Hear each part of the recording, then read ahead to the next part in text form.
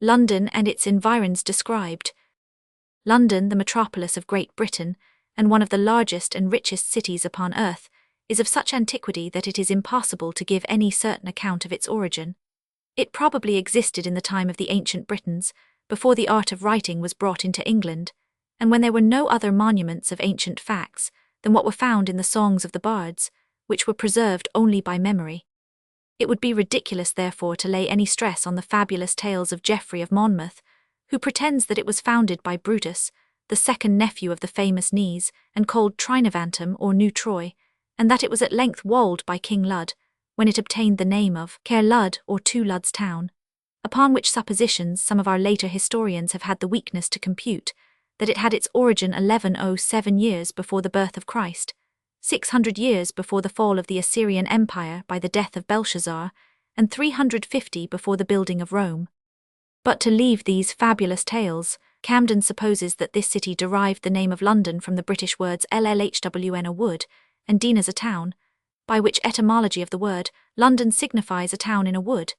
This exactly agrees with the manner in which the Britons formed their towns, by building them in the midst of woods, and fencing them with trees cut down.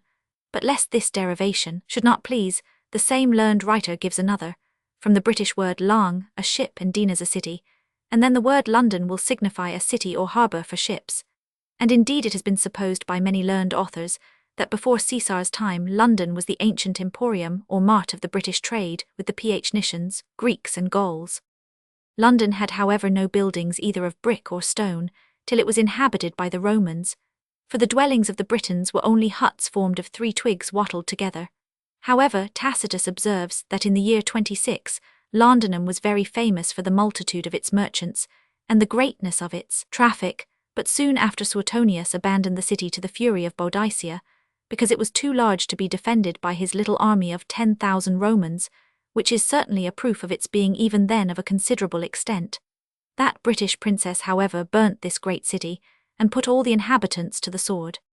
London soon recovered from this dreadful catastrophe, and in a few years increased so much in the number of its inhabitants, its trade and buildings, that Herodian in the life of the Emperor Severus calls it a great and wealthy city, and about this time it changed the name of Londonum for that of Augusta, probably from its being the capital of the British dominions, and was made a prefecture by the Romans in imitation of Rome itself, but it soon after changed the name of Augusta for that of Caerlondane. It will not be improper here to observe that a dispute has arisen about the situation of this city in these early times.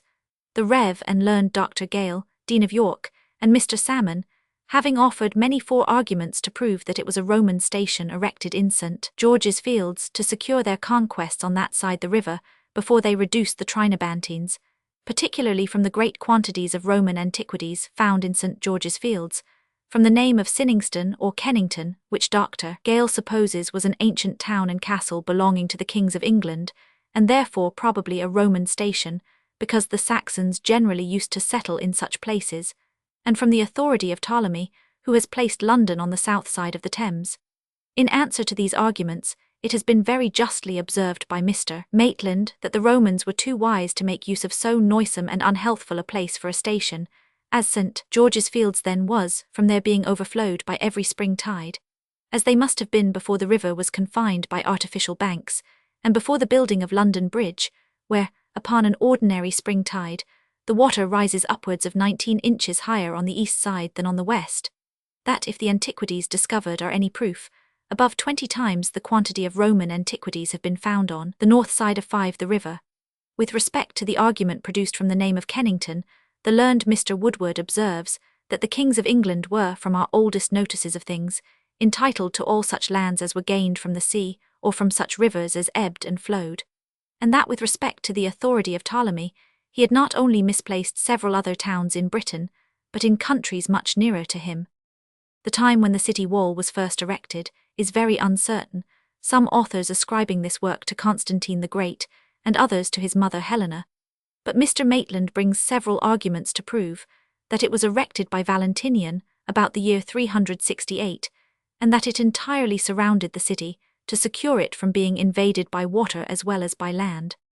This wall was composed alternately of layers of flat Roman brick and rag stones, and had many lofty towers, Those on the land side were 15 in number. The remains of one of these is still to be seen in Shoemaker Row, fronting the passage into Duke's Place, and there is another a little nearer Aldgate, 21 feet high.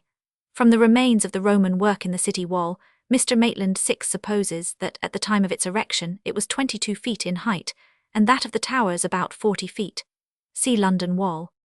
During the Saxon Heptarchy, London was the metropolis of the kingdom of the East Saxons, and was then, as we are told by Bede, a princely mart town, governed by a magistrate called a portrev, that is, a governor or guardian of a port.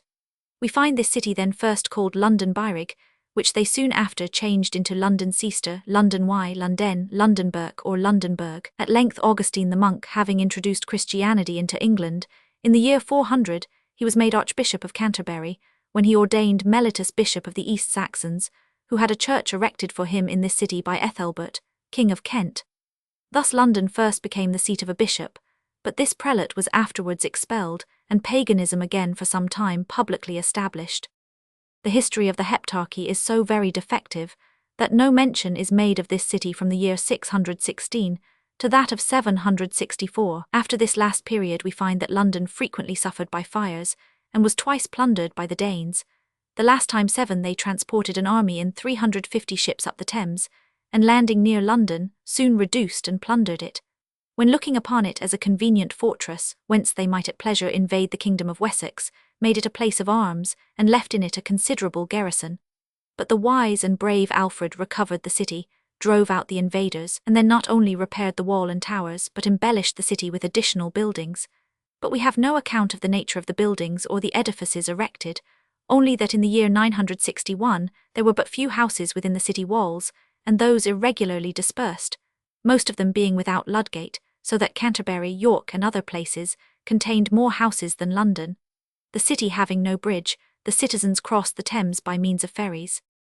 But between the years 993 and 1016, a wooden bridge was erected. This great work was performed in the reign of Ethelred, and in the last mentioned year, Canute, King of Denmark, sailing up the river in order to plunder the city, and finding that he could not pass the bridge with his ships, caused a canal to be cut through the marshes on the south side of the river, which probably began at the place now called Darkhead, and extending in a semicircle by Margaret's Hill, entered the Thames about St. Saviour's Dock, a little above the bridge. This work being accomplished, Canute brought his ships to the west of London Bridge, and attacked the city on all sides.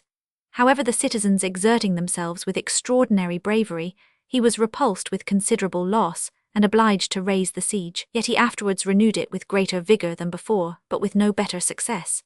At last a peace was concluded between King Edmund and Canute, by which the kingdom was divided between them, when Mercia, of which London was the capital, falling to Canute's share, the city submitted to him. And Edmund dying a few months after, Canute summoned a parliament to meet in London, who chose that prince sole monarch of England. Canute now, resolving to win the hearts of his new subjects, disbanded his army and threw himself entirely upon the affections of the English, at which the above parliament was so pleased that they granted him 83,000 ell, a prodigious sum at that time, for according to the price of land and provisions then, it must have been equal to 9 millions at present, and of this immense sum, London alone raised 11,000 ell, which is a convincing proof of the opulence of the city, since it must be possessed of above 1/7 part of the wealth of the whole kingdom. But we are not writing a history of England, but of its capital. We shall therefore pass over the following reigns, till we come to the invasion of William the Conqueror, who laid Southwark in ashes. But the Londoners afterwards submitting to him, he in the year 1067 granted them his first charter in their own language, which consists of little more than 4 lines, beautifully written in the Saxon character on a slip of parchment, 6 inches long and 1 broad, and is still preserved in the city archives. In 1077 happened the greatest casual fire that till this time ever befell the city, by which the greatest part of it was laid in ashes, and about 2 years after, the Conqueror, beginning to suspect the fidelity of his subjects, caused the present square Tower of London to be erected, to keep them in awe. See the Tower of London. In this reign were several other dreadful fires, and London Bridge was in 1091-10 carried away by a land flood. But a few years after another wooden bridge was built in its room. In 1099, a high flood caused the Thames to overflow its banks, by which a great number of villages were laid under water, and many of their inhabitants drowned.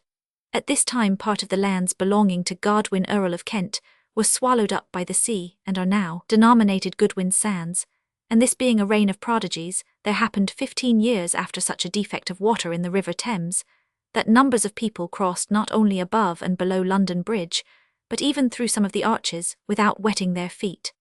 We have already mentioned the first charter granted by William the Conqueror to the city.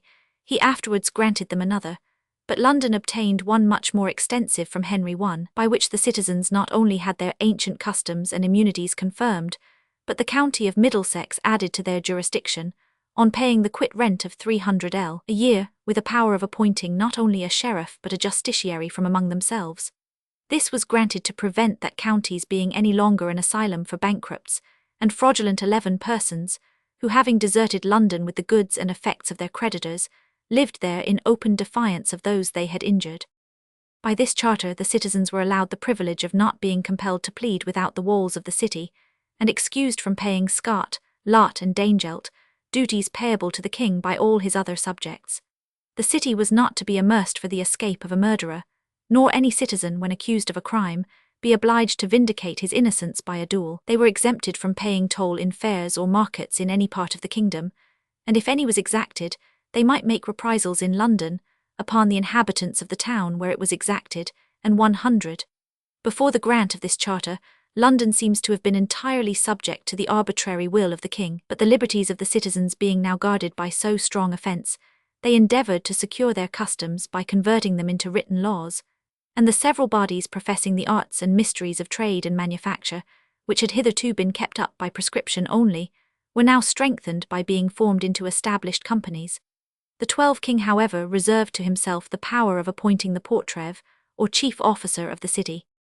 Upon the death of Henry I, the citizens assisted King Stephen in his endeavours to obtain the crown, and in 1135 received him into the city, but the next year a dreadful fire laid the greatest part of the city in ashes, for according to Mr. Stowe it began near London Stone, and consumed all the buildings east to Aldgate, and west to St. Erkenwald's shrine in St. Paul's Cathedral, both of which it destroyed, together with London Bridge, which was then of wood. In the year 1139, the citizens purchased of King Stephen, for 100 marks of silver, the right of choosing their own sheriffs, but that prince being soon after defeated and taken prisoner by the Empress Matilda, the daughter of Henry I, she resolved to be revenged on the citizens, for the assistance they had given to that usurper, and therefore, entering into a convention with Geoffrey, Earl of Essex, she granted him all the possessions and places which either his grandfather, father, or himself had held of the crown, among which were the sheriffwics of London and Middlesex, and also the office of justiciary of the city and county, 13, so that no person could hold pleas in either, without his permission. This compact was executed with the greatest solemnity, and thus the citizens were divested of some of their most valuable privileges. The citizens soon after humbly entreated Matilda to re-establish the laws of King Edward the Confessor, which had been confirmed to them by the Conqueror's charter, and to ease them of their insupportable taxes. But instead of granting either of these requests, she with a disdainful countenance told them that since they had assisted her enemy to the utmost of their power, they were to expect no favour from her. From this haughty answer, they concluded that they had no other treatment to expect from this imperious princess than that of slaves. To prevent this, it was resolved to seize her person. She however escaped, but the populace plundered her palace, after which Stephen was restored and she compelled to fly the kingdom. King Henry II, some years after, granted the citizens a charter by which he confirmed their liberties and immunities. The 2d of September 1189, the day preceding the coronation of Richard I, surnamed Coeur de Lion, was remarkable for the dreadful massacre of the Jews in this city.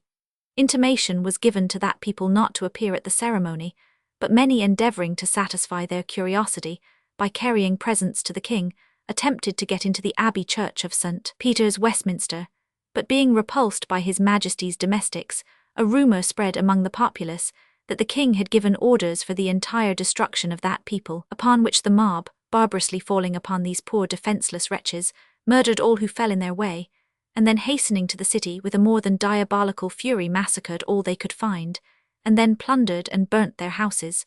However, the next day, the wicked ringleaders of these horrid barbarities were seized, and immediately hanged. In the year 1197, the citizens purchased of King Richard a charter for 15,000 marks, by which they were empowered to remove all wares out of the River Thames, and the king resigned all his right to the annual duties arising from them. This is the first charter from which the city claims its jurisdiction and conservancy of that river. 15. In the next reign, the citizens obtained several charters from King John, by which this and all their other privileges were confirmed. And in the year 1207, Henry Fitzalwyn took the title of mayor, instead of custos and bailiff, under which names he had held that dignity for 20 years successively. In the year 1211, the citizens, as an additional security, began to encompass the wall with a deep ditch 200 feet wide, a work in which a vast number of hands was employed. The same year London Bridge was consumed by a dreadful fire.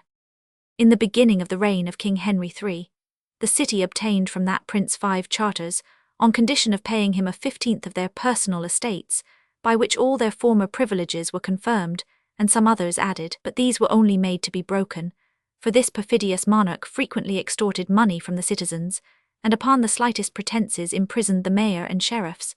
He seized the charters he had granted, and made the citizens purchase new ones, and in the whole of his behaviour acted like a sharper, void of every principle of honour and justice, or the least regard to his word, his promises, or his oaths.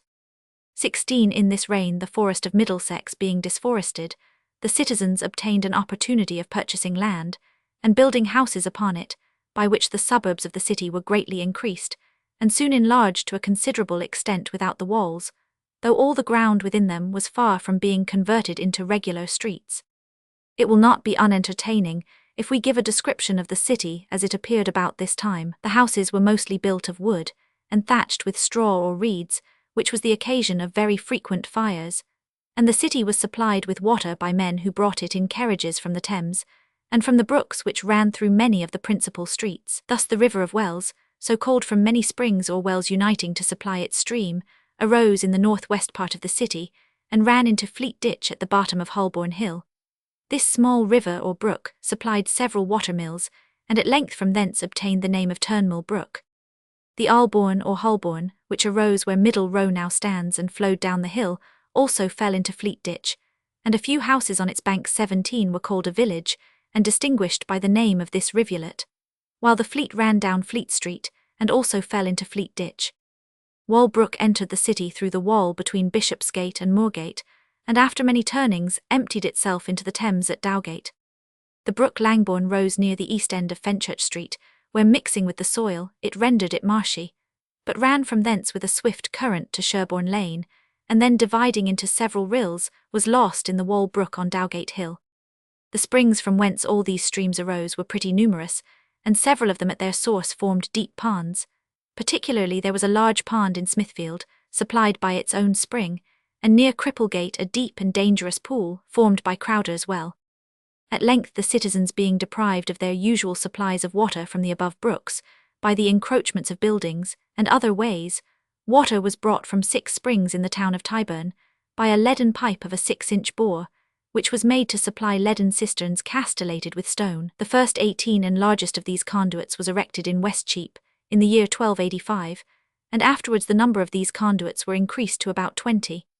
Mr. Stowe informs us that it was customary for the Lord Mayor, accompanied by the aldermen and principal citizens on horseback, to visit the heads from whence the conduits were supplied, on the 18th of September, when they hunted a hare before dinner, and a fox after it, in the fields beyond St. Giles's. About this time the city was divided into 24 wards, under the government of the aldermen, and each ward chose some of the inhabitants as common council men, who were sworn into their office. These were to be consulted by the aldermen, and their advice followed in all public affairs relating to the city. The above regulation was made in the reign of King Edward I, who also granted the citizens a charter, by which he confirmed all their ancient privileges. Some years before their receiving this favour, the Lord Treasurer summoned the mayor, aldermen, and citizens to attend him in the Tower, to give an account how the peace of the city had been kept. But Gregory Rockesley, the mayor, resolving not to attend in that quality, laid aside the 19 ensigns of his office at Berkingchurch, and repaired to the Tower as a private gentleman, which was so highly resented by the Treasurer that he committed him and several of the principal citizens to prison. This proceeding the king so far approved, that though he discharged the mayor, he seized the city liberties, and having appointed a custos of the city, there was no mayor of London for 12 years after. In 1306, see coal beginning to be much used in the suburbs of London, by brewers, dyers, and others requiring great fires, the nobility and gentry complained to King Edward II that the air was infected by the noisome smell, and the thick clouds of smoke it occasioned, to the endangering of the health of the inhabitants, upon which a proclamation was issued, forbidding it to be used, but little regard being paid to it, the king appointed a commission of oyer and terminer to enquire after those who had acted in open defiance of this injunction.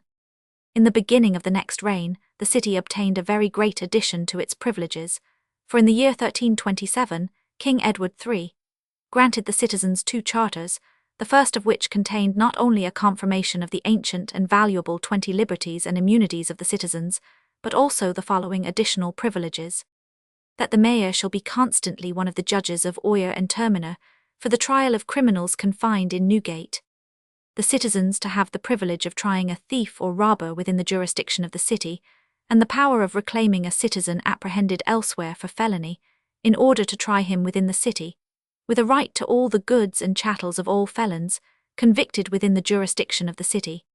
The office of escheator is conferred upon, and given in perpetuity to the mayor. The king's marshal, steward, and clerk of the household are exempted from having any authority in the city. For the greater convenience of citizens resorting to country fairs, they are granted the privilege of holding a court of pie-powder in such places, for the determination of all contests that happen in each of those fairs. That the citizens should be only assessed in common with their fellow subjects, towards general subsidies, grants, and contributions.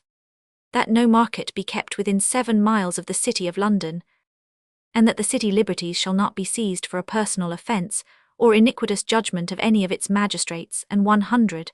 By the second charter, Southwark is granted for the good and benefit of the citizens. The same prince in the year 1354 granted the city the privilege of having gold or silver maces carried before the chief magistrate, a privilege then peculiar to London, for all other cities and towns in the kingdom were, by a royal precept, expressly commanded not to use maces of any other metal than copper. And this is the time when it is supposed by some that the title of lord was first added to that of mayor.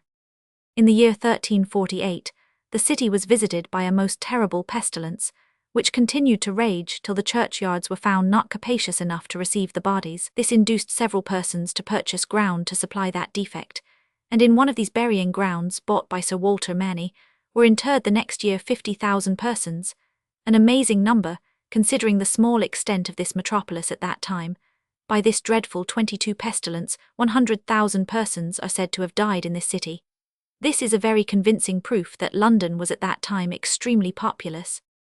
By this terrible pestilence provisions were reduced so low that the best-fed ox was sold for 4s, the best cow at 1s, the best heifer or steer at 6d, the best wether at 4d, the best ewe at 3d, the best lamb at 2d, the best hog at 5d, and a fine horse formerly worth 40s, at 6s, 8d. Arnold's Chronicle. But notwithstanding this deplorable calamity, the wealth and dignity of the city were soon after so great, that in the year 1363, the kings of Scotland, France, and Cyprus, who came into England to visit King Edward III, were entertained at dinner with His Majesty, the Prince of Wales his son, and most of the nobility by Henry Pickard, late Mayor of London. In the 5th year of the reign of King Richard II, the city suffered greatly by the rebellion of Wat Hilliard, commonly called Wat Tyler from his employment, he being a Tyler of Dartford in Kent. This fellow, exasperated at the impudence and insolence of the collectors of the poll tax, one of whom pulled up his daughter's clothes to see if she was arrived at the age of puberty. After killing the collector, 23 excited the people to join him in defence of their daughters, and to abolish the laws and taxes, which were thought extremely burthensome. They readily entered into this proposal, marched to Blackheath, and were soon increased to 100,000 men.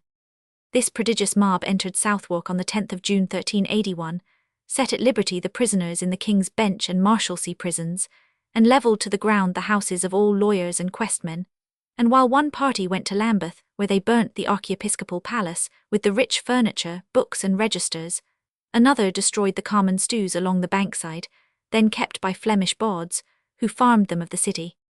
In this dreadful confusion, the Lord Mayor caused the bridge gate to be shut and fortified, but the next day they were admitted into the city, and the shambles and wine cellars set open for their accommodation. Being now joined by the city rabble, they hasted to the Savoy, the Duke of Lancaster's palace, which was the most magnificent edifice in the kingdom, and setting fire to it, caused proclamation to be made that none should appropriate anything to his own use, upon pain of death. They then ran to the temple, which at 24 that time belonged to the Lord High Treasurer. That edifice they also burnt with all the records in chancery, and the books and papers belonging to the students of the law, and all the inns of court they served in the same manner. After this, dividing themselves into 3 bodies, one proceeded to the rich priory of St. John of Jerusalem, near Smithfield, which they likewise burnt, and then marching to the stately mansion house at Highbury beyond Islington, set fire to that edifice, through hatred to Sir Robert Hales, the High Treasurer, who was prior of the one and proprietor of the other.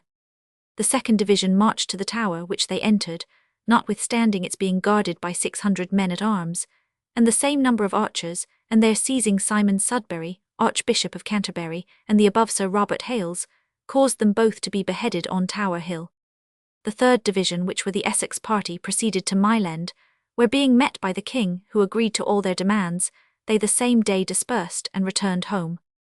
Wat Tyler, with the rest of his desperate crew, however, continued committing 25 the greatest disorders in London and Westminster, and under the plausible pretence of reforming public abuses, they set open the prisons of the Fleet and Newgate, murdered many of the most eminent citizens, and dragging the Flemish merchants from the churches, where they had fled for refuge, beheaded them in the streets.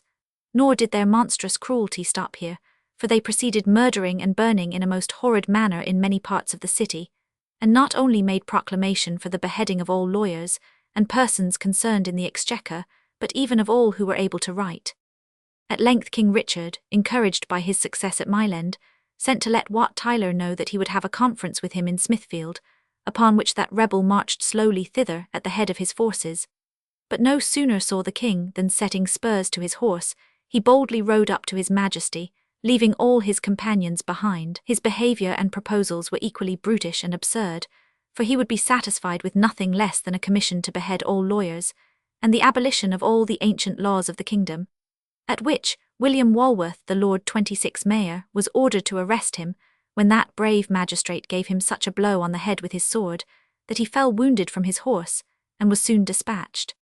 The rebels, in the meantime, observing what was done, cried out, "Our captain is murdered, let us revenge his death," and immediately bent their bows.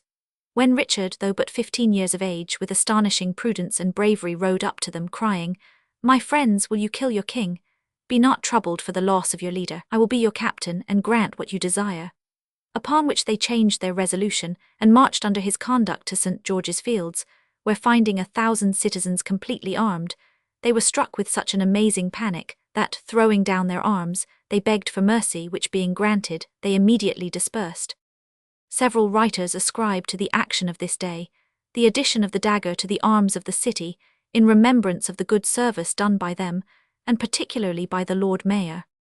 This and other rebellions being suppressed, King Richard, in the year 1390, appointed a great tournament to be held 27 in Smithfield, on the Sunday after Michaelmas, and having caused it to be proclaimed in all the principal courts of Europe, several princes and noblemen from Germany, France, the Netherlands, and other countries came to distinguish themselves by their courage and military skill. On the day appointed, which was Sunday in the afternoon, a pompous cavalcade of 60 ladies set out from the Tower, all richly dressed, and mounted on fine horses, each leading an armed knight by a silver chain, attended by their esquires, who, passing through Cheapside, proceeded to Smithfield, where the justs continued 4 days in the presence of the king, the queen, and the whole court, his majesty himself giving proofs of his skill and dexterity on the second day.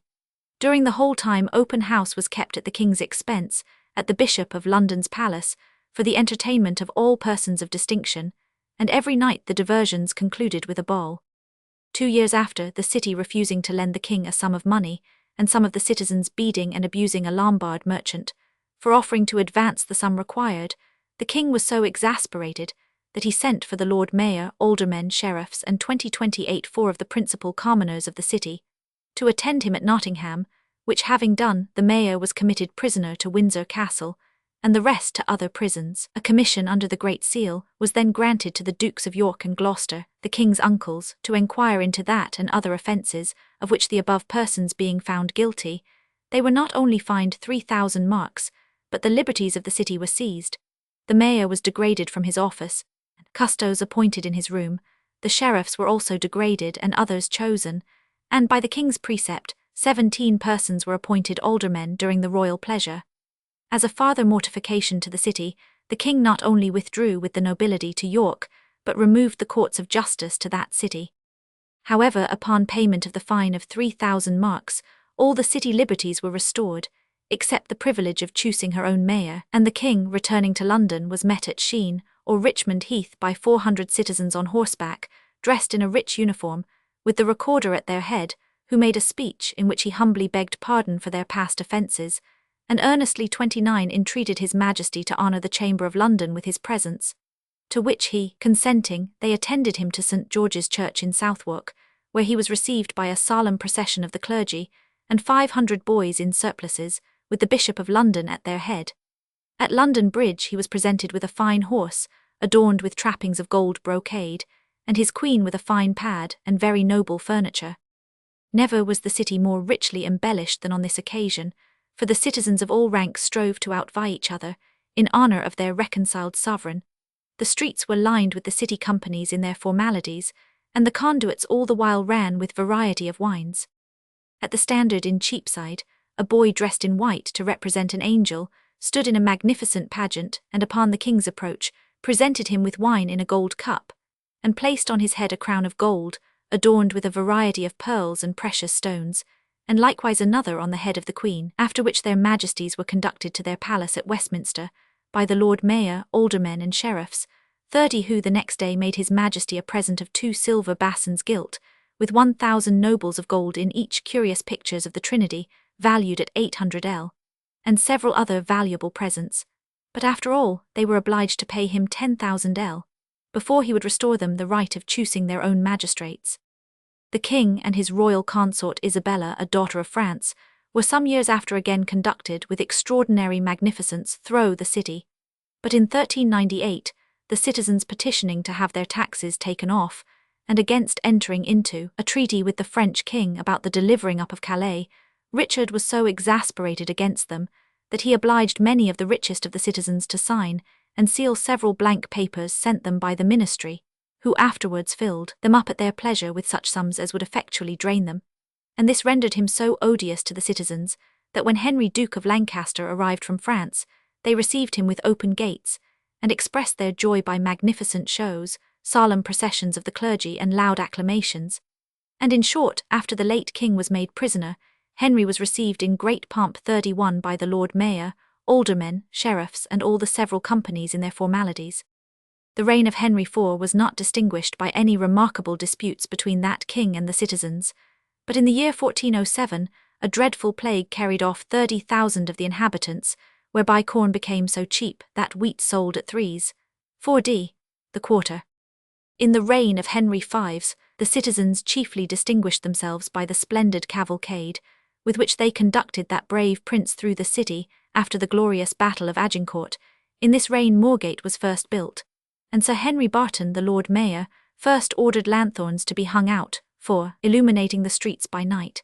Indeed, it is surprising that so useful and necessary a regulation was not made much earlier, considering the multitude and wealth of the inhabitants, the brooks which still ran through some of the streets, and the dirt occasioned by their lying much lower than at present. After the death of this great conqueror, his young son Henry VI, being crowned King of France at Paris, the citizens on his return expressed their loyalty in a very extraordinary manner.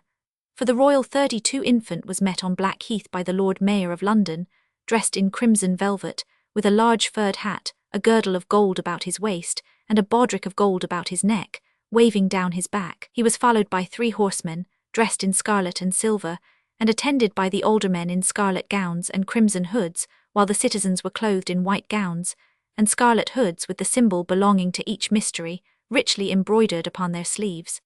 They were all on horseback, and from thence proceeded his Majesty to London, where he was received with the utmost pomp. The city on this occasion was decorated with rich silks and carpets, and on the bridge, and in the streets, through which the cavalcade passed, were erected a variety of stately pageants, filled with persons representing the muses, graces, and sciences, and from these pageants orations were made, and concerts performed of vocal and instrumental music. 2 days after, the Lord Mayor and aldermen attended the king at Westminster and presented him with a golden hamper containing 1,000 in nobles. It is impossible, in the short compass allotted to this part of the work, to give an account of the several rebellions and 33 revolutions during the life of this unhappy sovereign, and of the manner in which the citizens interested themselves in each.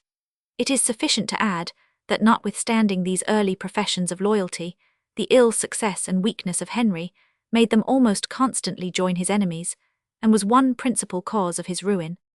King Edward IV, therefore, in the 2nd year of his reign, showed his gratitude for the favours he had received from them, by granting the city a charter, by which all the ancient rights and privileges of the citizens were confirmed, and the following additional privileges bestowed. The Lord Mayor, Recorder, and aldermen pass the chair, are appointed perpetual justices of peace in the city, and are constituted justices of oyer and terminer, for the trial of all malefactors within their own jurisdiction. For the better ascertaining the customs of the city, when a plea is brought in any of the superior courts, relating to those customs, the Lord Mayor and aldermen are empowered to declare, by the mouth of their recorder, whether the point in controversy be a custom of London or not. And if upon inquiry it be found to be such, then it is to be recorded 34 and remain an established custom to all futurity. The Lord Mayor and aldermen are forever exempted from serving in all foreign assizes, juries or attaints, and from the offices of assessor, collector of taxes, overseer, or controller of all public duties, without the jurisdiction of the city. The citizens are allowed the privilege of holding an annual fair in the borough of Southwark, together with a quart of pie powder, with the rights and customs thereto belonging, and 100, all at the ancient fee farm of 10 per annum. Afterwards, in the year 1479, the city gave the same prince 1923 19s, 8d, for the liberty of purchasing lands, and 100, in mortmain to the value of 200 marks per annum, and also purchased of the king for 7,000 the offices of package, portage, garbling, gauging, wine drawer, and coroner, to be enjoyed by them and their successors for ever. In the same year, a dreadful pestilence raged in London, which swept away an incredible number of people. On the death of Edward IV, the Duke of Buckingham strove in vain to make the citizens join in raising the Duke of Gloucester to the throne, to the prejudice 35 of the young prince, Edward V, by making a long speech to them in Guildhall. The Lord Mayor, aldermen, and some of the Common Council were however prevailed upon to go and persuade that inhuman monster to accept of the crown, and afterwards the Lord Mayor contested with the citizens of Winchester the right of being chief butler at the coronation of a man who was a disgrace to human nature. But the Mayor of London had for some ages enjoyed this privilege, and was not now denied it. In the beginning of the reign of Henry VII, the sweating sickness first raged in London, carrying off great numbers within 24 hours, but those who survived that time generally recovered, and of this disease died 2 Lord Mayors and 1 of the sheriffs in the space of the year. The next year the privileges of the citizens were struck at by their own magistrates, in a very extraordinary act of Common Council, which enjoined the citizens, under the penalty of £100, not to carry any goods or merchandise to any fair or market within the kingdom, for the term of 7 years. But this scandalous and unjust law was 36 the next year set aside by Act of Parliament. In the year 1500, the plague carried off 20,000 persons in London, and during this reign the city also suffered greatly by the oppressions of the king's ministers Empson and Dudley. Alderman Capel was, upon several penal laws, condemned to pay a fine of 2,700 but by the intercession of friends, it was mitigated to 1,600 Thomas Nesworth, who had been mayor, with Richard Shaw and Roger Grove, his sheriffs, were accused of abuses committed in their offices, for which they were dragged to the Marshalsea, and confined without any legal process, till they redeemed themselves by paying 14,000 And in short, Sir Lawrence Aylmer was, in the next year after he had served the office of mayor, also imprisoned by these rapacious ministers, in order to extort a sum of money for his liberty. But the death of Henry VII delivered him and many others from their troubles. King Henry VIII, the year after his accession to the throne, came in the habit of one of the yeomen of the guard to see the march of the city watch, it being an ancient custom for the watch, who were 37 then a body of military forces, to make a pompous march on the vigils of St. John Baptist and St. Peter and Paul. His Majesty was a spectator on St. John's Eve, and was so highly delighted with the sight, that he returned on the eve of St. Peter, accompanied by his royal consort and the principal nobility, and stayed in Mercer's Hall, Cheapside, to see the procession repeated. The march was begun by the city music, followed by the Lord Mayor's officers in party-coloured liveries. Then the sword-bearer on horseback in beautiful armour preceded the Lord Mayor, mounted on a stately horse adorned with rich trappings, attended by a giant and 2 pages on horseback, 3 pageants, morris dancers and footmen. Next came the sheriffs, preceded by their officers, and attended by their giants, pages, pageants and morris dancers. Then marched a great body of demi-lancers in bright armour, on stately horses. Next followed a body of carabineers in white fustian coats, with the city arms on their backs and breasts. Then marched a body of archers with their bows bent, and shafts of arrows by their sides, followed by a party of pikemen with their corslets and helmets, after whom marched a body of halberdiers in their corslets 38 and helmets, and the march was closed by a great party of billmen, with helmets and aprons of mail. The whole body, which consisted of about 2,000 men, had between every division a certain number of musicians, who were answered in their proper places by the like number of drums, with standards and ensigns, in the same manner as veteran troops. This nocturnal march was lighted by 940 cressets, which were large lanthorns fixed at the end of poles, and carried over men's shoulders, 200 of which were at the city expense, 500 at that of the companies, and 240 were found by the city constables. The march began at the Conduit in Cheapside, and passed through that street, Cornhill and Leadenhall Street to Aldgate, whence it returned by Fenchurch Street, Gracechurch Street, Cornhill and Cheapside to the Conduit. During this march, the houses on each side the streets were decorated with greens and flowers wrought into garlands, and intermixed with a great number of lamps. Stow. This splendid procession, constantly repeated twice a year, is not only a proof of the fondness for show which then prevailed, 39, but lets us see that the city was then watched by men completely armed. A body of troops of a peculiar kind, raised and maintained by the city. The same year Sir William Fitzwilliam, alderman of Bread Street Ward, was disfranchised for refusing to serve the office of sheriff, Fabian's Chronicle. And in 1512, the sheriffs of London and Middlesex were first empowered to impanel juries for the city courts, each juror so impanelled to be a citizen worth 100 marks. As the history of the city of London must necessarily include that of the manners of the inhabitants, we have given some instances of their fondness for pompous and splendid processions, and it may hereafter be necessary to add others, to enable the reader to form an idea of the difference between the past times and the present. I shall here mention amusements of a different kind, graced with the presence of a sovereign prince, and which cannot fail of entertaining the reader.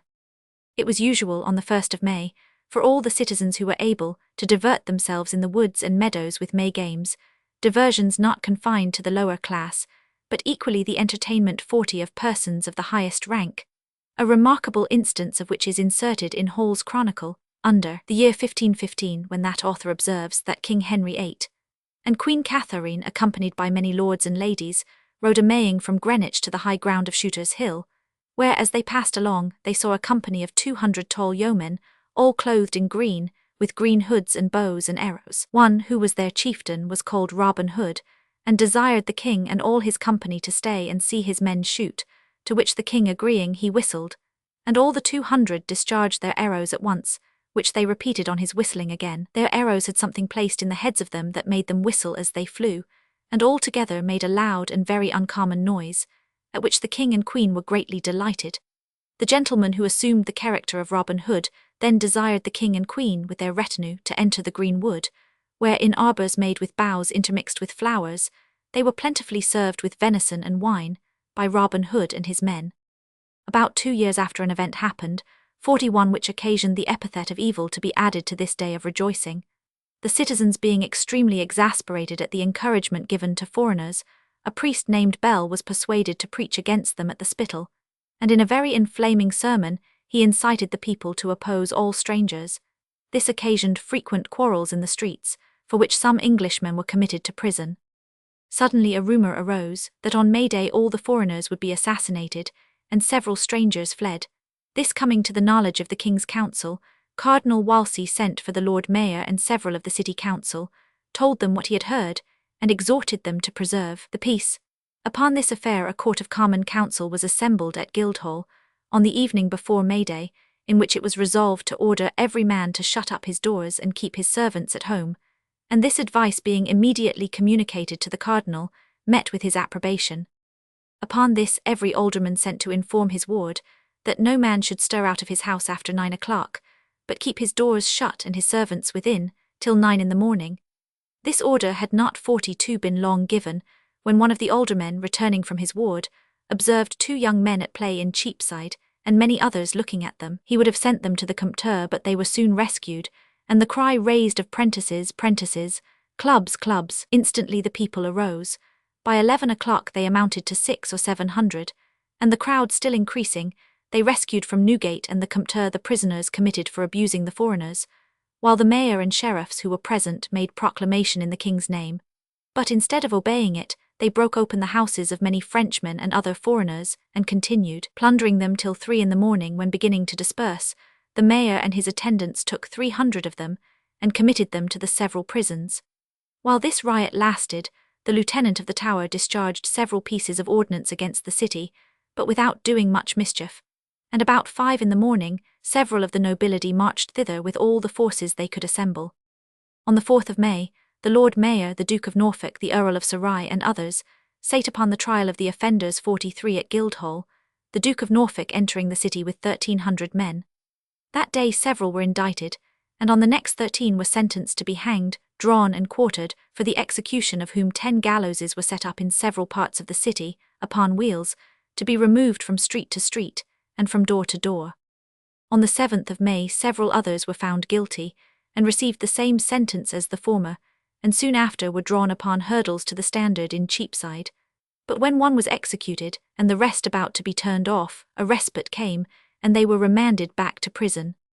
After this the soldiers who had kept watch in the city were withdrawn, which making the citizens flatter themselves that the king's displeasure against them was not so great as they had imagined, the Lord Mayor, Recorder, and several aldermen went in morning gowns to wait upon the king at Greenwich, when, having attended for some time at the privy chamber door, his Majesty with several of the nobility came forth, upon which, all of them falling upon their knees, the Recorder, in the name of the rest, in the most humble and submissive 44 terms, begged that he would have mercy on them for their negligence, and compassion on the offenders, whom he represented as a small number of light persons. His Majesty let them know that he was really displeased, and that they ought to wail and be sorry for it, for as they had not attempted to fight with those whom they pretended were so small a number of light persons, they must have winked at the matter.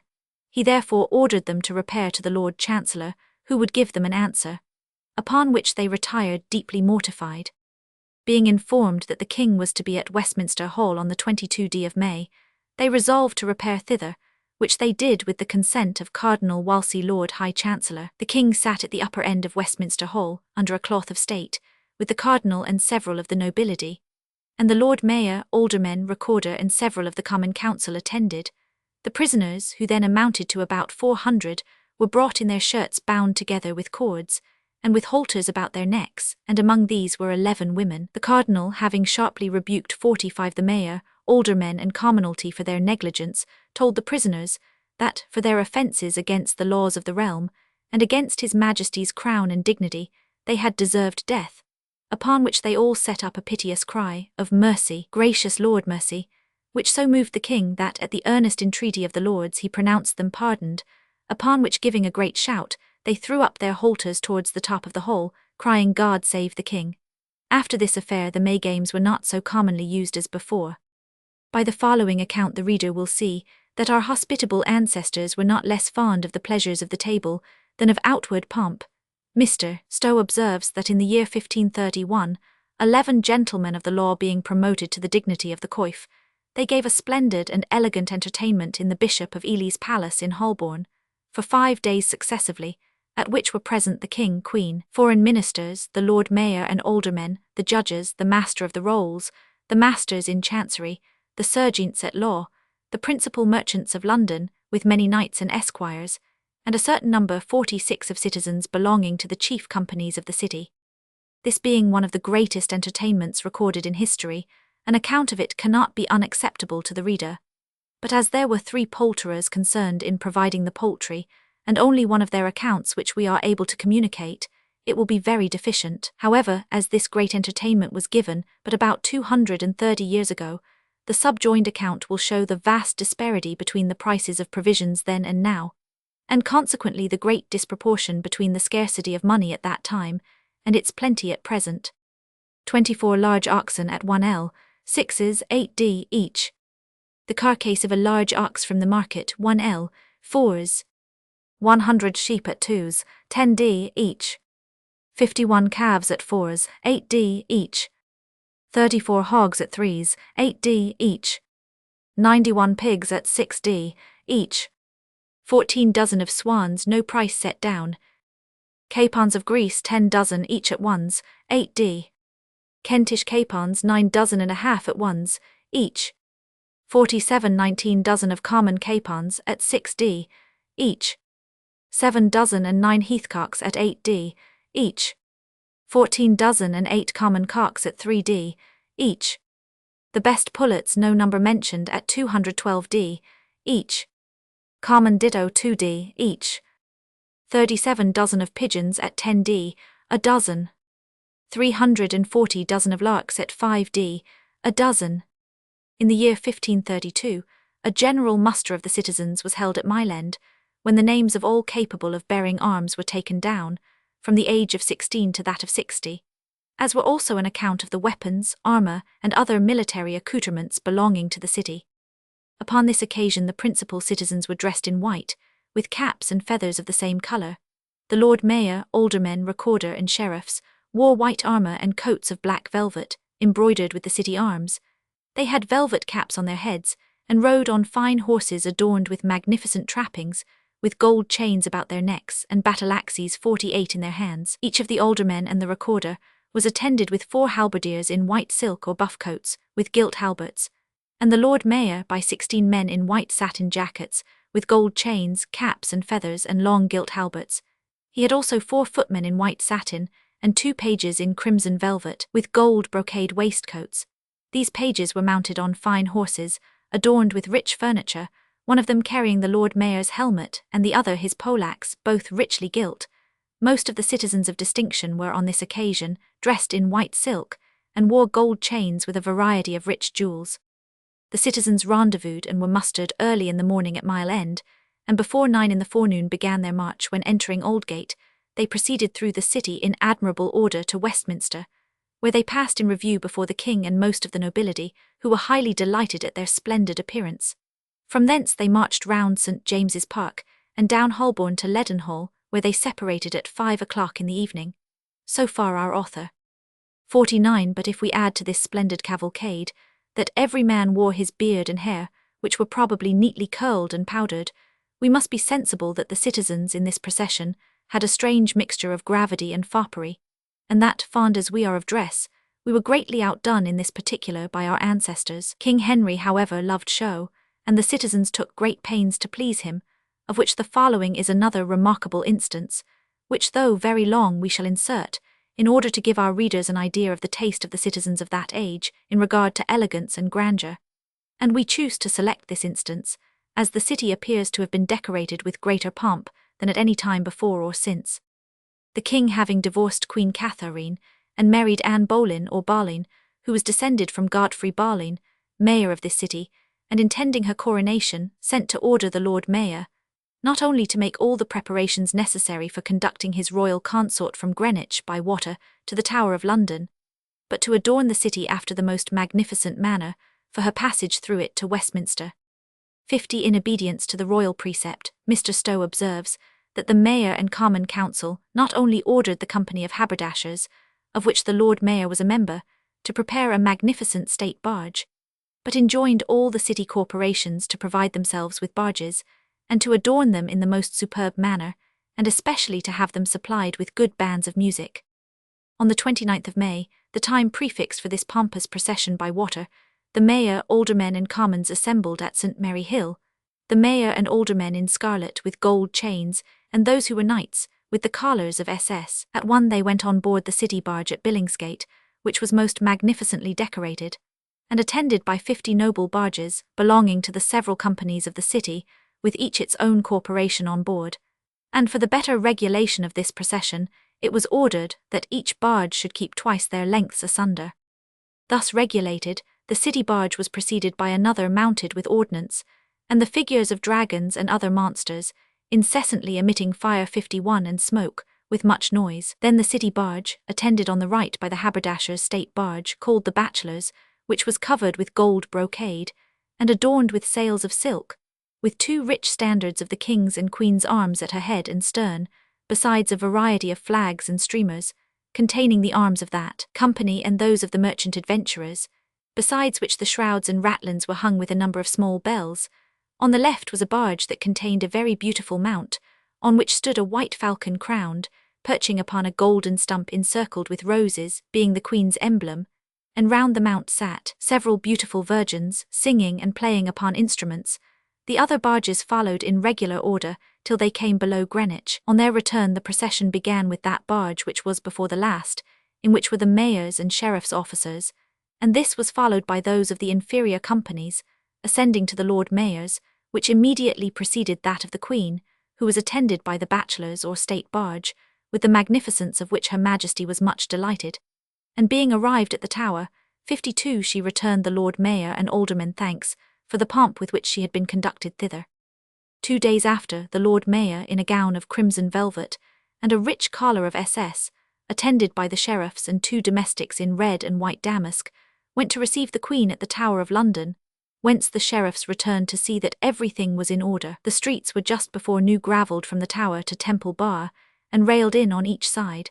Within the rails near Grasschurch stood a body of Anseatic merchants, and next to them the several corporations of the city in their formalities, reaching to the aldermen's station at the upper end of Cheapside. On the opposite side were placed the city constables dressed in silk and velvet, with staffs in their hands, to prevent the breaking in of the mob or any other disturbance. On this occasion, Gracechurch Street and Cornhill were hung with crimson and scarlet cloth, and the sides of the houses of a place then called Goldsmith's Row in Cheapside were adorned with gold brocades, velvet and rich tapestry. The procession began from the Tower with 12 of the French ambassadors' domestics in blue velvet, the trappings of 53 their horses being blue sarcenet, interspersed with white crosses, after whom marched those of the equestrian order, 2 and 2, followed by the judges in their robes, 2 and 2. Then came the knights of the Bath in violet gowns, purfled with meniver. Next came the abbots, barons, bishops, earls and marquises in their robes, 2 and 2. Then the Lord Chancellor, followed by the Venetian ambassador and the Archbishop of York. Next the French ambassador and the Archbishop of Canterbury, followed by 2 gentlemen representing the Dukes of Normandy and Aquitaine, after whom rode the Lord Mayor of London with his mace, and Garter in his coat of arms. Then the Duke of Suffolk, Lord High Steward, followed by the Deputy Marshal of England, and all the other officers of state in their robes, carrying the symbols of their several offices. Then others of the nobility in crimson velvet, and all the Queen's officers in scarlet, followed by her Chancellor uncovered, who immediately preceded his mistress. The Queen was dressed in silver brocade, with a mantle of the same furred with ermine, her hair was dishevelled, and she wore a chaplet upon her head set with jewels of inestimable value. She sat 54 in a litter covered with silver tissue, and carried by 2 beautiful pads clothed in white damask, and led by her footmen. Over the litter was carried a canopy of cloth of gold, with a silver bell at each corner, supported by 16 knights alternately, by 4 at a time. After Her Majesty came her chamberlain, followed by her master of horse leading a beautiful pad, with a side saddle and trappings of silver tissue. Next came 7 ladies in crimson velvet, faced with gold brocade, mounted on beautiful horses with gold trappings. Then followed 2 chariots covered with cloth of gold, in the first of which were the Duchess of Norfolk and the Marchioness of Dorset, and in the second 4 ladies in crimson velvet. Then followed 7 ladies dressed in the same manner on horseback, with magnificent trappings, followed by another chariot, all in white with 6 ladies in crimson velvet. This was followed by another all in red, with 8 ladies in the same dress with the former. Next came 30 gentlewomen, attendants to the ladies of honour. They were on horseback, dressed in silks and velvet, and the cavalcade was closed by the horse guards. This pompous procession being arrived in Fenchurch Street, the Queen stopped 55 at a beautiful pageant, crowded with children in mercantile habits, who congratulated Her Majesty upon the joyful occasion of her happy arrival in the city. Thence she proceeded to Gracechurch Corner, where was erected a very magnificent pageant, at the expense of the company of Anseatic merchants, in which was represented Mount Parnassus, with the fountain of Helicon of white marble, out of which arose 4 springs about 4 feet high, centering at the top in a small globe from which issued plenty of Rhenish wine till night. On the mount sat Apollo, at his feet was Calliope, and beneath were the rest of the Muses, surrounding the mount and playing upon a variety of musical instruments, at whose feet were inscribed several epigrams suitable to the occasion, in letters of gold. Her Majesty then proceeded to Leadenhall, where stood a pageant, representing a hill encompassed with red and white roses, and above it was a golden stump upon which a white falcon, descending from above, perched, and was quickly followed by an angel, who put a crown of gold upon his head. A little lower on the hillock sat St. Anne, surrounded by her progeny, one of whom made an oration, 56, in which was a wish that Her Majesty might prove extremely prolific. The procession then advanced to the conduit in Cornhill, where the Graces sat enthroned, with a fountain before them incessantly discharging wine, and underneath a poet who described the qualities peculiar to each of these amiable deities, and presented the Queen with their several gifts. The cavalcade thence proceeded to a great conduit that stood opposite to Mercer's Hall in Cheapside, and upon that occasion was painted with a variety of emblems, and during the solemnity and remaining part of the day ran with different sorts of wine, for the entertainment of the populace. At the end of Wood Street, the standard there was finely embellished with royal portraitures and a number of flags, on which were painted coats of arms and trophies, and above was a concert of vocal and instrumental music. At the upper end of Cheapside was the Aldermen's Station, where the recorder addressed the Queen in a very elegant oration, and in the name of the citizens presented her with 1,000 marks in a purse of gold tissue, which Her Majesty very gracefully received. 57, at a small distance by Cheapside Conduit, was a pageant, in which was seated Minerva, Juno, and Venus, before whom stood the god Mercury, who in their names presented the Queen a golden apple. At St. Paul's Gate was a fine pageant, in which sat 3 ladies richly dressed, with each a chaplet on her head, and a tablet in her hand containing Latin inscriptions.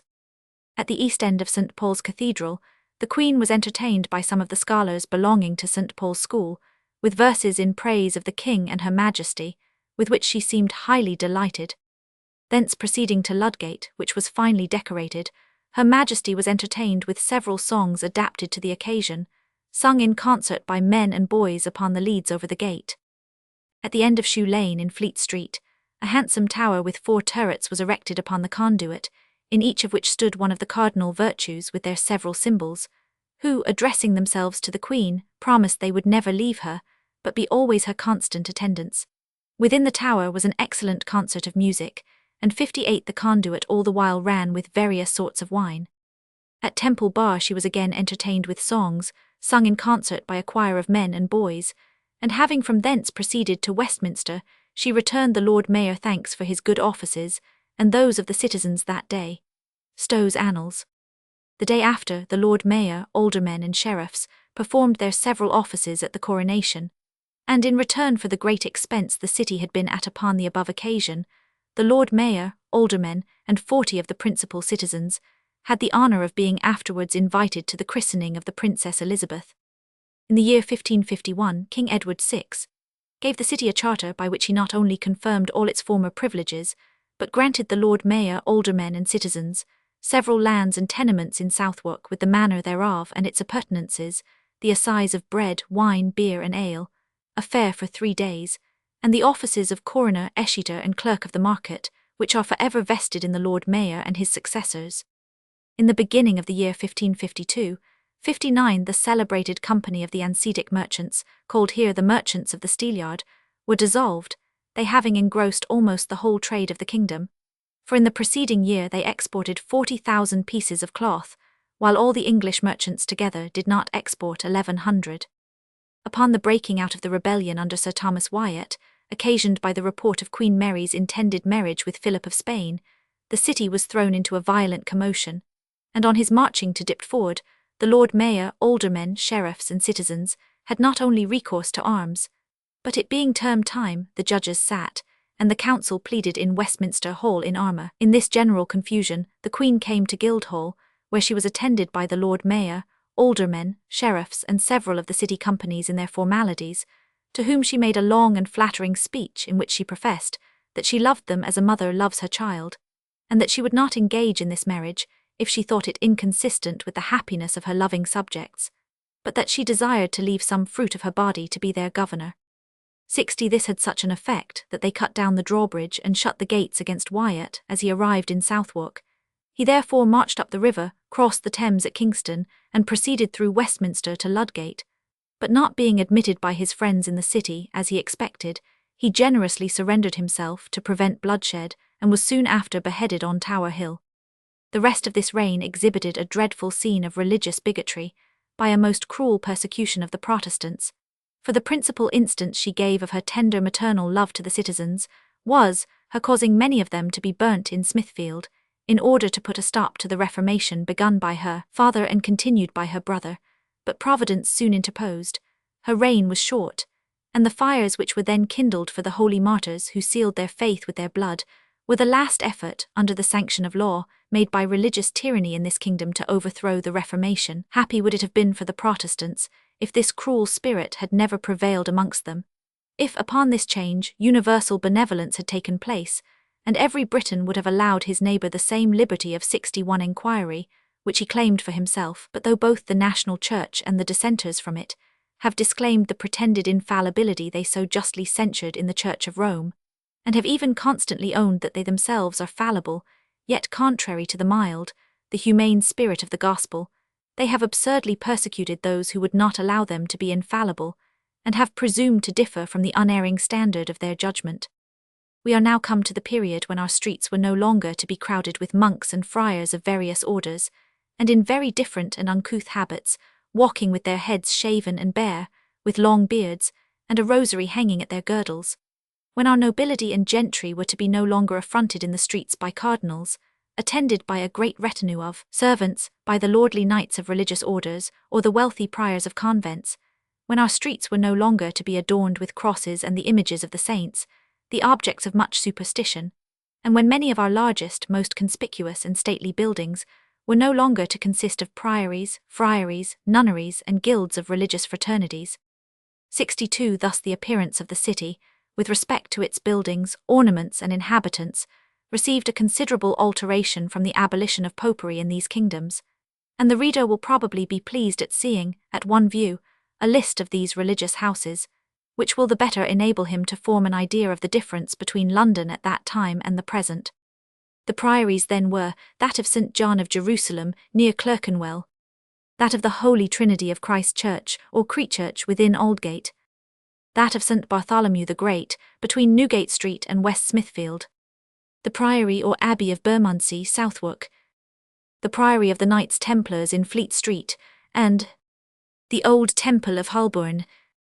The friaries were that of the Crutched or Crossed Friars in St. Olave's, Hart Street; that of the Brethren de Sacca or de Penitentia Jesu Christi in the Old Jewry; the Charter House Monks or the House of the Carthusians between St. John Street and Goswell Street; 63 The New Abbey by East Smithfield; and that of Westminster Abbey. The 5 following were convents of begging friars: Black Friars in Holborn, and the Black Friars, Dominicans or Preaching Friars near Ludgate; the Grey Friars or Franciscans near Newgate; the Augustine Friars in Broad Street; and the White Friars or Carmelites in Fleet Street. The convents of women were that of Clerkenwell, that of St. Helen within Bishopsgate, that of St. Clare in the Minories, and that of Holywell by Shoreditch. The guilds or fraternities were the Brotherhood of St. Fabian and St. Sebastian in St. Botolph S. Aldgate, the Fraternity and Chapel of the Holy Trinity in Leadenhall, and innumerable others founded in most churches. In the reign of Queen Elizabeth, the far greatest part of this metropolis was contained within the walls, and even in these narrow limits were many gardens, which have been since converted into lanes, courts, and alleys. The buildings of London were on the west, bounded by the monastery of St. Catharines. 64 East Smithfield was open to Tower Hill, and Rosemary Lane was unbuilt. The Minories were built only on the east side, which fronted the city wall. Cattle grazed in Goodman's Fields, and Whiteacapel extended but a little beyond the bars, and had no houses to the north. For Spitalfields, which of themselves would now compose a very large town, were then really fields, separated from each other by hedges and rows of trees. Houndsditch consisted only of a row of houses fronting the city wall, and the little yards and gardens behind them also opened into those fields. Bishopsgate Street, Norton Falgate, and the street called Shoreditch were then, however, built as far as the church, but there were only a few houses and gardens on each side, and no streets or lanes on either hand. Moorfields lay entirely open to the village of Hoxton, and Finsbury Fields, in which were several windmills, extended to the east side of Whitecross Street. Kiswell Street was not erected, and St. John's Street extended by the side of the Priory of St. John of Jerusalem to the Monastery of Clerkenwell and Cow Cross, which opened into the fields. But on leaving the city walls, the buildings were much less extensive, for though the village of Holborn was now joined to 65 London, the backs of the houses, particularly on the north side, opened into gardens and fields. Part of Gray's Inn Lane were the only houses that extended beyond the main street. Great part of High Holborn had no existence, and St. Giles's was a village contiguous to no part of London. If we turn to the Strand, we also find that spacious street had gardens on each side, and to the north, fields behind those gardens, except a few houses where is now the west end of Drury Lane. On the south side of the street, the gardens generally extended to the Thames, though some of the nobility had houses on the back of their gardens, next the waterside. Covent Garden, so called from its belonging to the convent at Westminster, extended to St. Martin's Lane, and the field behind it reached to St. Giles's. That lane had few edifices besides the church, for Covent Garden Wall was on one side, and a wall which enclosed the mews on the other, and all the upper part was a lane between two hedges, which extended a little to the west of the village of St. Giles's. Hedge Lane was also a lane between two hedges. The extensive street now called the Haymarket had a hedge on one side and a few bushes on the other. 66 Neither Pall Mall, St. James's Street, Piccadilly, or any of the streets or fine squares in that part of the town, were built, and Westminster was a small town on the southwest and south sides of St. James's Park. Lambeth was at that time a little village at a considerable distance from Southwark, and there were no buildings on the south bank of the Thames, till a row of houses began opposite to Whitefriars, and extended along the river, with gardens, fields, or groves behind them, till almost opposite the Steel Yard, where several streets began.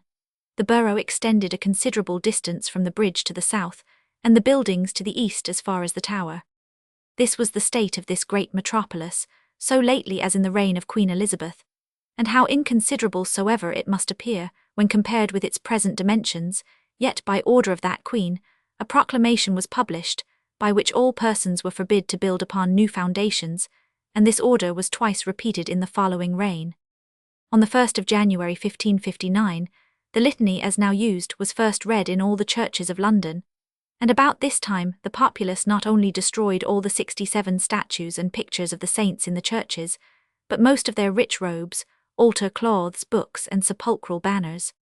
In the year 1582, expense in dress having prevailed in the city among people of all ranks, particularly among apprentices, which was then apprehended might prove of dangerous consequence to their masters, the following orders were published by the Lord Mayor and Common Council, which will be now thought very extraordinary, viz., that from thenceforward no apprentice whatsoever should presume to wear any apparel but what he receives from his master, to wear no hat within the city and liberty thereof, nor anything instead of it but a woolen cap, without any silk about it, to wear no ruffles, cuffs, loose collar, nor anything more than a ruff at the collar, and that only of a yard and a half long, to wear no doublets but what were made of canvas, sackcloth, fustian, English leather, or woolen cloth, without being enriched in any manner with gold, silver, or silk, to wear no other coloured cloth or kersey, in hose or stockings, than white, blue, or russet. 68 To wear little breeches of the same stuffs as the doublets, without being stitched, laced, or bordered. To wear a plain upper coat of cloth or leather, without pinking, stitching, garding, lace, or silk about it. To wear no other surtout than a cloth gown or cloak, lined or faced with cloth, cotton, or baize, with a fixed round collar, without stitching, garding, lace, or silk. To wear no pumps, slippers, nor shoes, but of English leather, without being pinked, edged, or stitched, nor girdles nor garters except of crewel, woolen, thread, or leather, without being garnished. And to wear no sword, dagger, or other weapon, but a knife, nor neither a ring, nor a jewel, gold, silver, nor silk in any part of his apparel.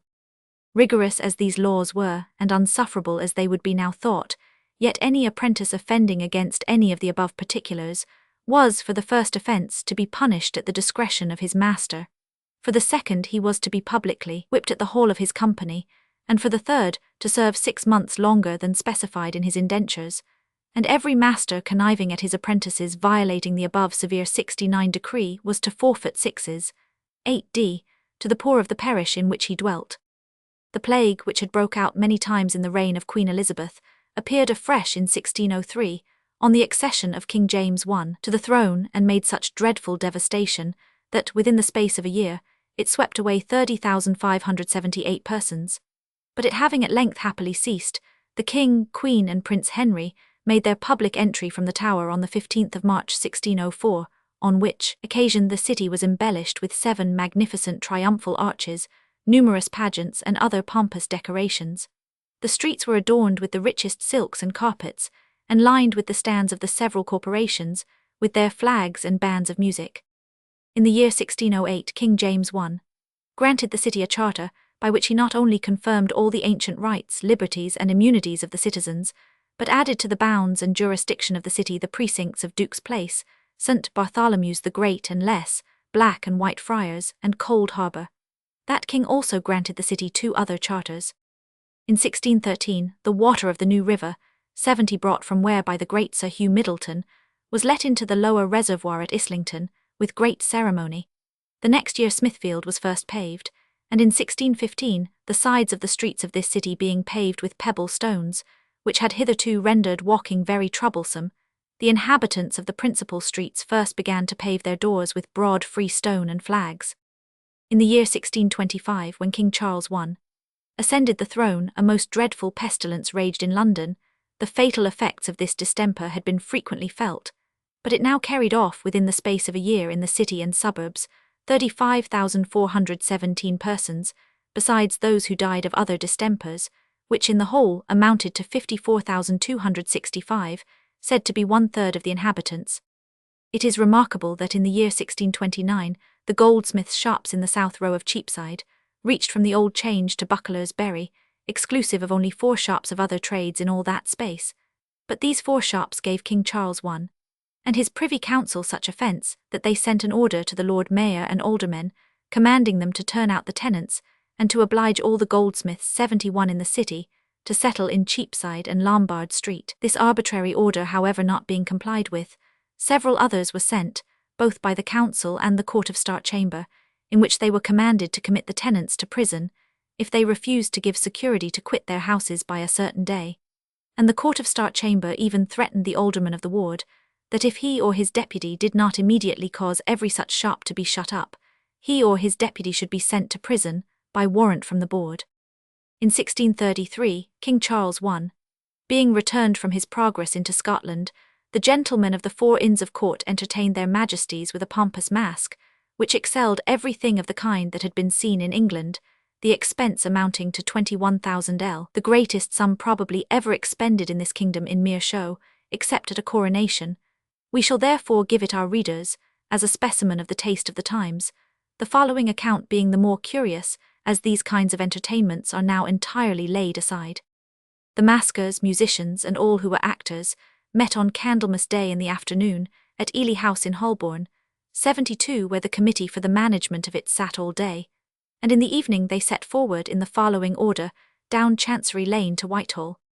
The march began with 20 footmen in scarlet liveries, trimmed with silver lace, each having his sword by his side, a baton in one hand, and a lighted torch in the other.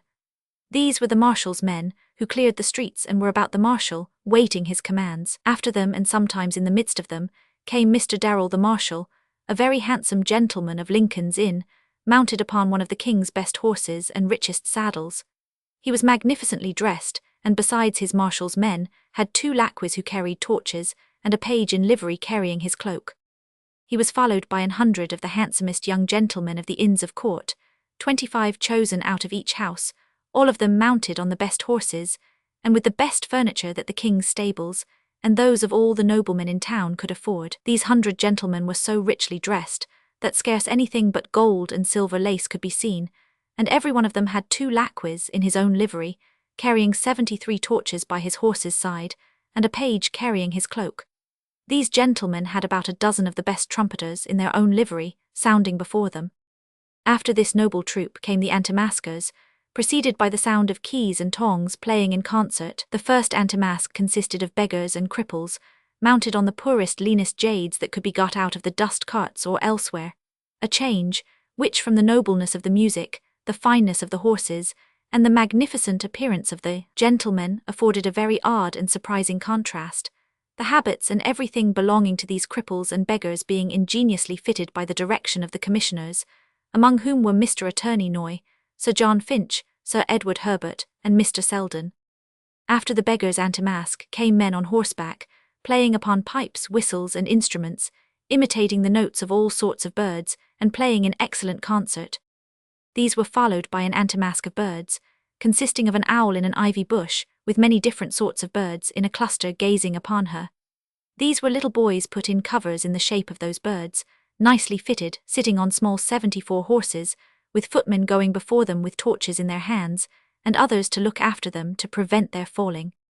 After this anti-masque came other musicians on horseback, playing upon bagpipes and other kinds of northern music, to show that the following projectors were Scots, and these, like the rest, had many footmen with torches waiting on them. First in this anti-masque rode a fellow upon a little horse with a great bit in his mouth, carrying upon his head a bit with a headstall and reins, a projector who begged a patent that none in the kingdom might ride their horses without such bits as they should buy of him. Then came another fellow with a capon upon his fist, and a bunch of carrots upon his head, representing a projector who begged a patent of monopoly, as the first inventor of the art of feeding capons fat with carrots.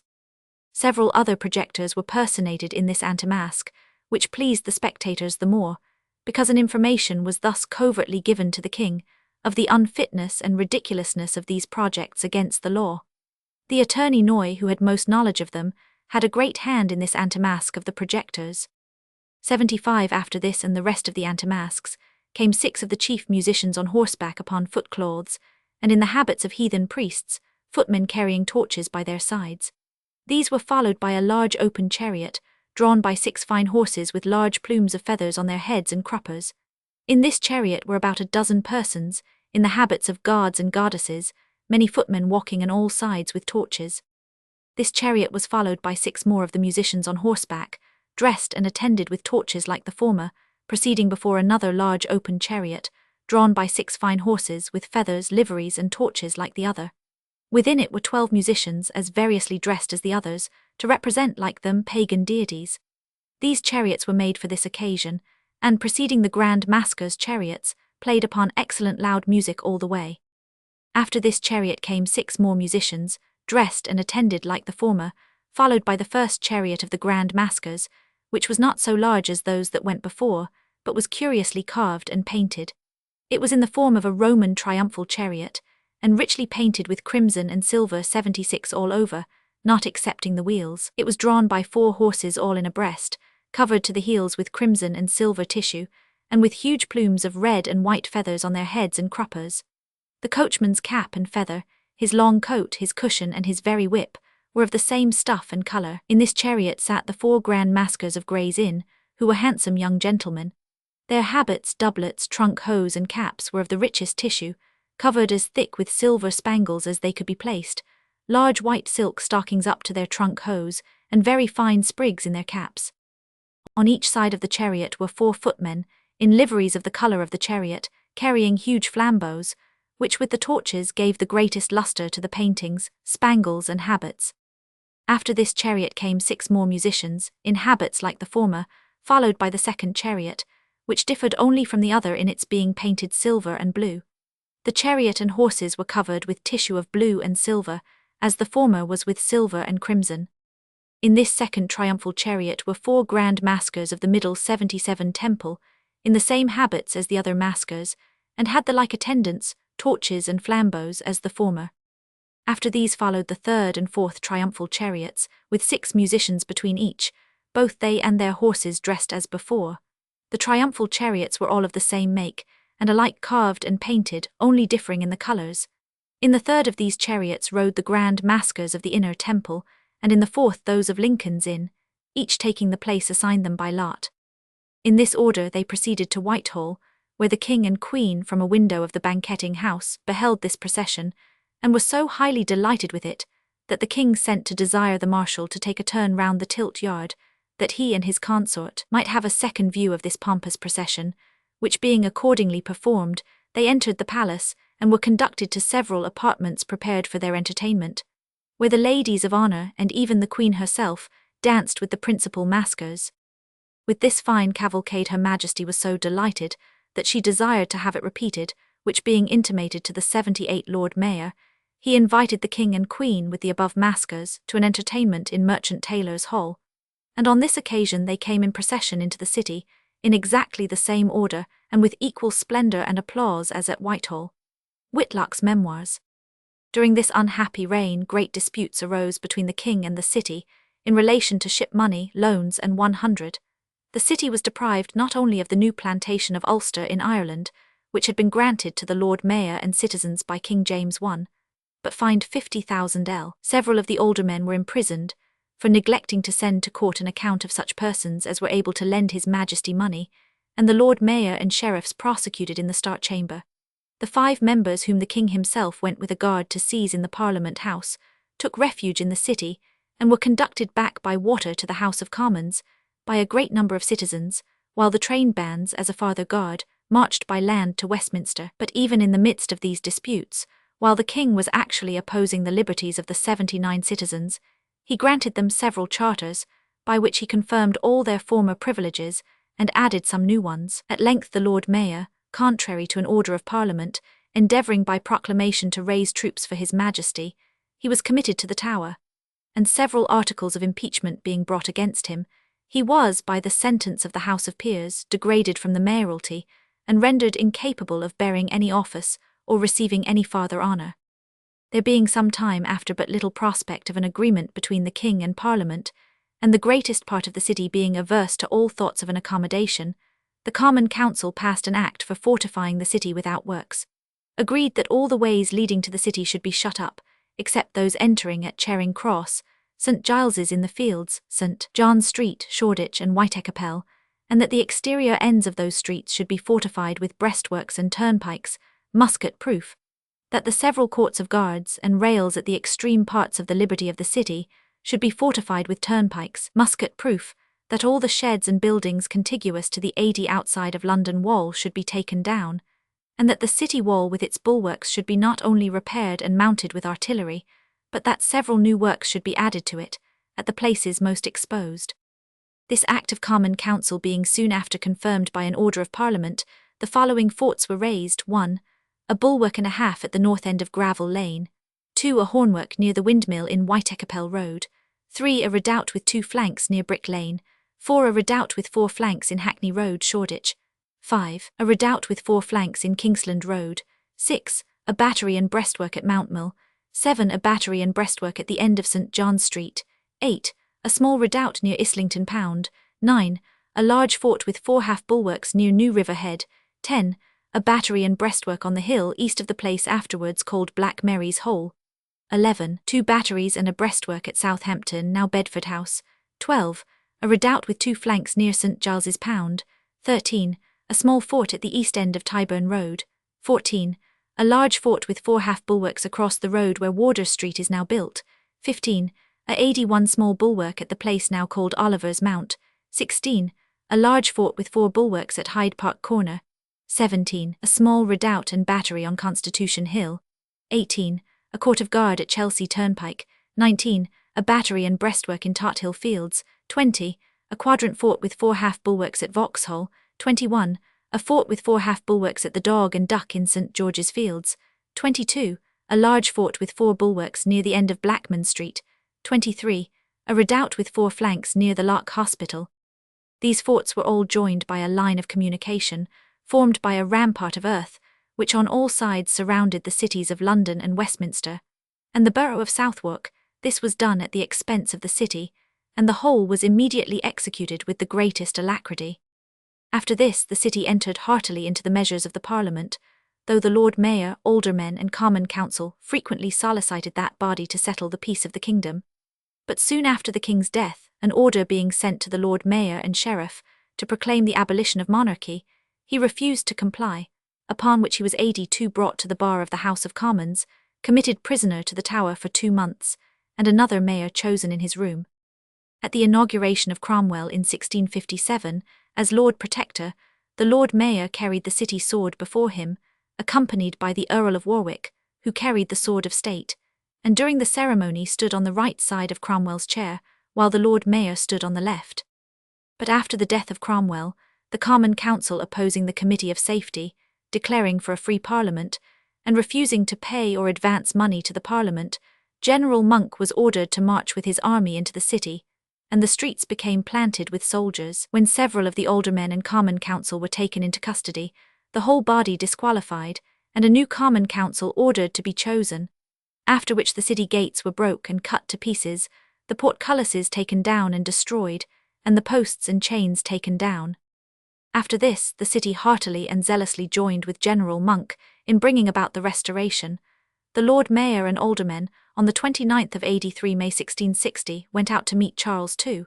In St. George's Fields, where the city had erected a magnificent pavilion, provided with a sumptuous collation, of which that prince having participated, was conducted through the city by a very noble cavalcade, the Lord Mayor carrying the sword bareheaded before the king, accompanied by the Duke of Buckingham and General Monk, who were also bare. Upon this occasion, the city was adorned with the richest silks and tapestries, and the streets lined with the city corporations and train bands, while the conduits flowed with wine, and the windows, balconies, and scaffolds were crowded with an infinite number of spectators. In the year 1663, King Charles II granted the city a confirmation of all their former charters, privileges, liberties, rights, and customs, and the next year the city in return advanced several considerable sums for His Majesty, to enable him to carry on a war with the Dutch, for which the citizens received the thanks of both Houses of Parliament. About the beginning of May 1665, one of the most terrible plagues that ever was inflicted on this, or perhaps any other kingdom, broke out in this city, and as this was happily the last visitation of this 84 kind, it may be proper to give a short account of its rise and progress. The week wherein this most dreadful distemper was first discovered, it carried off 9 persons, whereby the citizens were so greatly alarmed that an universal dread diffused itself amongst people of all ranks. But the week after, the number, according to the bill of mortality, being reduced to 3, the fears of the citizens were greatly alleviated. The next week, however, the number increasing to 14 and progressively to 43, the people were struck with consternation, and many of them had thoughts of leaving the city. But in the month of June, the number having gradually increased to 470 a week, the nobility, gentry, and principal citizens fled for safety, all being instantly in an amazing hurry, and the city emptying itself into the country. The streets and roads were excessively crowded with carriages and passengers. In July, the bill increasing to 2010, all houses were shut up, the streets deserted, and scarce anything to be seen therein but grass growing, innumerable fires made to purify the air, coffins, pest carts, red crosses upon doors, with the inscription of Lord, have mercy upon us, and poor women in tears, with dismal aspects and woeful lamentations, carrying 85 their infants to the grave, and scarce any other sounds to be heard than those incessantly repeated from the windows, pray for us, and the dismal call of bring out your dead, with the groans of the dying, and the melancholy tolling of bells for bodies ready for the grave. But what greatly added to this distressful scene was the spectator's own reflections, that he himself should perhaps soon make one among the dismal objects, whose groans resounded in his ears. Under these deplorable circumstances, the citizens, when in the greatest want of spiritual guides, were forsaken by their parochial ministers, when those who had been just before ejected from the pulpits, considering their indispensable duty in this dreadful visitation, were induced, though contrary to law, to supply their place, upon which the people, laying aside the distinction of churchmen and dissenters, joyfully resorted to church, where the concourse was so exceeding great, that these nonconformist ministers were frequently obliged to clamber over the pews to get to the pulpit. And if ever preaching had a better effect than ordinary, it was at this time, when the people listened with the utmost eagerness, and attended 86 as if their salvation depended upon every word they heard. In the month of September death rode triumphant, for the burials then amounted in 1 week to 6988, but the week after the bill falling to 6544, gave some glimmering hopes that this dreadful distemper was past its crisis. However, the great increase the week following to 7165 re-emerged the survivors into an abyss of horror and despair, for now they were struck with the dreadful apprehensions that in a few days the living would not be sufficient to bury the dead. They were, however, happily mistaken, for after this the contagion gradually decreased, till it pleased the Almighty to restore this desolate city to its pristine state of health, after the direful ravages of this distemper had swept off 68,596 persons, which, together with those who died of other diseases, made the bill of mortality for this year amount to 97,306. Etchard's hissed, Vincent's Guard's terrible voice.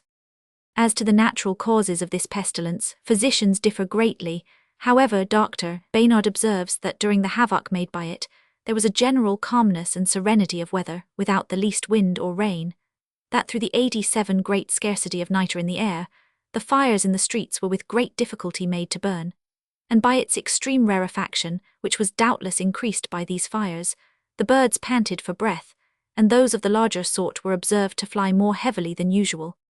The above calamity was scarcely ceased, and those who had fled returned to their houses, when on Sunday the 2d of September 1666, a dreadful fire broke out at 1 in the morning, in the house of Mr. Fariner, a baker in Pudding Lane, a time when the eyes and senses of all were locked in sleep.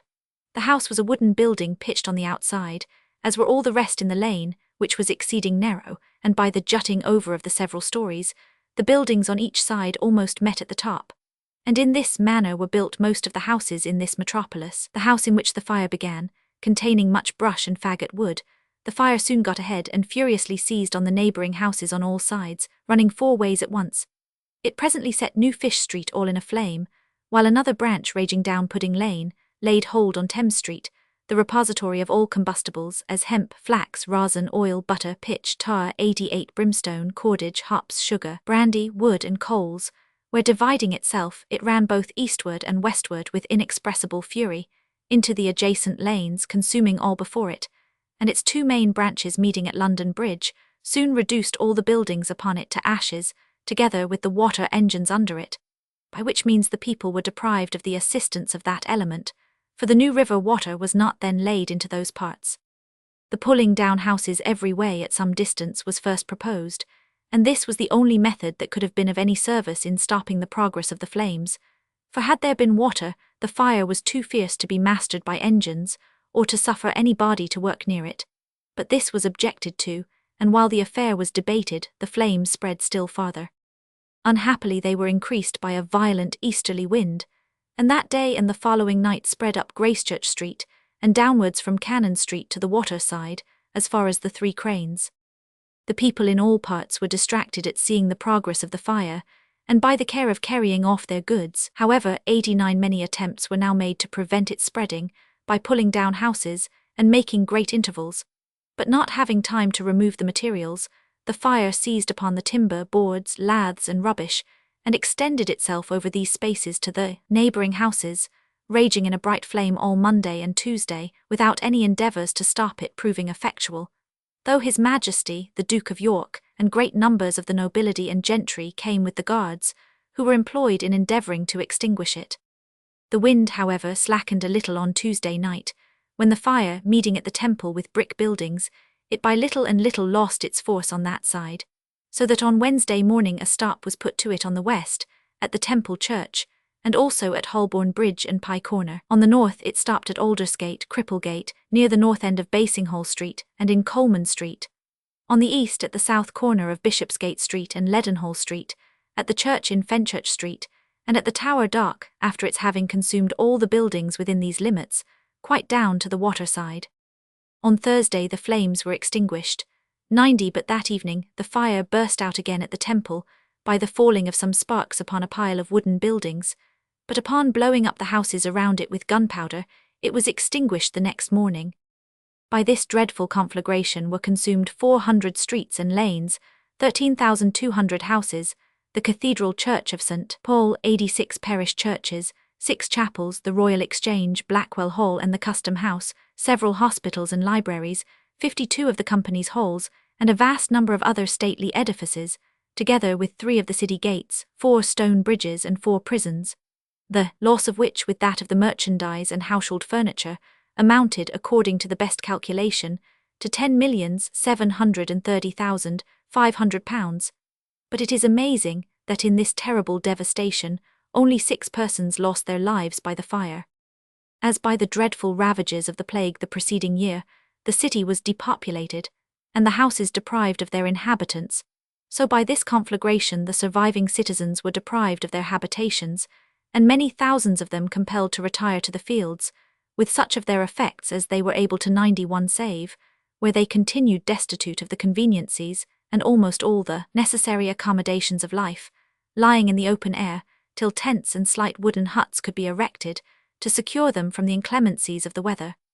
Meanwhile the king had the goodness to order a considerable quantity of naval bread to be immediately distributed among the poor, and a proclamation was wisely published, ordering the neighbouring justices to encourage the bringing in of all sorts of provisions. It has been much disputed whether this dismal catastrophe was occasioned by accident or design. An attempt was first made to fix it upon the dissenters, who suffered as much by this calamity as any other body of men, but having not the least colour for such a pretence, it dropped of course, and the English being then at war with the French and the Dutch, the latter were charged with concerting this diabolical scheme, but this was found to be only an injurious aspersion. However, Robert Hubert, a Frenchman of the Romish Church, confessed that he, at the solicitation of one Stephen Pedlo, set fire to the baker's house in Pudding Lane by means of a fireball which he fixed to the end of a long pole, and lighting it 92 match, put it in at a window, and that for this villainy he was to be rewarded on his return to France. But it is generally allowed that this man was at that time disordered in his senses, and great pains have been taken to prove that he had no hand in that calamity. However, he was condemned and executed, though he surrendered himself, and though there was no other evidence of his guilt than that of his own confession. It is observable that the preceding spring and summer had been the driest in the memory of man, whereby the houses, which were all built of wood, and without party walls, were prepared, as it were, by heaven, to become fuel for this terrible conflagration, which, together with the east wind above mentioned, might possibly be alone sufficient to reduce the city to a heap of ashes. But whatever the unhappy citizens of London might then suffer, it is evident that this was one of the greatest blessings that could have happened for the good of posterity, for instead of very narrow and incommodious streets, instead of dark, irregular and ill-contrived wooden houses, with their several stories projecting over, obstructing the circulation of the air, and harbouring those noxious particles that 93 occasioned the frequent return of the plague, and often fires of the most dreadful kind, by the modern way of building, and the enlarging of many of the streets, offensive vapours are expelled, and this, added to the cleanliness produced by the great quantities of the water brought into London by the new river, has freed this city from all pestilential symptoms for above 90 years together. The reduction of this great and opulent city to a heap of rubbish greatly affected the whole nation, and the king desiring it should be now erected with greater magnificence, uniformity and safety than before, prohibited for some time the rebuilding of the houses, and the judges were ordered by Parliament to hear and determine all disputes between landlords, tenants and lessees, concerning the rebuilding and repairing of houses, and 100, without fee or reward. London indeed might now have been rebuilt in such a manner as to have exceeded in beauty all the cities upon earth, and this would have been the case had either of the following plans been followed. The first was formed by Sir Christopher Wren, who, pursuant to the royal commands, traced over the great plain of ashes and ruins, and thence formed his 94 plan of a new city, free from all the deformities and inconveniencies of the old one, by enlarging the streets and lanes, and rendering them as nearly parallel to each other as possible, by seating all the parish churches in a conspicuous manner, by forming the most public places into large piazzas, the centres of 8 ways, by uniting the halls of the 12 companies into one regular square annexed to Guildhall, by making a spacious and commodious quay along the whole bank of the river without any interruptions, from Blackfriars to the Tower, with some large docks for barges deep laden. The streets were to be of 3 magnitudes, the 3 principal leading straight through the city, and 1 or 2 cross streets to be at least 90 feet wide, others 60 feet, and the lanes about 30 feet, excluding all narrow dark alleys, thoroughfares and courts. The Exchange to stand free in the middle of a piazza, and to be the centre of the town, from whence the streets should proceed to all the principal parts of the city, the building to be after the form of a Roman forum, with double porticos. Many streets were also to radiate upon the bridge, those of the first and second 95 magnitude to be carried on as straight as possible, and to centre in 4 or 5 areas surrounded with piazzas. The churches were to be designed according to the best forms for capacity and hearing, and those of the larger parishes adorned with porticos and lofty ornamental towers and steeples. But all churchyards, gardens, and unnecessary vacuities, and all trades that use great fires or yield noisome smells, were to be placed out of the town. This plan, which that great architect laid before the King and the House of Commons, is thus explained. From that part of Fleet Street which remained unburned, a straight street of 90 feet wide was to extend, and passing by the south side of Ludgate, was to end gracefully in a piazza on Tower Hill. In the middle of Fleet Street was to be a circular area surrounded with a piazza, the centre of 8 ways, where at one station were to meet the following streets. The first straightforward quite through the city, the second obliquely towards the right hand to the beginning of the quay that was to be run from Bridewell Dock to the Tower, the third obliquely on the left to Smithfield, the fourth 96 straight on the right to the Thames, the fifth straight on the left to Hatton Garden and Clerkenwell, the sixth straight backwards to Temple Bar, the seventh obliquely on the right to the walks of the Temple, and the eighth obliquely on the left to Cursitor's Alley. Passing down Fleet Street, at the bottom of which the ditch was to be rendered a beautiful canal, passable by as many bridges as there were streets to cross it, and leaving Ludgate Prison on the left side of the street, where a triumphal arch was to be formed instead of the gate, in honour of King Charles II. The founder of the new city, St. Paul S, was to be situated where it is at present, and surrounded by a triangular piazza. On leaving that cathedral on the left, a straight street was to extend directly to the Tower, adorned all the way at proper distances with parish churches, and leaving that edifice to the right, the other great branch was to lead to the Royal Exchange, which was to be seated in the middle of a piazza between 2 great streets, the one from Ludgate leading to the south front, and another from Holborn, through Newgate, and thence straight to the north front of the Exchange. This noble scheme was demonstrated to 97 be practicable, without the infringement of any man's property, for by leaving out the churchyards and 100 which were to be removed out of town, there would have been sufficient room both for the augmentation of the streets, the disposition of the churches, halls, and all public buildings, and to have given every proprietor full satisfaction. For though few of them would have been seated upon exactly the very same ground they possessed before the fire, yet none would have been thrust at any considerable distance from it. But the obstinacy of great part of the citizens, in refusing to recede from the right, of rebuilding their houses on the old foundations, was an unsurmountable obstacle to the execution of this noble scheme. Parentalia.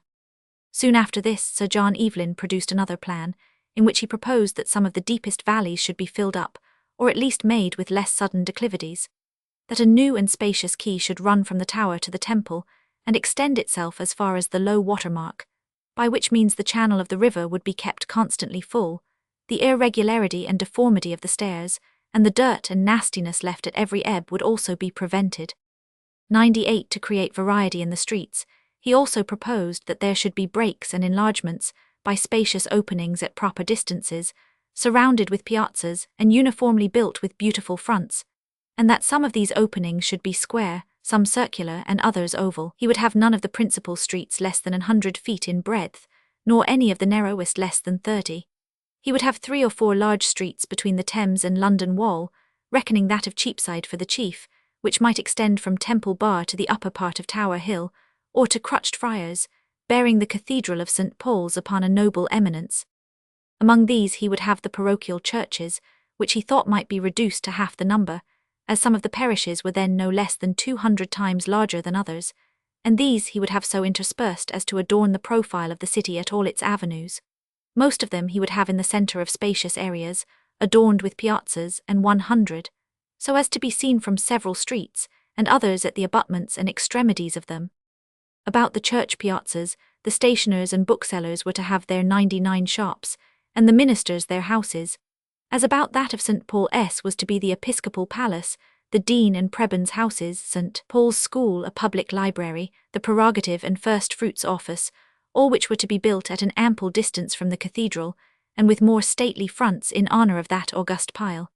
In some of these openings, surrounded with piazzas, he proposed to have the several markets.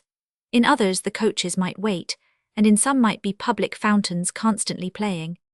The College of Physicians he would have in one of the best parts of the town, encircled with a handsome piazza, for the dwellings of those learned persons, with the surgeons, apothecaries, and druggists in the streets about them, For he would have all of a mystery in the same quarters, those of the better sort of the shopkeepers in the sweetest and most eminent streets and piazzas, and the artificers in the more ordinary houses, in the intermediate and narrow passages. The taverns and victualling houses were to be placed amongst them, and be built accordingly, but so as to preserve the most perfect uniformity. Between the piazzas, marketplaces, and churches might be placed the halls 100 for the companies, and these, if fronted with stone, and adorned with statues and other ornaments, would infinitely enrich the streets, and render this city as famous for architecture of the most refined gusto as any city in Europe, among which should be distinguished Guildhall, by its being more pompous and magnificent than the rest. Near this edifice he would have a magnificent house for the Lord Mayor, and others for the 2 sheriffs.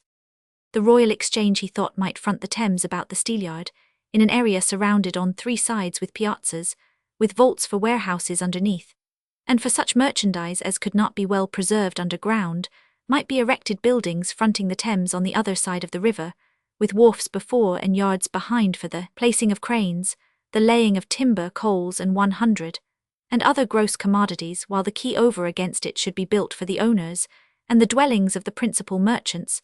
But if the warehouses must needs be on this side, they should be made to front Thames Street rather than the river, because of the dull and heavy aspect of those buildings. The little bay at Queenhithe should have the quay continued around it, and 101 cloistered about for the marketmen and fruiterers, and where the wharf then was, a stately avenue was to extend to St. Paul's. 4 great streets were to extend along the city, the first from Fleet Ditch, which was to be formed into a noble canal to the Tower, the second from the Strand to the most eastern part of the city, where should be a noble triumphal arch in honour of Charles II, the third from Newgate to Aldgate, and the fourth and shortest from Aldersgate to Bishopsgate. He proposed that 5 principal cross streets should extend from Blackfriars Stairs into West Smithfield, from the Thames east of St. Paul's to Aldersgate, from Queenhithe to Cripplegate, and from the Royal Exchange to Moorgate, that the street from the bridge should extend to Bishopsgate, that one from Billingsgate should extend near as far, and one from the Custom House to Aldgate. Instead of houses on the bridge, he proposed to have it adorned with a substantial iron baluster, decorated at convenient distances, with statues on their pedestals, with a footway on each side.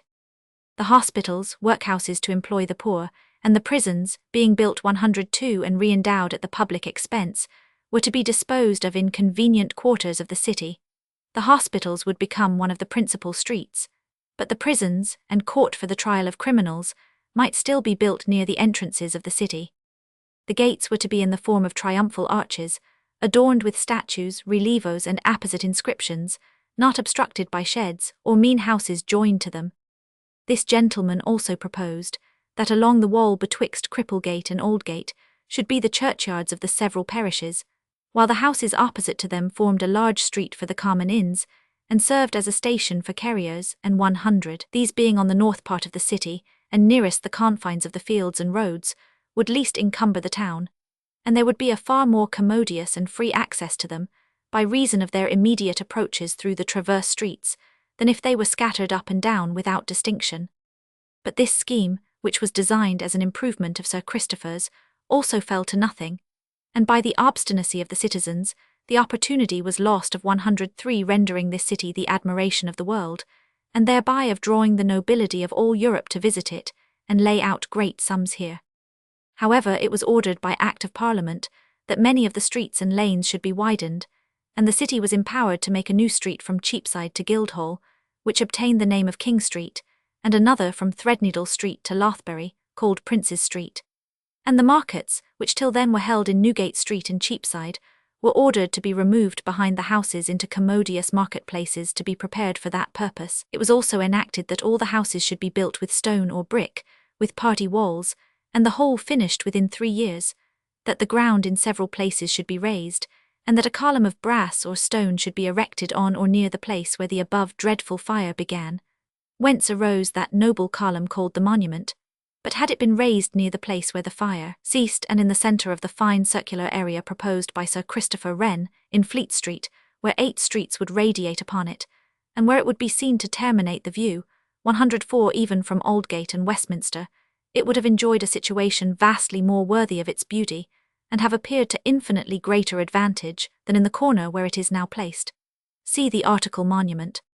The reader has just seen the city under two of the most dreadful calamities that could fall upon a people, pestilence, and a general destruction by fire.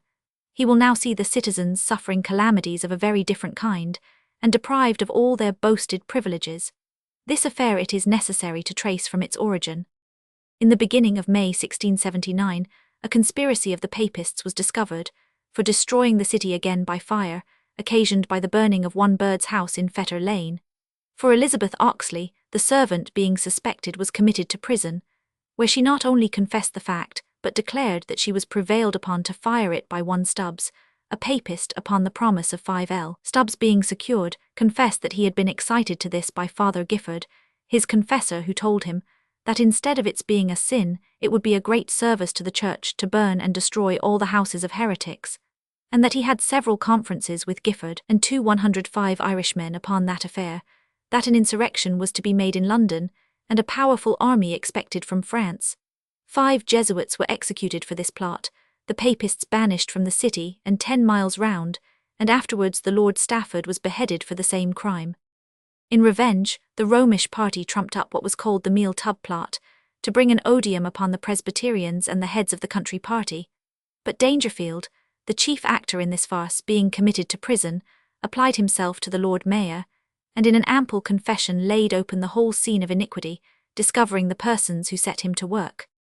The citizens not only vigorously pressed the prosecution of all the persons they had reason to think concerned in the Popish plot, in opposition to the court, who endeavoured to screen them, but the Lord Mayor, Aldermen, and Common Council presented a petition to His Majesty, desiring that all the persons who had been impeached by the Commons might be brought to their trials, the Duke of York, as, being a Papist, excluded from succeeding to the throne, and the Parliament continued, in order to make 106 the necessary provisions for the preservation of His Majesty and his Protestant subjects.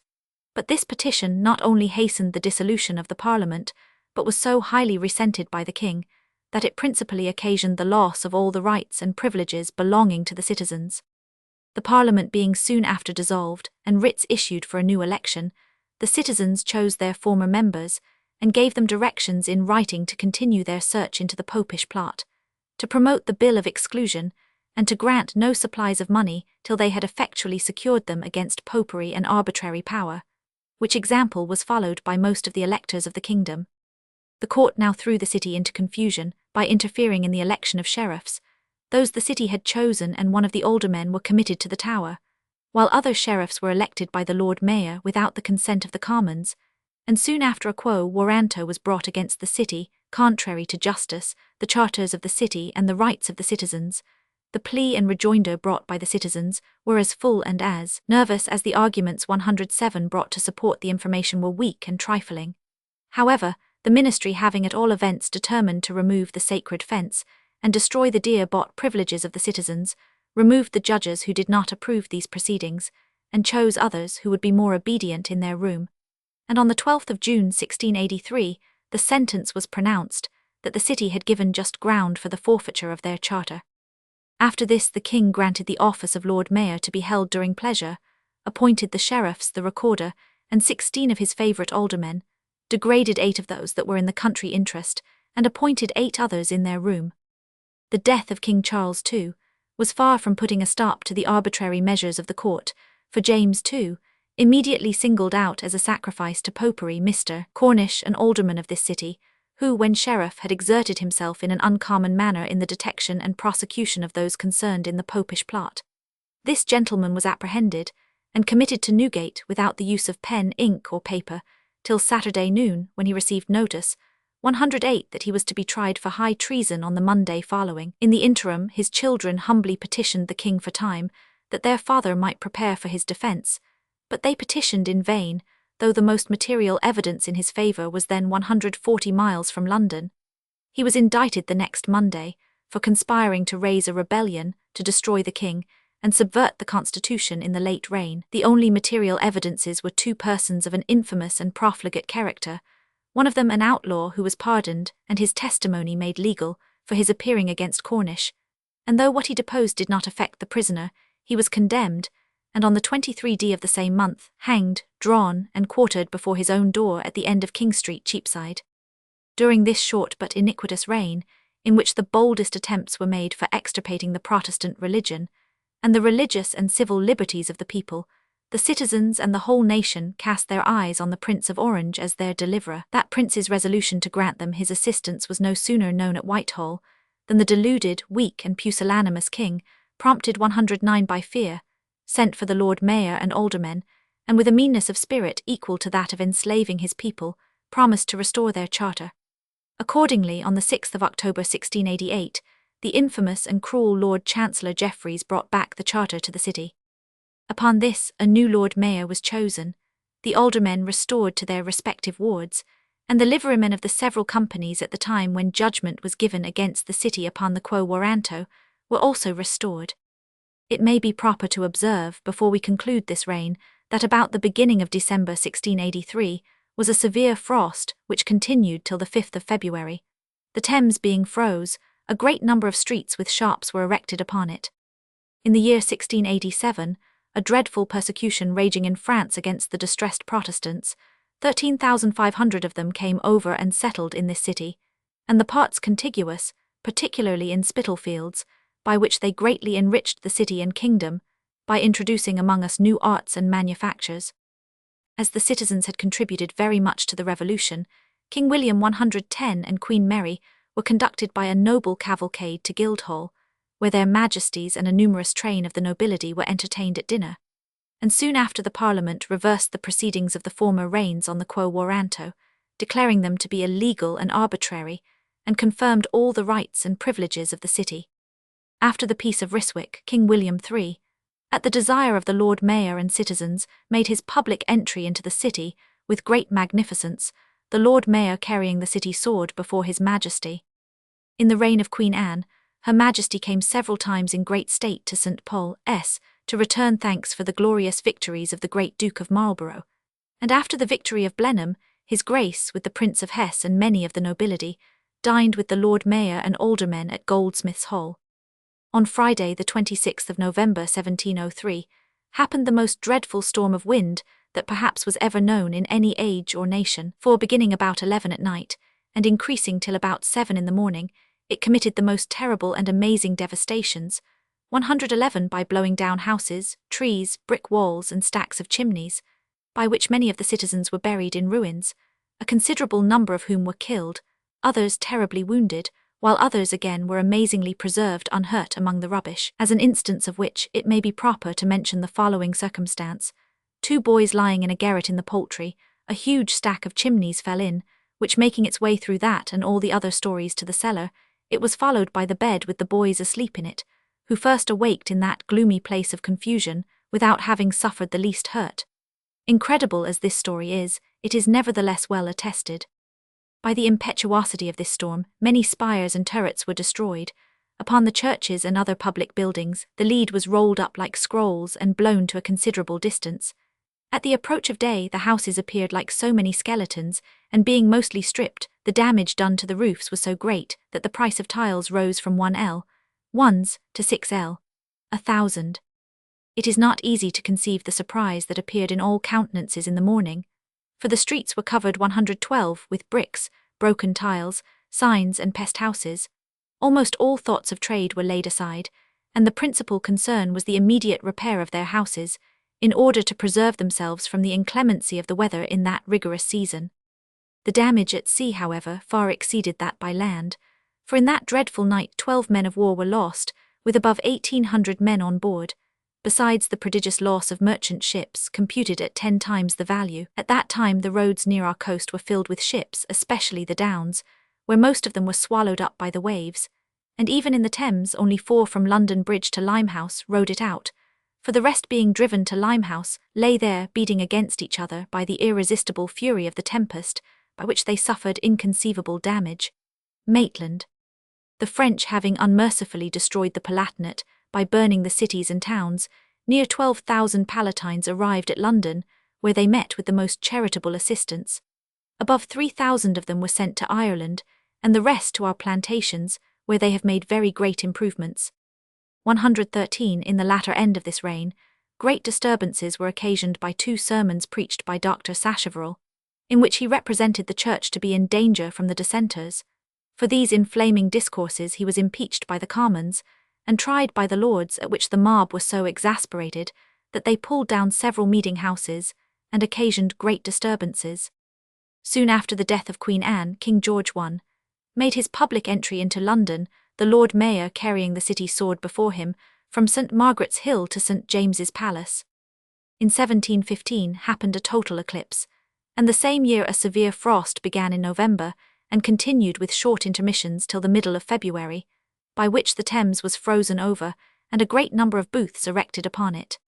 The next year great disturbances were caused by the enemies of the government, who, on the king's birthday, accession to the crown and coronation, assembled in the streets in a tumultuous manner, and with the most amazing assurance, by expressions and representations, in the grossest manner dishonoured his majesty. This induced the friends of the government, under some persons of the highest distinction, 114 to form themselves into societies, at certain alehouses, which, from the vessels out of which they drank, were denominated mughouses, at each of which were deposited a great number of cudgels. At this the rabble were so exasperated that many thousands of them assembled, and attacking one of those houses in Salisbury Court, Fleet Street, the landlord, in defending his property, killed one of the assailants, but this did not prevent their rifling the house before they could be dispersed. However, several rioters being taken, they were soon after tried, when 5 of them were condemned and executed at the end of Salisbury Court, which put an effectual stop to all tumultuous practices for many years.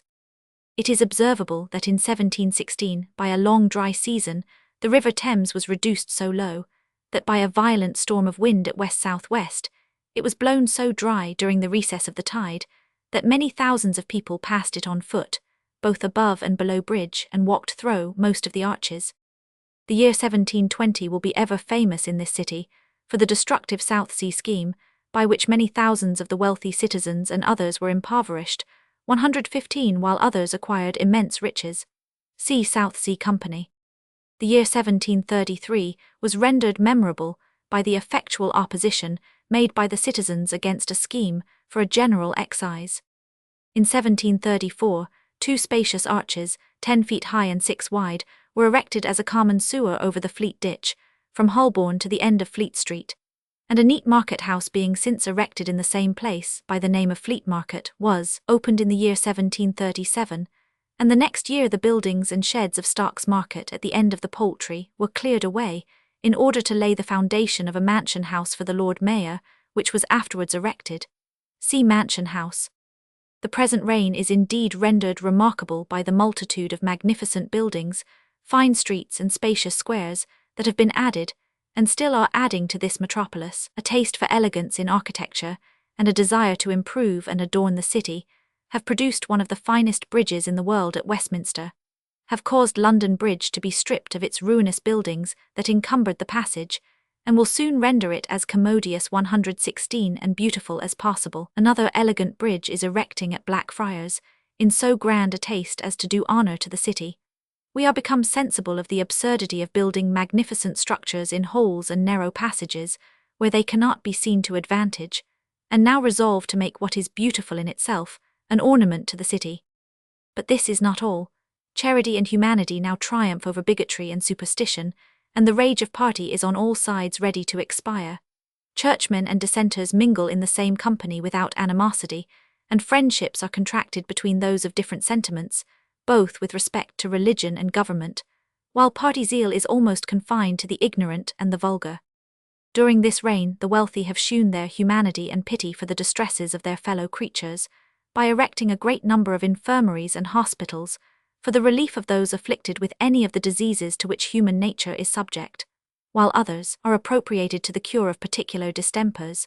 The deserted infant is received into an hospital founded for its education and support. The young, innocent, friendless girl finds an asylum.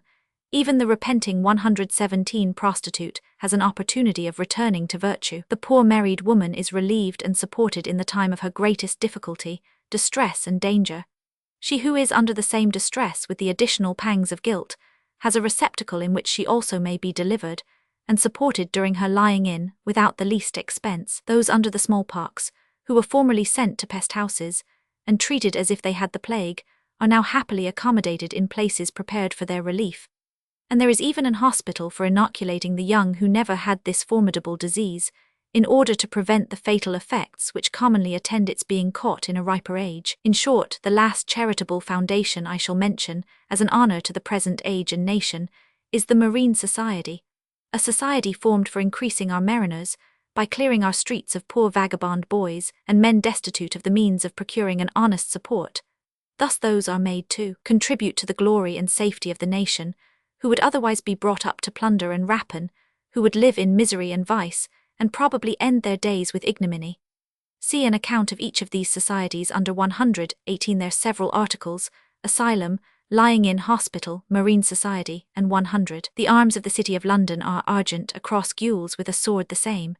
Some say this was the sword of St. Paul, and others that it is the sword of William Walworth, Lord Mayor of London, who killed the rebel Wat Tyler, anno 1381, in the presence and defence of Richard II. London Assurance in Birchin Lane, Cornhill, for assuring houses and other buildings, household furniture, goods, wares and merchandise from loss or damage by fire, except glass and chinaware, not in trade, and all manner of writings, books of accompts, notes, bills, bonds, tallies, ready money, jewels, plate, pictures, gunpowder, hay, straw and corn unthreshed, and for assurance of lives.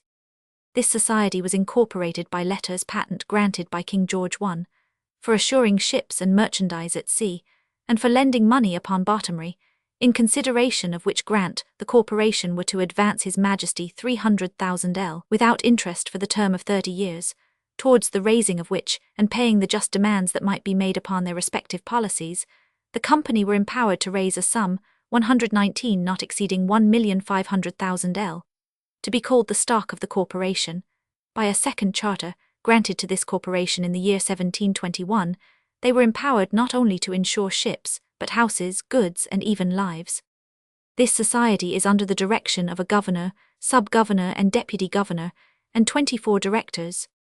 They assure houses and goods upon the following terms and conditions. 1. All manner of brick and stone buildings covered with slate, tile, or lead, wherein no hazardous trades are carried on, nor any hazardous goods deposited, are termed common assurances, and are assured for the following premiums, viz. Any sum not exceeding 200 L, at 4s per annum, any sum above 200 L, and not exceeding 1,000 L, at 2% per annum, and any sum above 1,000 L, and not exceeding 3,000 L, at 60% per annum, and goods and merchandise not hazardous in brick or stone buildings after the same rates. 2. For the accommodation of such persons as are desirous of being assured for a term of years, this corporation will assure on such buildings or goods as aforesaid, any sum not exceeding 1,000 L, at the rate of 12%, for 7 years, and 120 as far as 2,000 L, at the rate of 14%, for the like term of 7 years, without subjecting the assured to any calls or contributions to make good losses.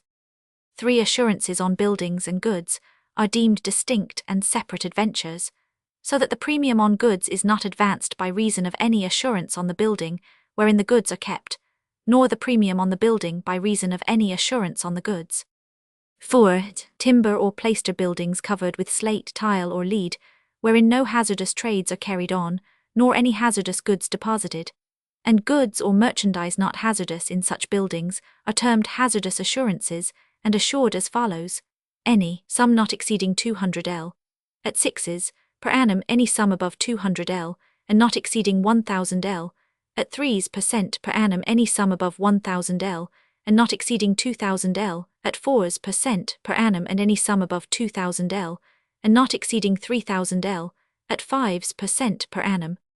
5. Hazardous trades such as apothecaries, bread and biscuit bakers, colourmen, ship and tallow chandlers, innholders and stable-keepers, carried on in brick or stone buildings, covered with slate, tile or lead, and hazardous goods, 121 such as hemp, flax, pitch, tar, tallow and turpentine deposited in such buildings, may be assured at the annual premiums, set down under the head of hazardous assurances in the above article.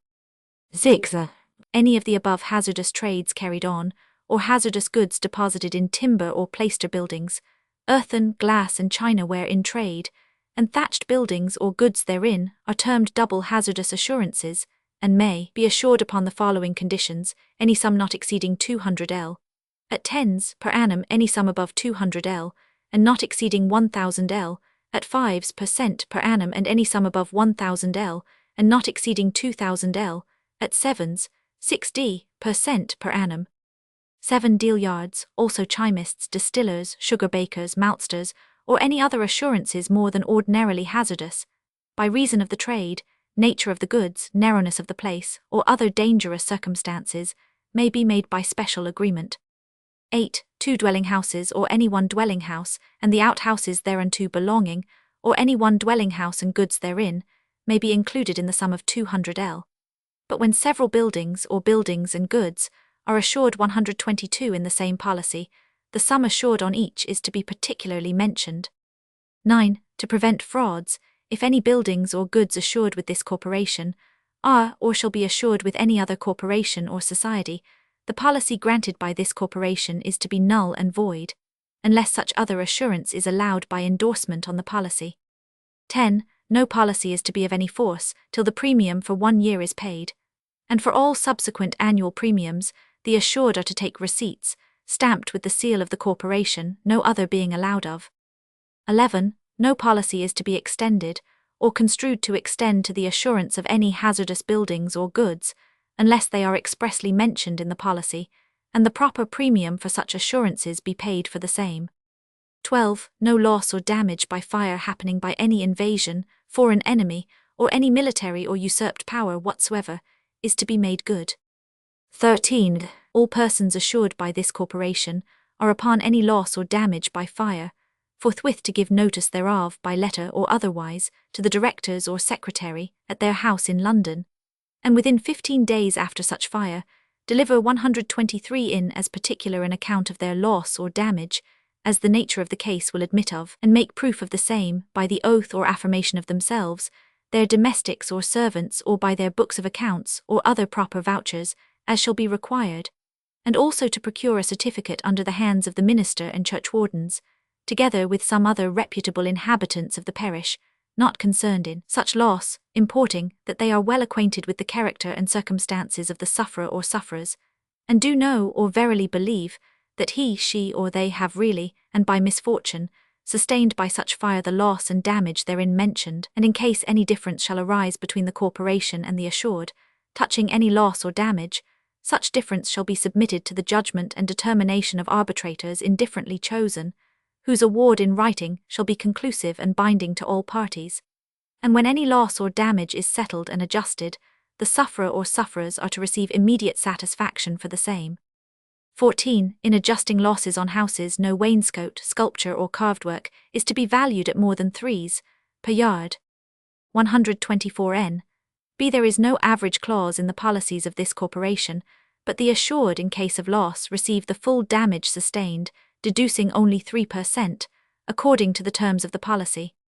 Persons assured by this corporation do not depend upon an uncertain fund or contribution, nor are they subject to any covenants or calls to make good losses which may happen to themselves or others. The capital stock of this corporation being an unquestionable security to the assured in case of loss or damage by fire, and in case of such loss or damage the assured have as easy methods of recovery as can be had against any person or society whatsoever. For the timely assistance of such as are assured by this corporation, they have provided several engines and watermen, with proper instruments to extinguish fires, and porters for removing goods, all clothed in green, and having everyone a badge with the figure of Britannia holding a harp and supported by the London arms, to distinguish them from servants belonging to other offices, and the badges are all numbered, of which all persons are desired to take notice, who entrust 125 them with goods, or have any complaint to make. The same figure as on the badges is affixed on buildings, and 100, assured by this corporation, the proposals printed for the corporation in 1758. London Bridge appears to have been originally built between the years 993 and 1016, since in the first mentioned year, Anlaf the Dane sailed up the Thames with a fleet of 93 ships as far as Stands, and in the last Canute, King of Denmark, caused a canal to be formed on the south side of the Thames, for conveying his ships above the bridge. If the traditionary account of the origin of the ancient wooden bridge, delivered by Bartholomew Linstead, alias Fowle, the last prior of St. Mary Overwise Convent, is worthy of credit. We are indebted to the public spirit of that religious house for this structure. A ferry being kept, says he, in a place where now the bridge is builded. At length the ferryman and his wife deceasing, left the same ferry to their only daughter, a maiden named Marie, which with the goods left by her parents, as also from the profits arising from the ferry, builded a house of sisters in a place where now standeth the east part of St. Mary 126 Overwise Church, unto which house she gave the oversight and profits of the ferry. But afterwards the said house of sisters being converted into a college of priests, they builded the bridge of timber, as all other the great bridges of this land were, and from time to time kept the same in good reparations, till at length, considering the great charges of repairing the same, there was, by aid of the citizens of London and others, a bridge builded with arches of stone. However, the continuators of Stowe imagine that Linstead in this account exceeds the truth, in ascribing all the praise of so public a work to a small house of religious, who might probably only consent to its being built, upon the monks receiving a sufficient recompense for the loss of the ferry, by which they had always been supported. The probability of this appears from there being lands appropriated for the repairs of the bridge so early as in the reign of Henry I. Besides, it can scarcely be supposed that a petty convent could be able to erect and support such an edifice, which besides other accidents was burnt down in 1136, and was again so ruinous in 1163, that it was obliged to be new built, under the inspection of Peter, curate of St. Mary Colechurch, 127 in London, a person who had obtained great reputation for his skill in architecture. At length the continual and large expense in maintaining a wooden bridge becoming burthensome to the people, who, when the lands appropriated to that use fell short of their produce, were taxed to make up the deficiencies, it was resolved in 1176 to build one of stone, a little to the west of the other, which in the time of William the Conqueror began at Bartolph's Wharf, and this structure was completed in 1209. The foundation is by the vulgar generally believed to be laid upon woolpacks, which opinion probably arose from a tax being laid upon every pack of wool towards its construction. Mr. Stowe is of opinion that before the bridge was erected they were obliged to turn the Thames into a large canal made for that purpose, which began at Battersea and returned into the bed of the river at Rotherhithe, but this supposition has not the least foundation. Mr. Maitland justly observes that the purchase of the ground through which this spacious watercourse was to run, the expense of digging and raising the banks of sufficient strength, and the prodigious expense of damming off the 128 river above and below the intended bridge, would have amounted to treble the sum of erecting the bridge itself, and that the space of 33 years which the bridge took up in building is sufficient to destroy so wild a notion, since if the people concerned in erecting it had dry ground to build upon, it might have been finished in a 10th part of the time, and in a much more durable manner. The same gentleman observes that having carefully surveyed the bridge in the year 1730, in company with Mr. Sparrock, the water carpenter thereof, he observed in many places where the stones were washed from the Stirlings, the vast frames of piles, whereon the stone piers were founded. The exterior part of these piles were extremely large, and driven as close as art could effect, and on the top were laid long beams of timber of the thickness of 10 inches, strongly bolted, whereon was placed the base of the stone piers, 9 feet above the bed of the river, and 3 below the Stirlings, and that on the outside of this foundation were driven the piles called the Stirlings. Mr. Sparrock informed him that he and the bridge mason had frequently taken out of the lowermost layers of stones 129 in the piers, several of the original stones, which had been laid in pitch instead of mortar, and that this occasioned their being of opinion that all the outside stones of the piers as high as the Stirlings were originally laid in the same matter, to prevent the waters damaging the work. This Mr. Maitland naturally supposes was done at every tide of ebb, till the work was raised above the high water mark. It is remarkable that the master mason of this great work erected at his own expense a chapel on the east side of the 9th pier from the north end, and endowed it for 2 priests, 4 clerks, and 100. This chapel, which was dedicated to St. Thomas, was a beautiful arched Gothic structure, 65 feet long, 20 feet and a half broad, and 14 in height. Great part of this edifice lately remained very perfect. It was paved with black and white marble, and in the middle was a sepulchral monument in which was probably interred Peter, curate of Colechurch, the architect or master mason, who began the work, but died before it was completed. Clusters of small pillars arise at equal distances on the sides, and bending over the roof, meet in the centre of the arch, where they are bound together by 130 large flowers cut in the same stone. Between these pillars were the windows, which afforded a view of the Thames on each side, and were arched, and far from being unhandsome. But these have long been closed up with brickwork. It had an entrance from the river as well as the street, from which last there was a descent to it by a winding pair of stone steps twisting round a pillar. These stairs opened into a short passage, on the right hand of which was a cavity in the wall for holding the basin of holy water. On the 30th of September 1758, when we had the pleasure of seeing it, this edifice existed in the above form. Only a part of the arch was obliged to make way for a sharp floor, and some of the body was divided into an upper and lower story for the convenience of warehouse room, it then belonging to an eminent stationer. But notwithstanding all this art and expense in building the bridge with stone, it was soon in great want of repairs. For about 4 years after it was finished, a fire broke out in Southwark, which taking hold of the church of Our Lady of the Canons, or St. Mary Overwise, a south wind communicated the flames to the 131 houses on the north side of the bridge, which interrupted the passage, and stopped the return of a multitude of people who had run from London to help to extinguish the fire in Southwark. And while the amazed crowd were endeavouring to force a passage back to the city through the flames on the north end of the bridge, the fire broke out at the south end also, so that being enclosed between two great fires, above 3,000 people perished in the flames, or were drowned by overloading the vessels that ventured to come to their assistance. By this dreadful accident and other circumstances, this new stone bridge was in so ruinous a condition that King Edward I granted the bridgekeeper a brief to ask and receive the charity of his subjects throughout the kingdom towards repairing it, besides which he caused letters to be wrote to the clergy of all degrees, earnestly pressing them to contribute to so laudable a work. But these methods proving ineffectual, he granted a toll by which every foot passenger carrying merchandise over the bridge was to pay 1 farthing, every horseman with merchandise 1d, and every saleable pack carried and palling over a halfpenny. 132. But while these affairs were in agitation, the ruin of the bridge was completed, by 5 arches being borne down and destroyed by the ice and floods, after a great frost and deep snow in the year 1282. However, the drawbridge, which had at first a tower on the north side, and was contrived to afford a passage for ships with provisions to Queenhithe, as well as to prevent the attempts of an enemy, was begun to be built in the year 1426. But about 10 years after 2 of the arches at the south end, together with the bridge gate, fell down, and the ruins of the latter still remaining, one of the locks or passages for the water, was almost rendered useless, whence it received the name of the Rock Lock, which has occasioned the citizens to take it for a natural rock.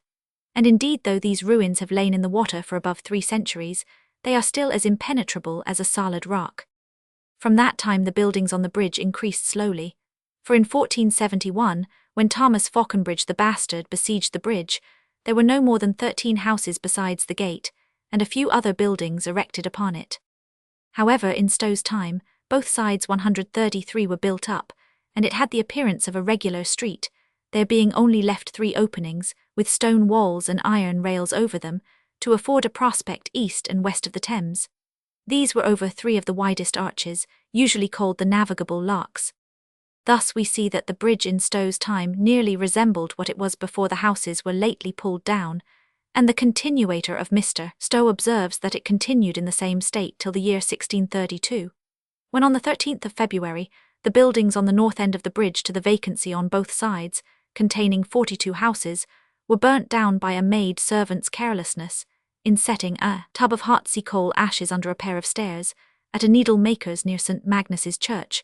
This fire burnt very furiously, and there being a scarcity of water, occasioned by the Thames being almost frozen over, these buildings were all consumed within 8 hours.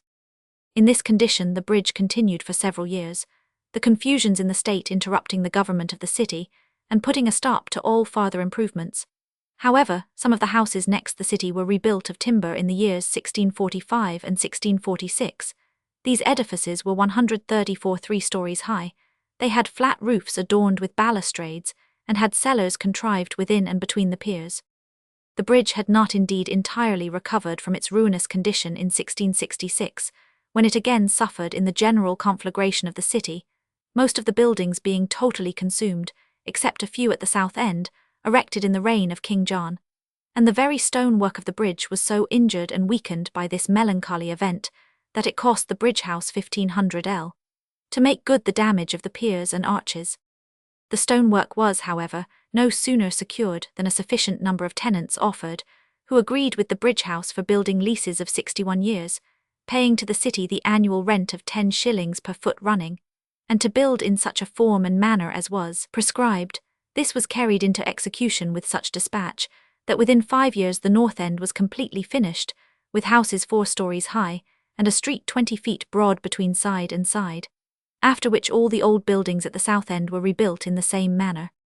In the year 1722, the Lord Mayor, 135 aldermen and Common Council, being sensible of the great inconveniences and mischiefs which happened by the disorderly driving of coaches, carts, and other carriages over the bridge, published an order that all carriages coming out of Southwark into the city should keep all along on the west side of the bridge, and those going out of the city on the east side, appointing 3 persons at each end to see this order executed, and this method is still observed. 3 years after this order, the gate at the south end being greatly damaged by a fire which broke out at a brushmaker's, and destroyed several of the adjacent houses, it was built with stone, with 2 posterns for the convenience of foot passengers. This gate was finished at the expense of the city in the year 1728. At length, the building leases being expired, the city was sensible of the inconvenience of not having a footway, which had occasioned the loss of many lives, from the number of carriages continually passing and repassing, projected a plan for rebuilding the street over the bridge with colonnades on each side, by which foot passengers might be both secured from the horses and carriages, and sheltered from the weather. Part of this plan was a 136 few years ago carried into execution, from the first opening on the northeast end, and its advantages were so obvious that everybody was desirous of seeing it completed. However, in 1746 the Lord Mayor, aldermen, and Common Council, considering the many lives that were lost through the straightness of the arches, and the enormous size of the Stirlings, which took up 1/4 of the waterway, and occasioned the fall at low water to be no less than 5 feet, as well as the great expense of repairing the bridge, which for several years had annually amounted to 2,000 came to the resolution of taking down all the houses, and to widen and enlarge one or more of the arches. Accordingly, the court ordered their surveyor to draw a plan and make an estimate of the expense, which having done, the total amounted to 95,000 when it was immediately agreed not to grant or renew any lease or leases of the houses, but to let those unexpired run out, and consequently the houses run to ruin. Stowe, Maitland. Indeed, this scheme was in part proposed immediately after the fire of London, by both Sir Christopher Wren and Sir John Evelyn, these ingenious gentlemen proposing, instead of houses, to have a substantial 137 balustrade on each side. And after them, the author of the Review of the Public Buildings had the following remarks: as some people are ignorant enough to admire the bridge merely because it is encumbered with houses from end to end, it will not be amiss to observe that nothing can be more ridiculous than this invention. Nothing can possibly offend the eye more, or extinguish so many beauties as might take place, in case this popular nuisance was removed. Suppose the present structure of the bridge was still to continue as it is, there would, at least, be room for a magnificent breastwork and balustrade above, and the top would afford one of the finest prospects in the world. On one hand, a fleet of merchant ships, equal in value and importance to half a nation; on the other, 2 of the most considerable cities in Europe, stretching along the banks of a beautiful river, and ending with a distant view of the adjacent landscape. At length the leaning houses on each side seemed ready to fall into the river, and the passenger could scarcely forbear shuddering when he observed that any of them was inhabited. At the same time, the structure of the noble bridge at Westminster, 138 with the magnitude, safety, and convenience of the arches, convinced the citizens more and more of the advantages that would arise from the resolution of pulling down the houses, and in the year 1756 everyone was pleased that the Lord Mayor, aldermen, and Common Council had applied to Parliament to enable them to put this resolution in practice. In short, an act was obtained, and they were enabled to provide for the expense by collecting a toll for every horse and carriage that passed over it, except those used for tillage, till the principal and interest of the money that should be borrowed and laid out upon it should be repaid. These measures being taken, orders were soon given for taking down the houses on both sides of the way, for a considerable distance north of the gate. This not only pleased every inhabitant of the city of London and the borough of Southwark, but every one who had occasion to pass and repass over this useful bridge, and all whose business leads them to pass in any kind of craft through the arches, began to please themselves with the thought that their lives would hereafter be secure in the exercise of their lawful employments. 139. The houses and arches that extended across the bridge being taken down, in all the middle part of that structure a strong temporary bridge made of wood was with amazing expedition erected upon the western sterlings of the old structure, for the passage of carriages, horsemen, and foot passengers, till the intended alterations should be completed, and this edifice, which was rendered as safe and convenient as possible, was opened in October 1757. But when the pavement was dug up, and an opening made into the cavities of all the piers, when some of them were demolished almost to the water's edge, and the whole space where the houses had been taken down was a confused heap of ruins that had not the least resemblance of a bridge, the temporary structure burst into a flame and was entirely consumed. The fire began on Tuesday, the 11th of April 1758, at about 11 at night, and by 9 o'clock the next morning the whole temporary bridge was consumed, though the drawbridge and some pieces of timber among the ruins of the old structure continued burning all the next day. Various have been the reports of the manner in which this useful structure was 140 set on fire.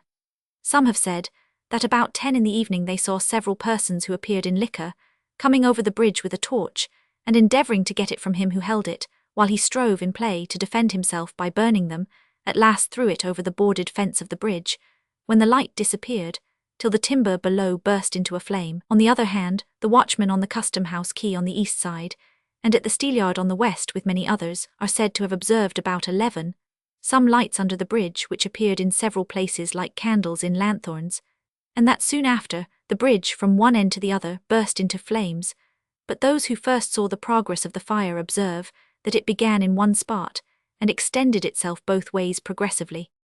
At this disaster the citizens were filled with consternation, imagining that the communication between the city and borough of Southwark would for a long time be in a great measure cut off, and everybody naturally concluded that this dreadful disaster was occasioned by some vile incendiaries. The Lord Mayor, who had attended almost the whole time of the conflagration, and did his utmost to stop 141 it, waited in the morning on Mr. Pitt with the dreadful account, and having immediately obtained his Majesty's pardon for any person who would discover the authors of the calamity, except the identical perpetrators of it, called a Court of Common Council, who came to the resolution to offer a reward of 200 for discovering the base and villainous incendiaries.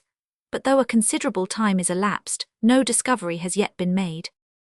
This prudent step being first taken, the builders of the bridge were asked how soon they could possibly render it passable for carriages, when they promised to complete it within 3 weeks, on condition of being allowed to work on Sundays, and to employ a sufficient number of men. This news filled the people with equal joy and surprise, but this surprise was greatly increased when they found that by keeping men constantly at work day and night, this great work was completed and the old bridge opened again in less than a fortnight, and that in this short time those arches that had been taken down, and the deep cavities in all the piers lately used for cellars, were covered over.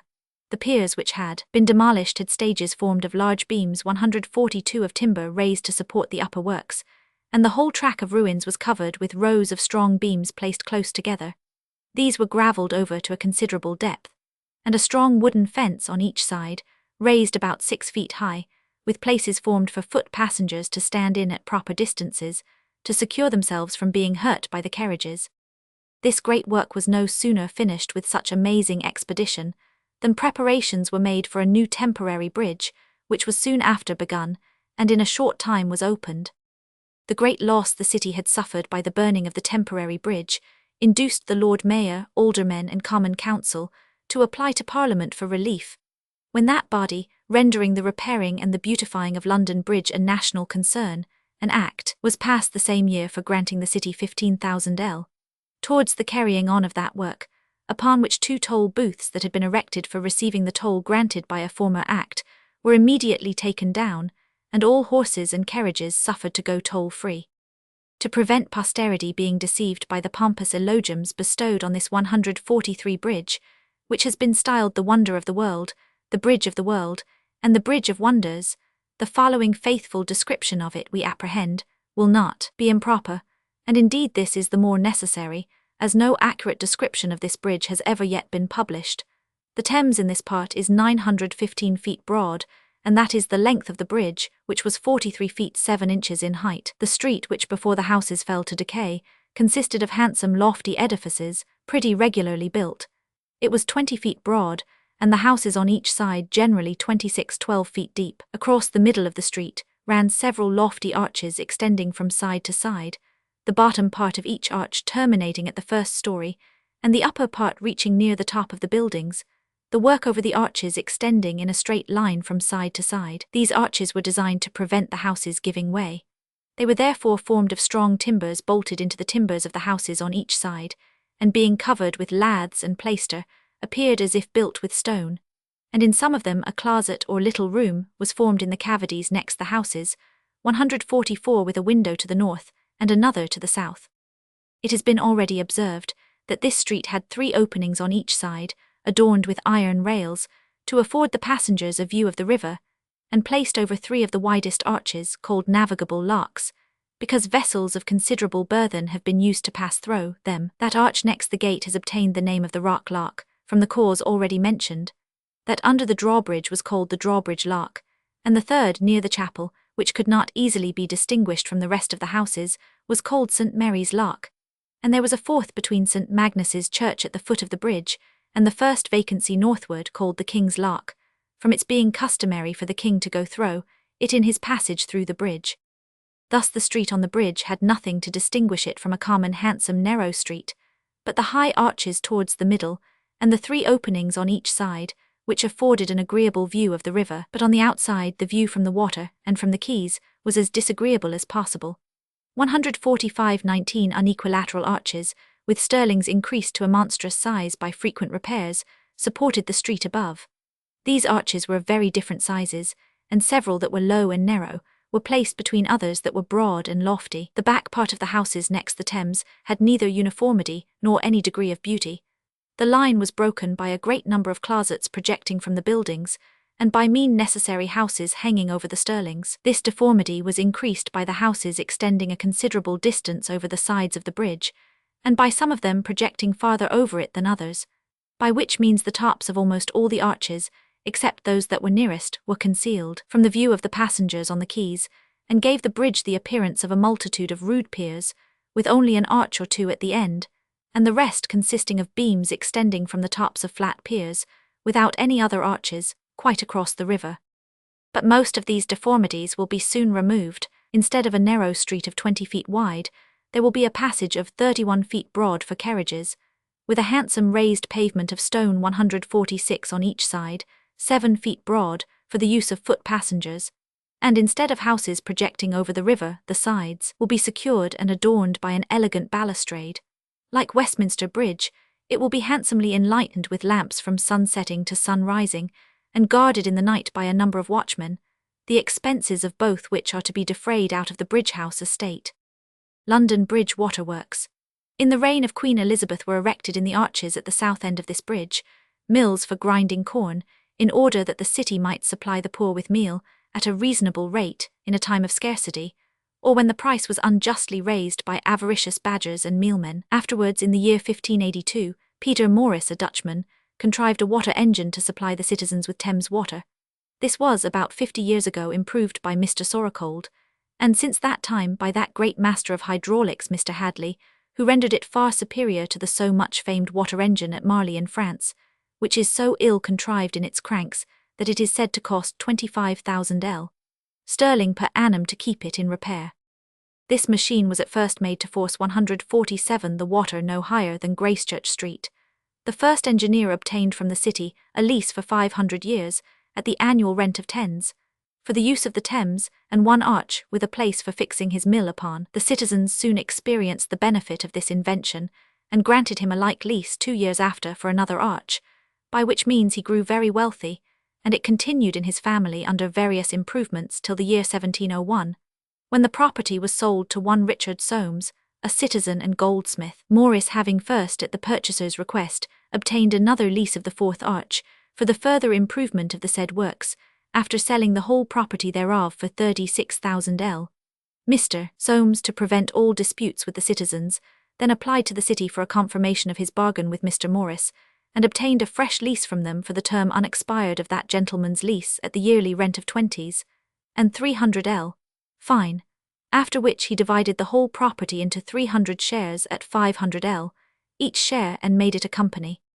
The wheels placed under the arches are moved by the common stream of the tidewater of the River Thames.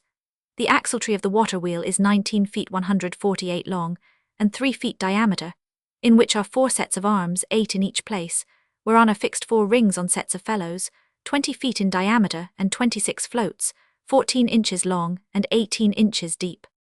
The wheel lies with its 2 gudgeons or centre pins upon 2 brasses, fixed on 2 great levers, whose fulcrum or top is an arched piece of timber, the levers being made circular on their lower sides to an arch, and kept in their places by 2 arching studs, fixed with a sock through 2 mortices in the lever. By these levers the wheel is thus made to rise and fall with the tide.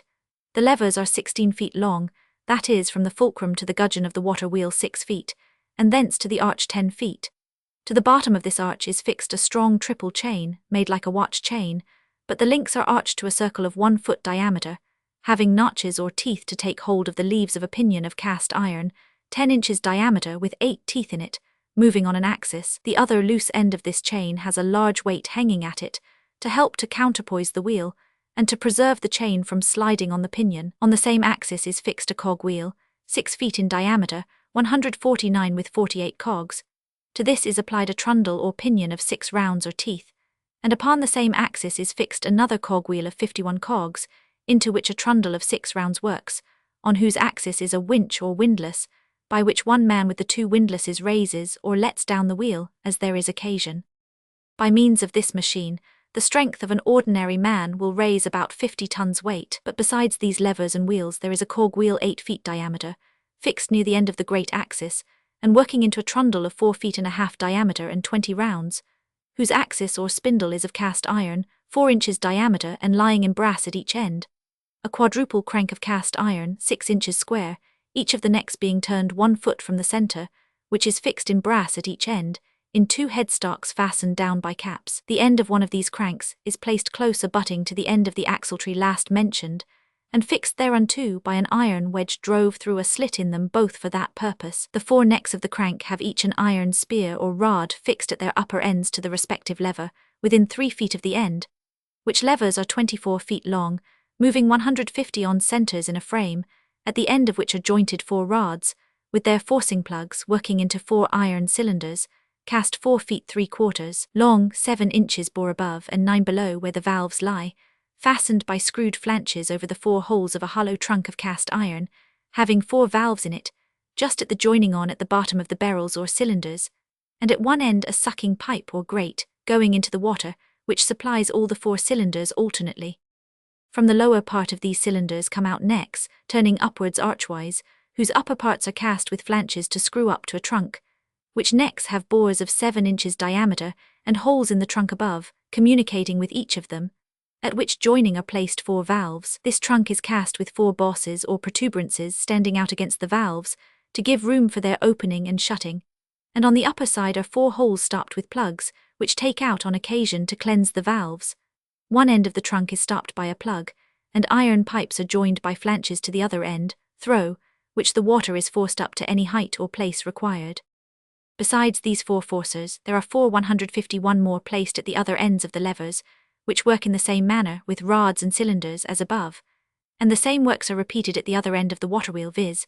a cog wheel, a trundle, a spindle, a crank, sucking pipes, 4 levers, 8 forcing rods, 8 cylinders and 100, 4 trunks and 2 forcing pipes, so that one single wheel works 16 pumps. In the first arch next the city is one wheel with double work of 16 forcers.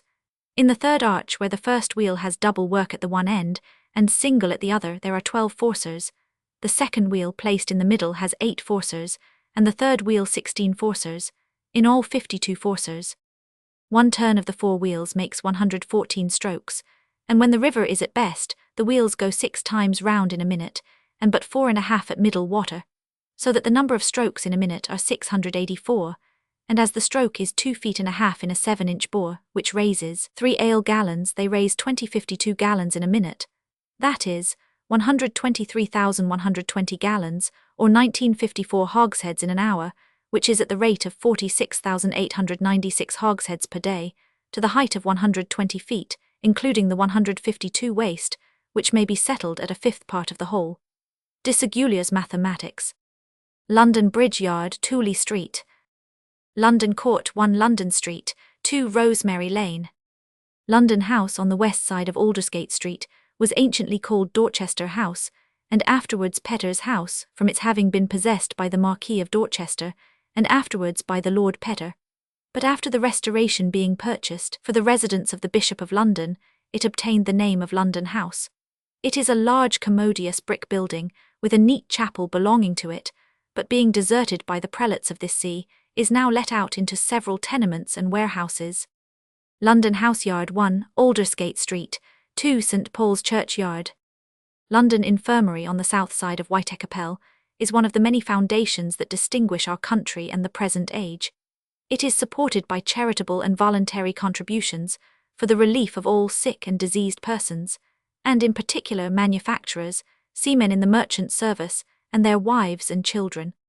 This charity was instituted on the 2d of 153 November 1740, in a large house in Prescott Street, Goodman's Fields, which is now the Magdalen Hospital. But that becoming too small for this extensive charity, a new, more capacious, and more commodious building was erected by the voluntary contributions of several governors, in an airy situation near the Mount in Whitechapel Road. This is a very neat brick building, contrived to be plain and yet elegant without being very expensive, and it consisting of one extended front without either wings or inner courts, the whole is seen at one view. To the middle door is an ascent by a flight of steps, and over this part extends a very large angular pediment, within which is a dial. Above the ground floor extend 2 series, of each 23 sash windows, their number and the length of the building giving it an air of dignity. The architect has properly considered the use for which it is designed, and has suited everything to convenience. It is properly furnished, and fitted up with about 160 beds for the reception of the patients. The society for carrying on this laudable undertaking consists of a president, 2 vice-presidents and a treasurer, annually elected out of the most considerable 154 benefactors to this charity, and of such persons, who by giving a benefaction of 30 guineas or more at one time, become governors for life, and those who subscribe 5 guineas or more a year are governors during such subscription. A general court of governors is held in the months of March, June, September and December, to take the report of the committees, elect a house committee for the ensuing quarter, inspect accounts, and transact such other business as may be then laid before them. The anniversary feast of this charity is held between the 1st of February and the last day of April, when a printed account of the general state of the hospital, the number of patients received and discharged, and an abstract of the accounts for the year past, is laid before them. A house committee of 13 governors is appointed at every general quarterly court, who at their first meeting elect a chairman to preside for the first quarter, who meet at the hospital on Tuesdays weekly at 11 in the forenoon to receive and dismiss patients, to order and inspect the provisions and furniture sent in and such necessaries that may be wanting, and to examine and regulate the conduct of the servants and patients, and 155 other matters which come before them according to the constitution of this charity. All governors that please to attend have a vote at this committee, and their attendance is esteemed a favour. A committee of accounts consisting of 12 governors is appointed at the General Quarterly Court in June, for 1 year, who meet at the hospital once a quarter, to examine and audit tradesmen's bills, which are paid by the treasurer within a fortnight after. The accounts are open at all times for the inspection of the governors. A physical committee, consisting of all such governors who practice physic, surgery or pharmacy, or are conversant in the knowledge of drugs or medicines, excepting such as shall be directly or indirectly concerned in serving the hospital with such necessaries, are summoned by order of the chairman of the House Committee for the time being every first Thursday in the month, and have power to order and inspect the necessary drugs and medicines, and report their proceedings to the General Quarterly Court by their chairman. 2 governors are appointed visitors by the House Committee for 1 fortnight to attend twice a week, or oftener if they 156 think proper, to inspect into the management and conduct of the House during the interval of the meetings of the House Committee. A clergyman of the Church of England reads prayers every day, and preaches every Sunday, and reads prayers morning and afternoon, administers the sacrament regularly every month, and is ready to visit, pray by, and administer the sacrament at all times when required, to the patients in the wards. 3 physicians attend alternately, 2 of the surgeons daily, from 11 o'clock till 1 without fee or reward, and give their advice and assistance to all such objects as come within those hours, whether recommended or accidental. A surgeon extraordinary attends in consultation, in all dangerous cases. The surgeons in waiting have an apprentice or pupil constantly in the house to receive, and, if necessary, to call the surgeon to such accidents as shall be brought in at any hour of the day or night. An apothecary with an assistant constantly resides at the hospital, who compounds and dispenses all medicines used there, and solely attends the business thereof. A steward, for whose fidelity proper 157 security is given, has the charge of the house and furniture, keeps an account of everything brought to or expended in the house, and subjects the same to the examination of the visitors and house committee, and has the inspection likewise of the conduct of all the men servants. 2 matrons have the direction of the nurses and other women servants, and see the diet and medicines administered according to order. Under them are nurses and watchers in proportion to the number of patients, who are guided by written orders to prevent any misconduct. Proper diet for the patients has been settled by the physicians and surgeons engaged in this charity, and is fixed up in the wards for the satisfaction of the patients and their friends. No officers or servants are permitted upon pain of expulsion to take of any tradesmen, patients, or other persons any fee, reward, or gratuity of any kind, directly or indirectly, for any service done, or to be done on account of this hospital. Every governor is entitled to send 1 inpatient at a time, and outpatients without limitation. Subscribers of smaller sums may likewise send what number of outpatients they please. All subscriptions 158 are during pleasure, and any small sums from well-disposed persons will be thankfully received. But in order to carry on this undertaking, all persons are desired to pay their subscription at the time of subscribing. The poor objects recommended as inpatients, if there are beds empty, are received at any hour without difficulty or expense, and are supplied with advice, medicine, diet, washing, lodging, and every comfortable assistance during their cure. Nor is any security required against future contingencies, they being, in case of death, buried at the expense of the charity, if not removed by their friends. All outpatients have advice and medicines administered from 11 till 1. All accidents, whether recommended or not, are received at any hour of the day or night. This is the plan of this noble charity, and though this work has subsisted but 18 years, yet such has been the extraordinary encouragement given to it, that since the 3d of November 1740 to the 1st of January 1759, the sums generously contributed to its support amount to 79,153 L, a great part of which is laid out in government securities. But what is still more extraordinary, 137,252 distressed 159 objects have been relieved at this hospital, and from labouring under the oppression of some of the most malignant diseases and unhappy accidents, have been reinstated in their honest and industrious capacities of working, and so far as our observation reaches, their morals much amended, whereby the public again enjoy the benefit of their labour, and they and their poor families are preserved from perishing, and prevented from being an encumbrance to the community. And, notwithstanding the great number of objects relieved by this charity, it has not lessened the number of patients relieved by other hospitals. The subscribers are desired to take notice that if any patients do not conform to the rules of the house or are guilty of any misbehaviour, they will be discharged and never more relieved by this charity, and not to send any patient unable to walk till they are first assured of room in the house. And when they recommend an inpatient whose settlement is in the country, it is further requested that they will satisfy the house committee concerning the removal of such patient when cured or judged incurable. No persons of known ability to pay for their cure are allowed to partake of 160 this charity, nor any with infectious distempers or deemed incurable by the physicians and surgeons, or any in consumptive or asthmatic condition, are admitted into the house, being more capable of relief as outpatients.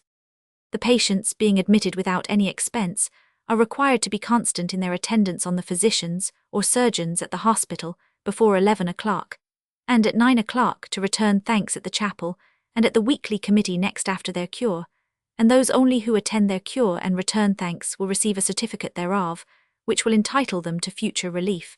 The account published by order of the governors in 1759. London lying in hospital at Shaftesbury House on the east side of Aldersgate Street, an edifice built with brick and ornamented with stone, in a most noble and elegant taste. The front to the street is adorned with Ionic pilasters, the door is arched, and has a balcony supported by scrolls. This opens into a small area encompassed with buildings, within which are accommodations for the patients. This house, which was built by the masterly hand of Inigo Jones, was formerly the residence of the Earls of Shaftesbury, and deserves a much better situation. The polite part of the town is now so far removed from hence, that this edifice is neither known nor admired so much as it deserves. This structure, having been converted to several mechanic uses, was going to decay, but has, however, been thoroughly repaired, and happily applied to this noble charity. And in this house, support and every necessary accommodation and assistance are furnished for married women in the last stage of their pregnancy, time of labour, and month of lying in. The centre of the west side of Lincoln's Inn Fields, late the Duke of Ancaster, S. by Inigo Jones. Shaftesbury House, now the Lying In Hospital, by Inigo Jones. 161. This excellent charity was instituted on the 30th of March 1750, by several generous and humane persons, and has met with suitable encouragement from many of both sexes, who justly deserve that character. But so many distressed objects daily present themselves for the relief of this charity, which has been attended with a more than ordinary expense, by the reception of the wives of many seamen and soldiers in the public service, that its income, supported only by voluntary contributions, is not equal to its wants, and therefore the governors find it still necessary to apply for the assistance of the charitable and humane. The conditions are 162I. Such persons as subscribe 30 guineas are governors for life, and may recommend one pregnant woman to be upon the books at a time. 2. Those who subscribe 5 or 3 guineas per annum are governors so long as they continue their subscriptions, and entitled to recommend as in the first article. 3. Annual governors may make up their subscriptions 30 guineas within 1 year from their last payment, and thereupon become governors for life. 4. All ladies are at liberty in all elections of officers to vote by proxy signified in writing. N.B. All lesser benefactions are thankfully received, and for the satisfaction of the public, that the women are well and properly taken care of, ladies, though not governesses, are permitted to go into the wards. Rules of the hospital. A general court of the governors is held 4 times a year, namely in the months of March, June, September, and December, to receive the report of the quarterly committees, elect a new committee, and transact such other business as may then be laid before them.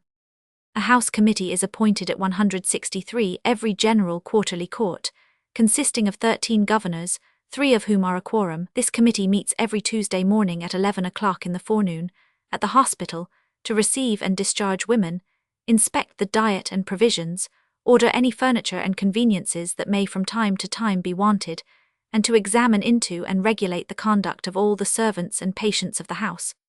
These committees are to make their reports to the general quarterly courts. The number of beds at present in the hospital is 33. A physician, a man midwife, and a surgeon in ordinary attend daily at the hospital, besides whom the house is supplied with a physician and man midwife extraordinary, a surgeon extraordinary, and an apothecary, who supplies the patients with such medicines as shall be found necessary in their respective cases, and that the patients may not want necessary comfort under their afflictions. A clergyman has undertaken the kind and charitable office of attending the house as chaplain, baptizes the children born there, churches the women, and reads prayers publicly twice a week. All these gentlemen attend without fee or reward. 164 A matron, who is a skilful midwife, constantly resides in the hospital, and acts as such in all natural and easy labours. There are a sufficient number of nurses and other servants to take care of the lying-in women, and do the common business of the house. Also a beadle who constantly resides at the hospital, to be ready to go on all messages, on sudden emergencies, and summon the governors. And 100. Note, the servants of the house are forbid to take any fee or reward from the lying-in women, on any pretence whatsoever, on pain of being discharged. Married women admitted into this hospital must previously produce a certificate of their marriage from a lawful minister, or in case they cannot, then an affidavit of their being married, and the time when and the place where, and also of the settlement of their husbands, and by what means such settlement was obtained. And no woman is to be taken into the house, who hath any contagious distemper, or has been accustomed to receive alms of a parish. Such gentlemen and ladies as choose to favour this laudable charity are desired to send their subscriptions, with their names and places of abode, to the Treasurer, Charles Maynard, Esq., in Aldersgate 165 Street, to Messrs. Vere, Glynn and Halifax, bankers, in Birchin Lane, or to the weekly committee on Tuesday in the forenoon at the said hospital, where proper receipts will be given. Account of women delivered from the institution of the hospital to the 17th Jan. 1758. Women delivered, 19 of whom had twins, and 1 delivered of 3 children 1914. Children born 1935.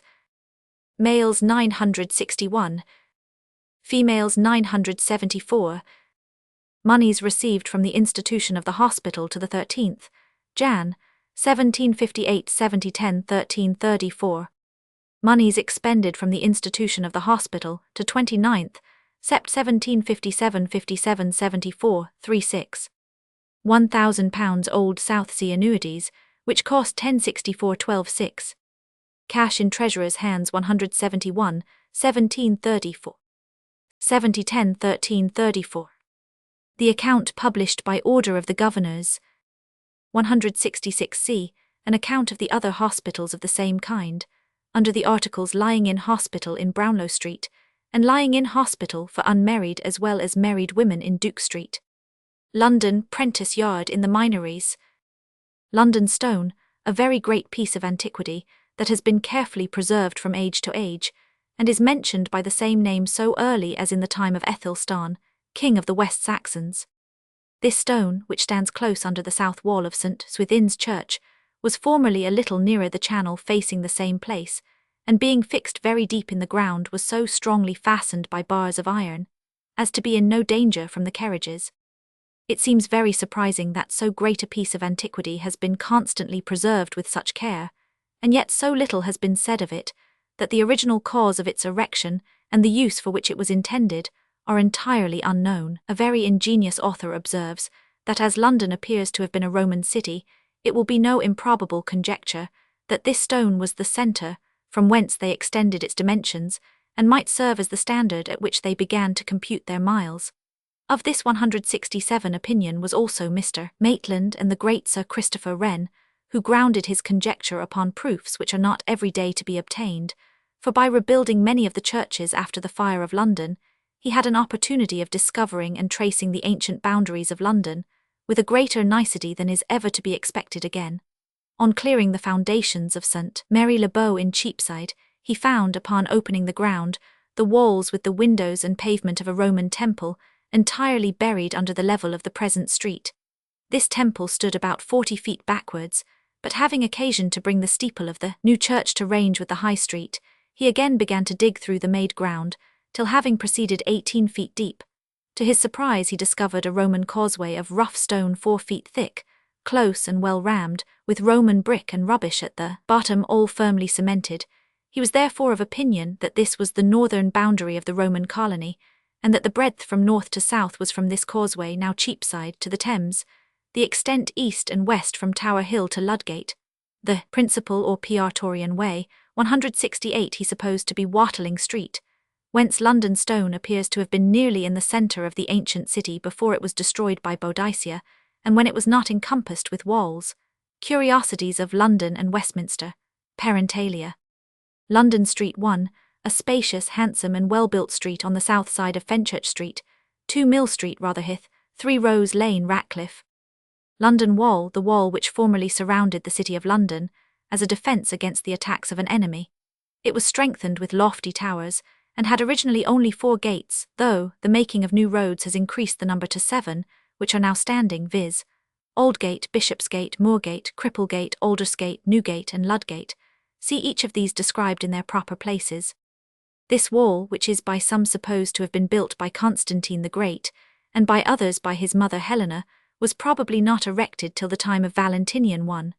About the year 368, Britain had been reduced to very great misery by the joint attacks of the Scots, Picts, Attackots, Saxons and Franks, and the Romans, till the arrival of Theodosius the Elder, were defeated in several engagements, but that general, having routed some parties of the enemy, entered the city of London in triumph, and we are told by A.M. Marcel lib 27, that Theodosius, by repairing some cities and castles and fortifying others, left everything in so good a situation that peace was preserved in Britain till the departure of the Romans in the reign of the Emperor Honorius. Dr. Woodward in the year 1707 had an opportunity of narrowly observing its fabric and composition, by a part of the wall near Bishopsgate being pulled down to make way for new buildings, and this learned antiquary observes that, from the foundation, which lay 8 feet below the present surface, quite up to the top of the oldest part, which was in all near 10 feet, it was compiled alternately of layers of broad flat bricks and rag stones. The bricks lay in double ranges, and each brick being but 1 inch and 3/10 in thickness, the whole layer with the mortar exceeded not 3 inches. The layers of stone were not 2 feet thick of our measure. It is probable they were intended for 2 of the Roman, their rule being somewhat shorter than ours. 170 to this height the workmanship was after the Roman manner, and these were the remains of the ancient wall. In this it was very observable that the mortar was so very firm and hard that the stone itself as easily broke. It was thus far from the foundation upwards, 9 feet in thickness. The above broad thin bricks were all of Roman make, and of the very sort we learn from Pliny that were in common use among the Romans. Measuring some of these, says Mr. Woodward, I found them 17 inches and 4/10 in thickness, and 11 inches and 6/10 in breadth. The old wall, on its being repaired, was carried up of the same thickness to 8 or 9 feet in height, or if higher, there was no more of that work now standing. All this was apparently additional, and of a make later than the other part underneath it, which was levelled and brought to a plane for the raising of this new work upon it. The outside, or that towards the suburbs, was faced with a coarse sort of stone, not compiled with any great care or skill, nor disposed into a regular method. But on the inside there appeared more marks of workmanship 171 and art. At the bottom were 5 layers composed of flint and free stone, though they were not so in all parts, yet in some the squares were near equal, about 5 inches diameter, and ranged in a quincunx order. Over these were a layer of brick, then of hewn free stone, and so alternately brick and stone to the top. These bricks, of which there were 4 courses, were of the shape of those now in use, but much larger, being near 11 inches in length, 5 in breadth, and somewhat above 2½ in thickness. There was not one of the Roman bricks above mentioned in all this part, nor was the mortar here near so hard, as in that below. But from the description may be easily collected, that this part when first made with so various and orderly a disposition of the materials, flint, stone, and brick, could not but care very handsome aspect, whether this was done at the expense of the barons in the reign of King John, or of the citizens in the reign of King Henry III, or of King Richard II, or at what other time, I cannot take upon me to ascertain, from accounts so defective and obscure as are 172 those which at this day remain of this affair. Upon the additional work now described was raised a wall wholly of brick, only that it terminating in battlements, these were topped with copings of stone. It was 2 feet 4 inches in thickness, and somewhat above 8 feet in height. The bricks of these were of the same module and size with those of the part underneath. How long they have been in use is uncertain. Woodward's Roman Antiquities and Present State of London. A tower of the same construction, 26 feet in height, is still remaining, and is situated almost opposite the end of Gravel Lane, on the west side of Houndsditch, though much decayed. There is a door within the wall of this tower in Shoemaker Row, fronting the passage into Duke's Place. Mr. Maitland observes that in searching for this tower about 80 paces south-east towards Aldgate, he discovered another of the same construction, 21 feet high, perfectly found, and much more beautiful than the former, the bricks being as found as if but newly laid, while the stones in most parts are become a sacrifice to time. 173 Mr. Maitland also observes that on the south of Aldgate, at the lower end of a street denominated the Vineyard, is the basis of another Roman tower, about 8 feet high, which supports a new building of 3 stories in height. He conjectures that the wall when first erected was about 22 feet high, and the towers about 40 feet, and adds that the ancients thought it so necessary to preserve them from ruin and all encumbrances, that they made an act that no tenement should be erected nearer the walls than the distance of 16 feet.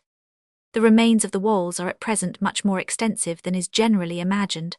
They still subsist in part between the houses on the east side of Poor Jury Lane, and the Minories, almost all the way along the back of Houndsditch, from Aldgate to Bishopsgate. The ruins of the wall are from thence visible to every passenger in the street, from where Little Moorgate lately stood to the end of Aldermanbury, and from thence extending behind the houses, it reaches to Cripplegate. from whence it extends on the back of St. Giles's Church and runs along the back of the houses in Crowder's Well Alley, where several lofty towers are still to be seen, and is visible almost to Aldersgate. 174 From thence it extends along the back of the houses in Bull and Mouth Street, but from thence little of it is to be seen till we come to Newgate, after which it in some places rises to a considerable height, and extends in a pretty regular line on the back of the houses in the Old Bailey almost to Ludgate. London Wall, a long street, so called from its fronting the city wall, it having a range of houses on the south, and the ruins of the wall on the north. This street, which extends from Wormhood Street to Cripplegate, is the only place where the wall is not concealed by buildings, but here the wall may be justly considered as a nuisance, it being little better than a disagreeable heap of rubbish, in which hardly any of the Roman structure is now to be seen. London Workhouse, a large and commodious brick building at the south-east corner of Half Moon Alley in Bishopsgate Street, was founded by Act of Parliament in the year 1649, for the relief and employment of the poor, and the punishing of vagrants and other disorderly persons, within the city and liberties of London. However, in the year 1662, the continual increase of the poor, and the defects in the laws relating to the settlement of them, 175 occasioned another act, by which the governors were constituted a body corporate with a common seal. The Lord Mayor for the time being was appointed president, and the president and governors were allowed to purchase lands or tenements to the annual value of 300 L. The Common Council were allowed to rate the several parishes of the city for the support of this workhouse, and on this account a considerable sum is paid by each parish, raised on the inhabitants by a regular assessment, besides which this charity has received many considerable benefactions. However, it was agreed by the governors that no child should be received from any benefactor who gave a less sum than 50 L, but whoever gave 70 L might put in a child from any place he thought fit. Account of this corporation published in 1713.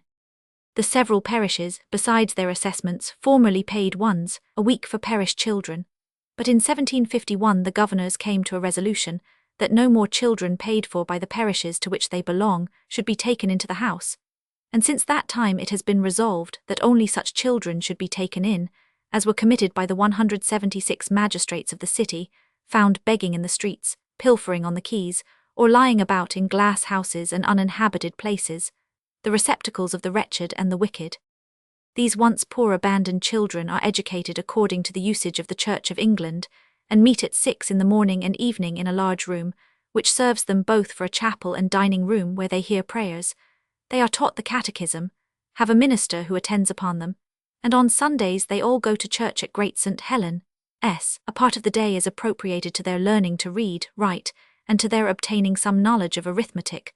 The rest of their time is spent in weaving nets for the British fishery, and the girls are employed in sewing, knitting, and other labour by which they are qualified for service, the boys making 25 yards of netting a week at ones, 6d for 20 yards, and as an encouragement to industry, every boy who makes above 24 yards receives a penny a week.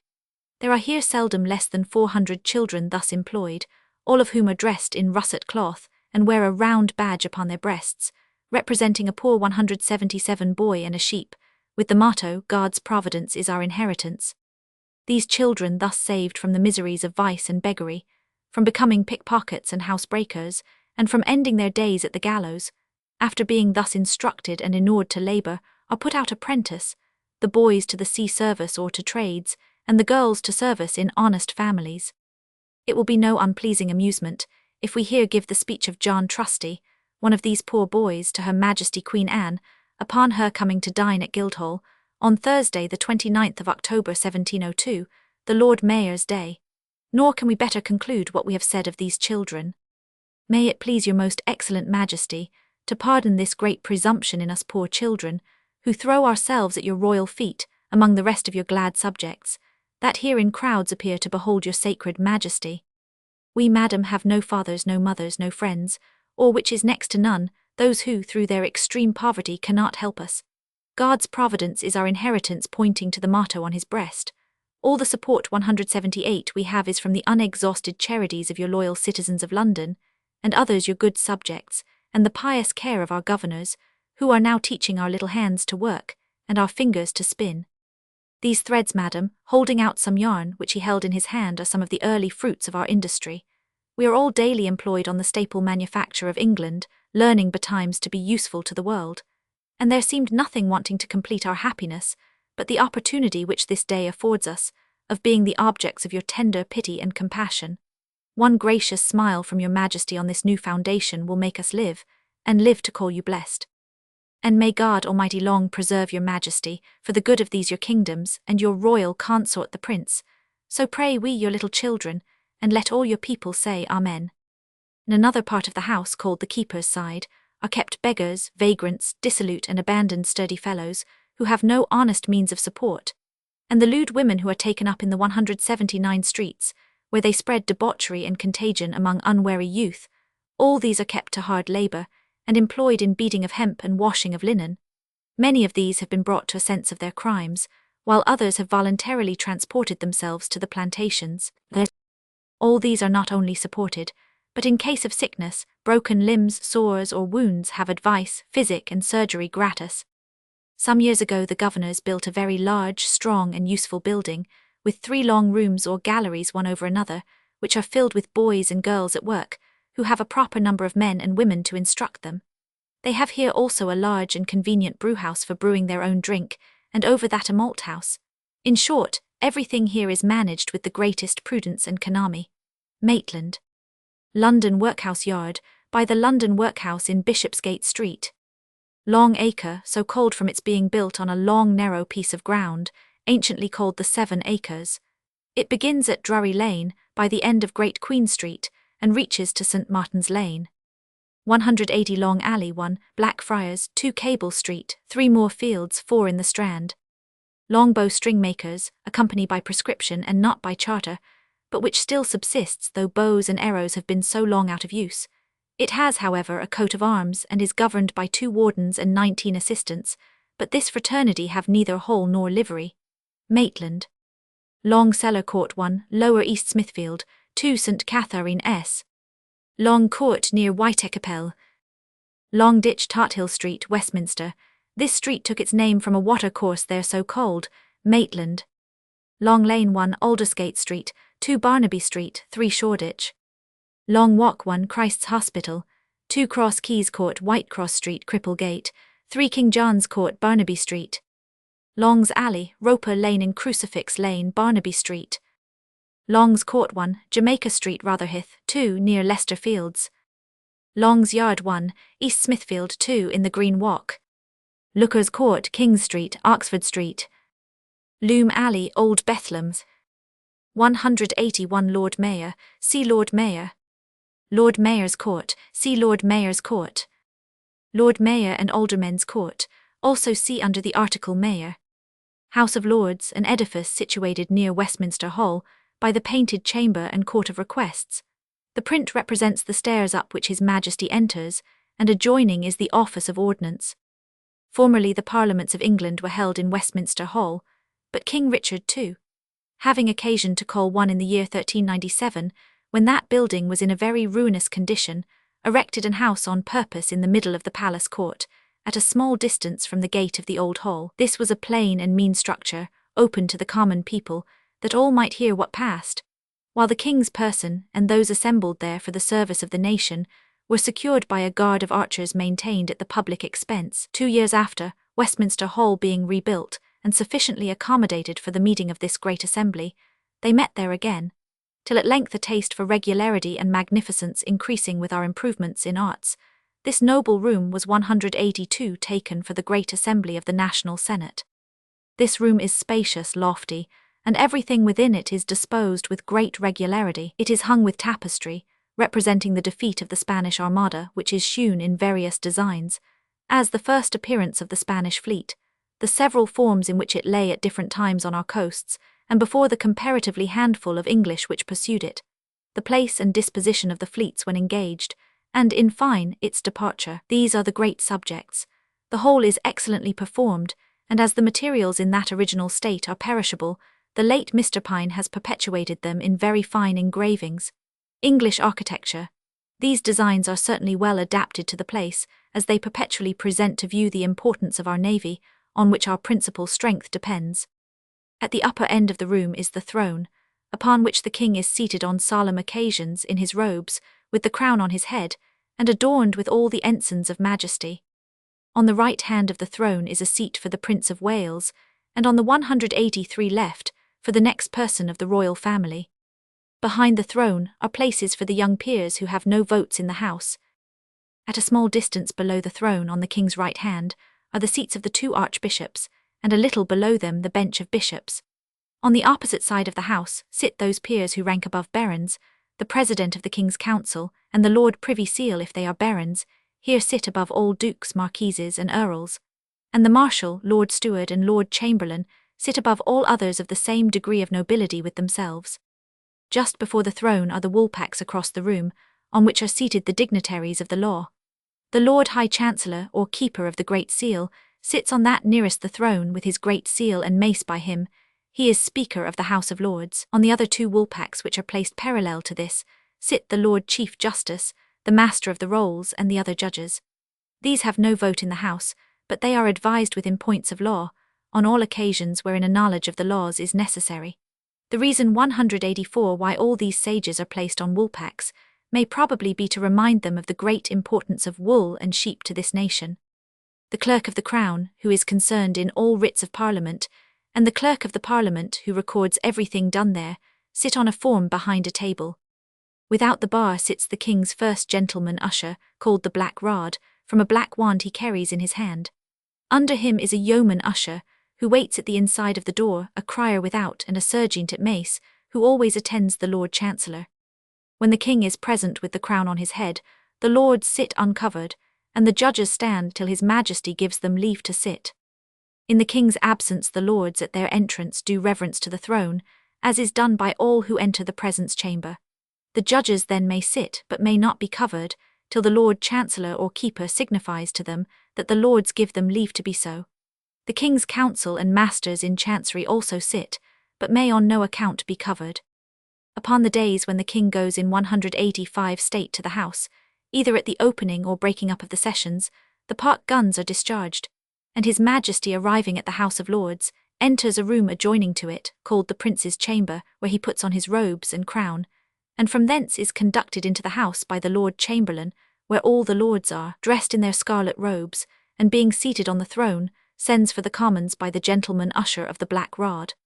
On their appearing, his Majesty's speech is read by the Lord Chancellor to this grand united assembly, after which his Majesty returns in the same manner as he came, in his state coach drawn by 8 fine horses, attended by his guards, and the guns firing. A stranger cannot any way form a more just notion of the dignity of the English nation, than by attending this noble and august assembly, when the king is present with the crown upon his head, and not only his Majesty, but all the lords are in their robes, and the Commons attending without the bar. This House, in conjunction with the King and Commons, has the power not only of making and repealing laws, but of constituting the supreme judicature of the 186 kingdom. The lords here assembled take cognizance of treasons and high crimes committed by their peers, and others, try all who are impeached by the Commons, and acquit or condemn without taking an oath, only laying the right hand upon their breasts and saying guilty or not guilty upon my honour.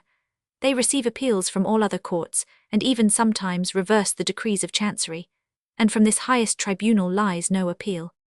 All the lords spiritual and temporal have the peculiar privilege of appointing proxies to vote in their stead, when from sickness or any other cause they cannot conveniently appear, but such as would make proxies are obliged, at the beginning of every Parliament, to enter them in person. The lords give their suffrages or votes beginning at the puisne or lowest baron, and then proceeding in a regular series, every one answering a part content or not content. If the affirmatives and negatives are equal, it passes in the negative, the speaker not being allowed a voice unless he be a peer of the realm. Chamberlain's present state. See House of Commons. Lawreners or bitmakers appear to have been an ancient company, though they 187 were not incorporated by letters patent till the 10th of Queen Anne in the year 1712, by the name of the Master, Wardens, Assistants and Commonalty of Lorrimers, London. They are governed by a Master, 2 Wardens and 24 Assistants, with a livery of 69 members. They have a small but convenient hall, adjoining to London Wall at the end of Basinghall Street. Lothbury extends from Cateaton Street to Throgmorton Street. This street, which Mr. Stowe says was anciently called Lathbury and Lodebury, he imagines took its name from its being chiefly possessed by founders, who cast candlesticks, chafing dishes, and 100, which they afterwards turned with the foot to make them smooth and bright, and making a loathsome noise in the opinion of the passengers who were unused to it.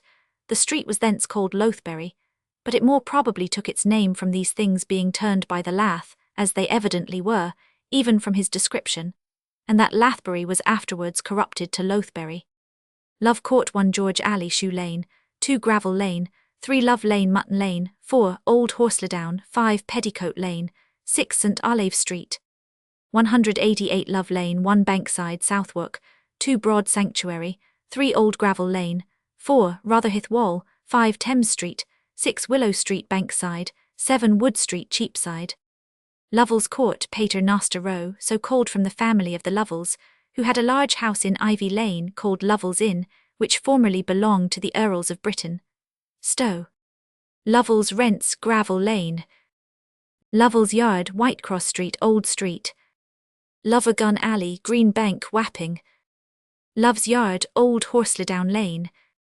Low Leighton or Leighton, a village pleasantly situated on the side of a hill near Walthamstow, at the foot of which runs the River Lee. In this parish are several handsome seats belonging to wealthy citizens and other gentlemen, especially the ancient manor house and seat of Ruckholtz, which some time ago belonged to Benjamin Carlyle Esq, of whom it was purchased by the Earl Tilney, but of late years this seat has been deserted by its owners, and not long since was converted into a public breakfasting house, and so continued for about 6 years, during which it was much frequented by gentlemen 189 and ladies.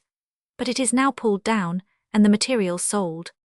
Goring House, also called the Forest House, is loftily situated fronting the forest.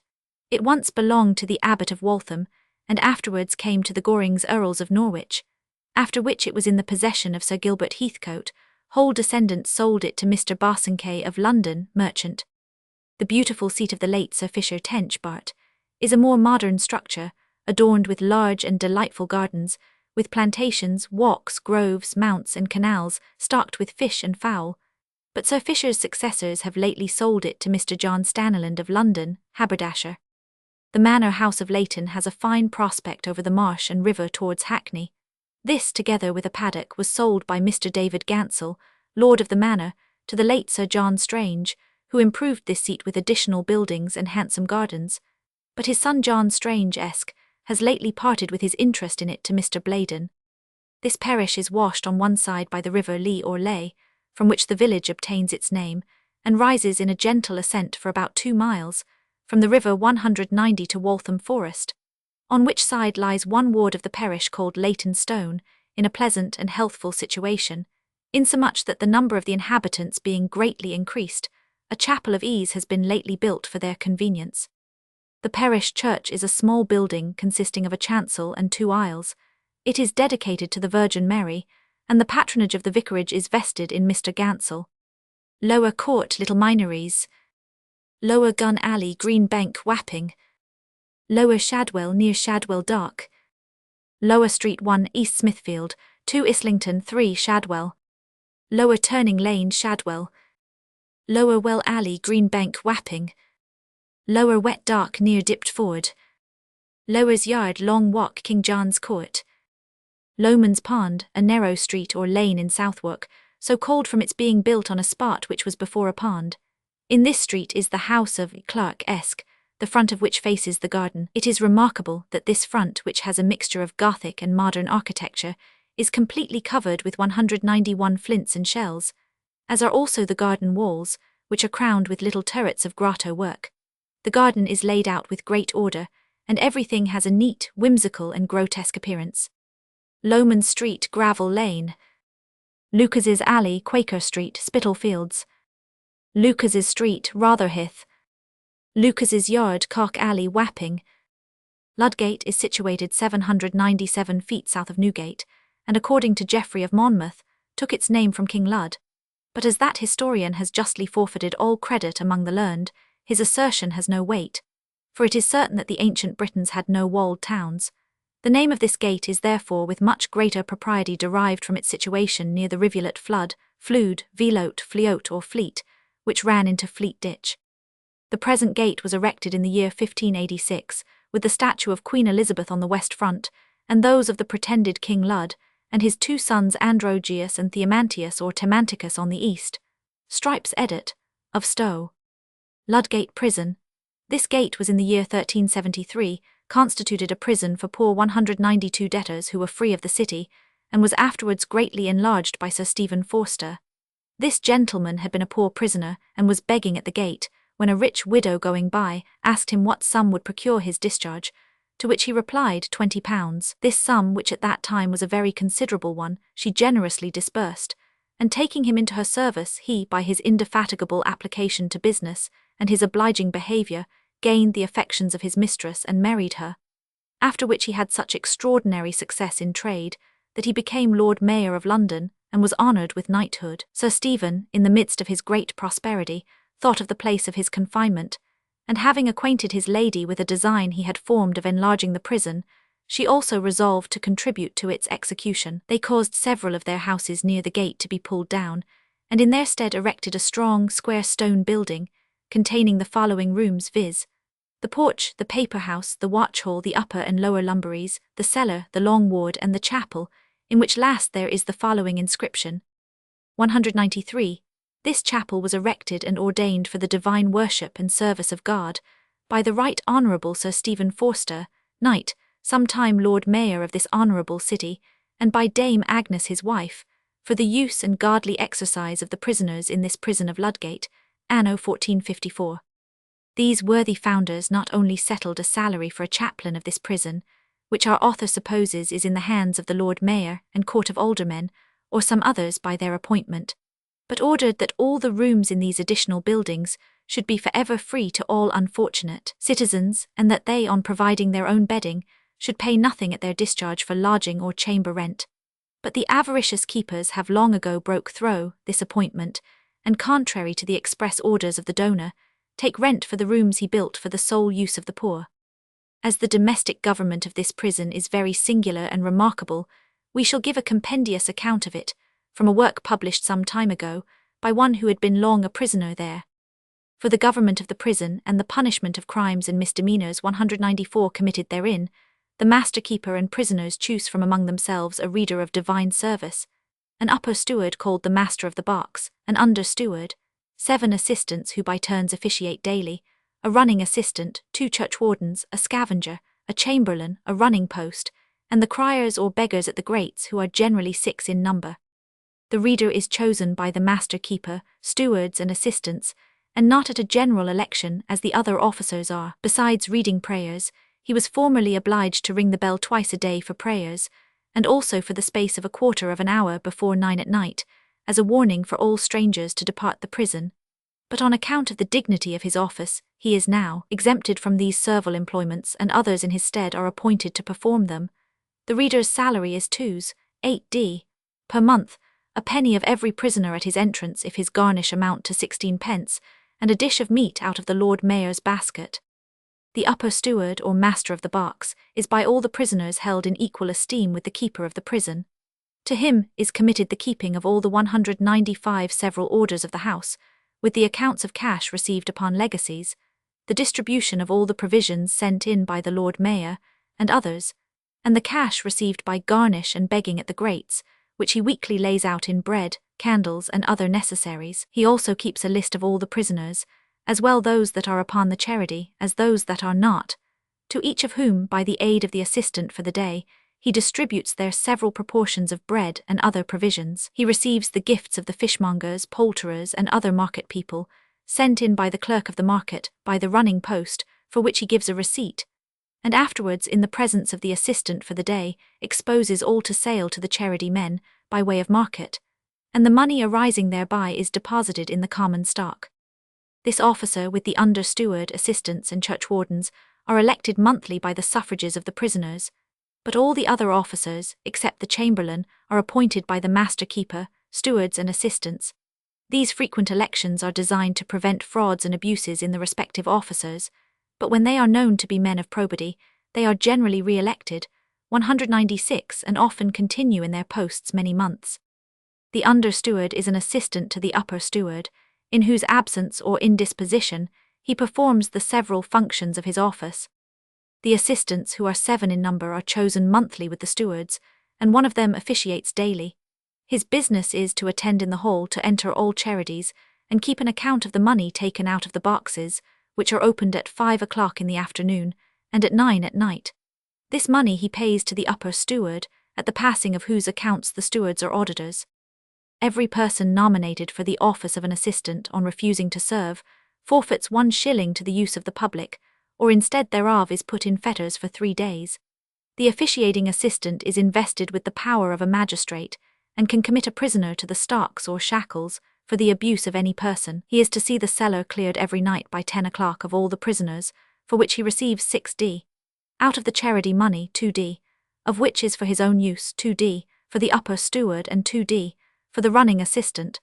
This office was anciently 197 in such esteem that the assistant at his entering upon it used to be ushered into the hall at 8 o'clock at night, by 40 or 50 great candles lighted and carried by so many prisoners. The running assistant attends upon the criers at the grates to change money. He opens the boxes, puts up candles in their respective places, attends upon the stewards and assistants, looks after the clerk, rings the bell for prayers, and is crier at the sale of provisions. His salary is 4s, 8d, per month, and an 1/8 part of the garnish. The churchwardens are chosen from among the youngest prisoners. The upper warden's business is to call to prayers on Sundays, after the bell has done ringing, and the under warden's is to call the prisoners to prayers all other days. They likewise take cognizance of all persons upon the charitable foundation, who in default of attendance are fined 1 penny each. For this service the under warden has a salary of 4d per month, and when duly elected, the penalty for not serving is 4d. The scavenger's office is to keep clean the prison, and to fetter or put offenders in the stocks, for which he is entitled to receive 1 penny from each criminal, together 198 with a salary of 5s, 8d, per month, and 2d, out of every 16 pence of the garnish money. The chamberlain, who is chosen by the keeper of the prison, takes care of all the bedding and linen belonging to the keeper, places men at their coming in, furnishes them with sheets, and gives notice to the strangers to leave the prison by 10 o'clock at night. This officer was formerly obliged to make the charity men's beds, for which he received 2 pence a month. The running post's employment is fetching in a basket the broken meat from the Lord Mayor's table, provisions from the clerk of the market, private families, and charities given in the streets, which, when so inconsiderable as not to admit of being divided among them all, are publicly sold as before. The salary annexed to this office is 4s a month, 1 penny out of each man's dividend, and 1 penny out of every 16 pence of garnish money. The criers are 6 in number, 2 of whom daily beg at the grates. He at the grate within is allowed 1/4 of what is given, and he at that on Blackfriars side 1/2 of what is given there. 199 The Monday after every monthly election, the accounts are audited and passed, and the balance divided, but if it amounts to 3s, 4d, per man, the keeper of the prison, says our author, arbitrarily extorts from each prisoner 2s, 4d, without the least colour of right, but if the dividend rises not so high, he then only takes 1s, 2d, the other moiety of the 2s, 4d, being charged to the prisoner's account to be paid at the time of his discharge. Another great grievance the prisoners labour under is their being obliged to pay the turnkey 12s per month for no other service than that of opening the door to let in gifts and charities sent to the prison, which often amount to little more than what he receives. Johnson's description of Ludgate. It is, however, necessary to inform the reader that this account was printed many years ago, and indeed it is to be hoped that these grievances are already remedied. If they are not, it is high time that they were, for here justice and humanity loudly call for a reformation. The annual sums paid to this prison by the several companies, and other regular benefactions, amount to upwards of 62l, besides a hind quarter of beef, and a peck of oatmeal from the tallow chandler's 200 company, 19 stone of beef and 5 dozen of bread from the ironmonger's company, and the provisions sent in by the Lord Mayor and other benefactors. The fees to be taken by the keeper of Ludgate and the turnkeys under him, allowed of and confirmed at a court of aldermen, held on the 19th of January 1686. At the coming in of every prisoner 1s, to the turnkey, and 2d, to the officer who conducts him thither. The keeper finding and providing beds, bedding, mats and cords, sheets, blankets and coverlets, the prisoners pay him for the bed lodging 3d per night, for the second lodging 2d, and for the third or meanest lodging 1d per night. The keeper is to provide clean sheets every month for all his beds, and the prisoners who lie in them are to pay monthly to the chamberlain for washing them, 8d, between them and no more. But when the prisoners find their own beds and bedding, which the keeper is by no means to hinder, the prisoner is only to pay 3d per week for bedroom or for chamber room 4d, at the most per week, and not above 2 to lie in a bed. If the prisoner by his inability can go 201 no farther than a couch, he is to pay only 1 penny per week for chamber room, and only 1 penny per week for lamps and candles, which the keeper is to provide. For every prisoner's discharge the keeper is to receive 2s, and no more. For all actions and writs against him he is to pay the keeper only 1s, and not 1s, for every action and 2s, 6d, for every writ as was formerly taken. The keeper shall not presume to take any other fees upon any pretence, demand, or allowance whatsoever, for execution money, action money, or writ money. By the following account the reader may see how these orders are now obeyed. The charges of prisoners at their entrance into Ludgate, and dismission from thence. A freeman of London being arrested by an action entered in either of the compters, may refuse to go thither, and insist on being carried immediately to Ludgate, but the officers will extort from him 4 or 5s, as their fee for carrying him thither, though their due is but 2d. On his being brought to Ludgate the turnkey enters his name and addition in a book kept for that purpose, for which entry the prisoner pays 1s, 2d, after which 202 the chamberlain furnishes him with a lodging at the rate of 1d, 2d or 3d, per night, but demands 1s, 6d, for sheets, and before he goes to rest his fellow prisoners demand 4s, for garnish, which if he does not pay his clothes are privately taken from him at night, and not returned till he has raised the money the next day. The steward also demands 1s, 6d, of him for coals, candles, and the use of the house. He is however allowed the liberty of going abroad, which he may do either with a keeper or upon giving good security to return at night. If he goes out with a keeper he must pay 2s, 6d, to the head turnkey and 1s, 6d, to the keeper who attends him, and every day he goes abroad afterwards 1s, to the keeper and as much to the turnkey. A bond is also given for the payment of his lodging to the master keeper, for which the turnkey takes at least 5s, as his fee. If the prisoner pays the debt and discharges all other actions against him in either compter, he upon his dismission pays 2s, to the master keeper, 1s, 2d to the turnkey, 1s for every action entered against him, and if he is charged in execution 2s, 6d, for every action against him. These fees and his lodging sometimes 203 amount to as much as the debt. Maitland, the last edit, printed in 1757. Ludgate Hill, a spacious and handsome street, which extends from Ludgate down to Fleet Bridge. Ludgate Street begins at the west end of St. Paul's and ends at Ludgate. It is a very spacious and handsome street, chiefly inhabited by silk mercers and woolen drapers. St. Luke's in Old Street was erected on account of the great increase of buildings in the parish of St. Giles, Cripplegate. For notwithstanding there being a chapel of ease and several meeting houses, the parish church could not contain half the inhabitants who were desirous of assembling there to attend divine worship. The commissioners for erecting the 50 new churches, taking this into consideration, purchased a piece of ground in this parish, and erected one of those churches upon it. After which the inhabitants applying to Parliament had the Middlesex liberty of St. Giles appointed for the parish, and by the same Act 3500L, was granted to be laid out in fee simple for the support of a rector, besides the profits of which the churchwardens were to pay him annually 120L, to be raised by burial fees. 204 The church was finished in 1732, and was consecrated the next year on St. Luke's Day, when the name of that saint was given as its patron. Though the building is convenient and well enlightened with 2 rows of windows, it is a very singular structure. In the centre of the west front is the entrance, adorned with coupled Doric pilasters, and to this door is an ascent by a small straight flight of steps. Over the entrance is a round window, and on each side a small tower covered with a dome, and ornamented with 2 windows in front, one of the usual form and another over it, answering to that over the door. The tower is carried up square, and behind it the roof of the church forms to the west a kind of pediment, broken by the rise of the tower to which it joins on each side. The uppermost stage of the tower diminishes very considerably, and this, which is the base of an obelisk, supports on each side a dial.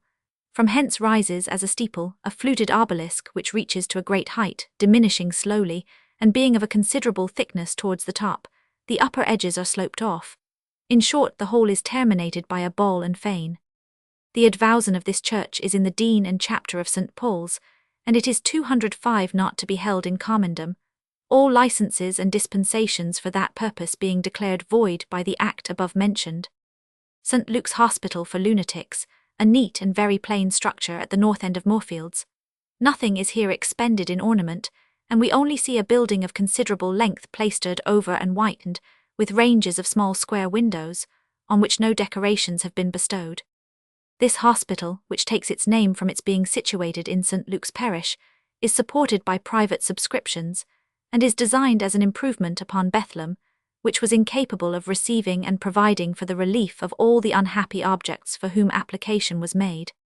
Some of the reasons for setting on foot this kind and generous design were the expense and difficulty attending the admission of a patient into the hospital of Bethlehem, which had discouraged many applications for the benefit of that charity, particularly on the behalf of the more necessitous objects, and of such who resided in the remote parts of this kingdom. By this unavoidable exclusion and delay, many useful members have been lost to society, either by the disease gaining 206 strength beyond the reach of physic, or by the patients falling into the hands of persons unskilled in the treatment of this disorder, and many of the unhappy persons afflicted with it have from this delay, and the want of being put under the care of those experienced in guarding against their attempts, frequently committed the most fatal acts of violence on themselves, their relations and attendants. Had they joined this to Bethlehem Hospital, it would have deprived it of two of its principal advantages, the being under the immediate inspection and government of its own patrons and supporters, and of introducing more gentlemen of the faculty to the study and practice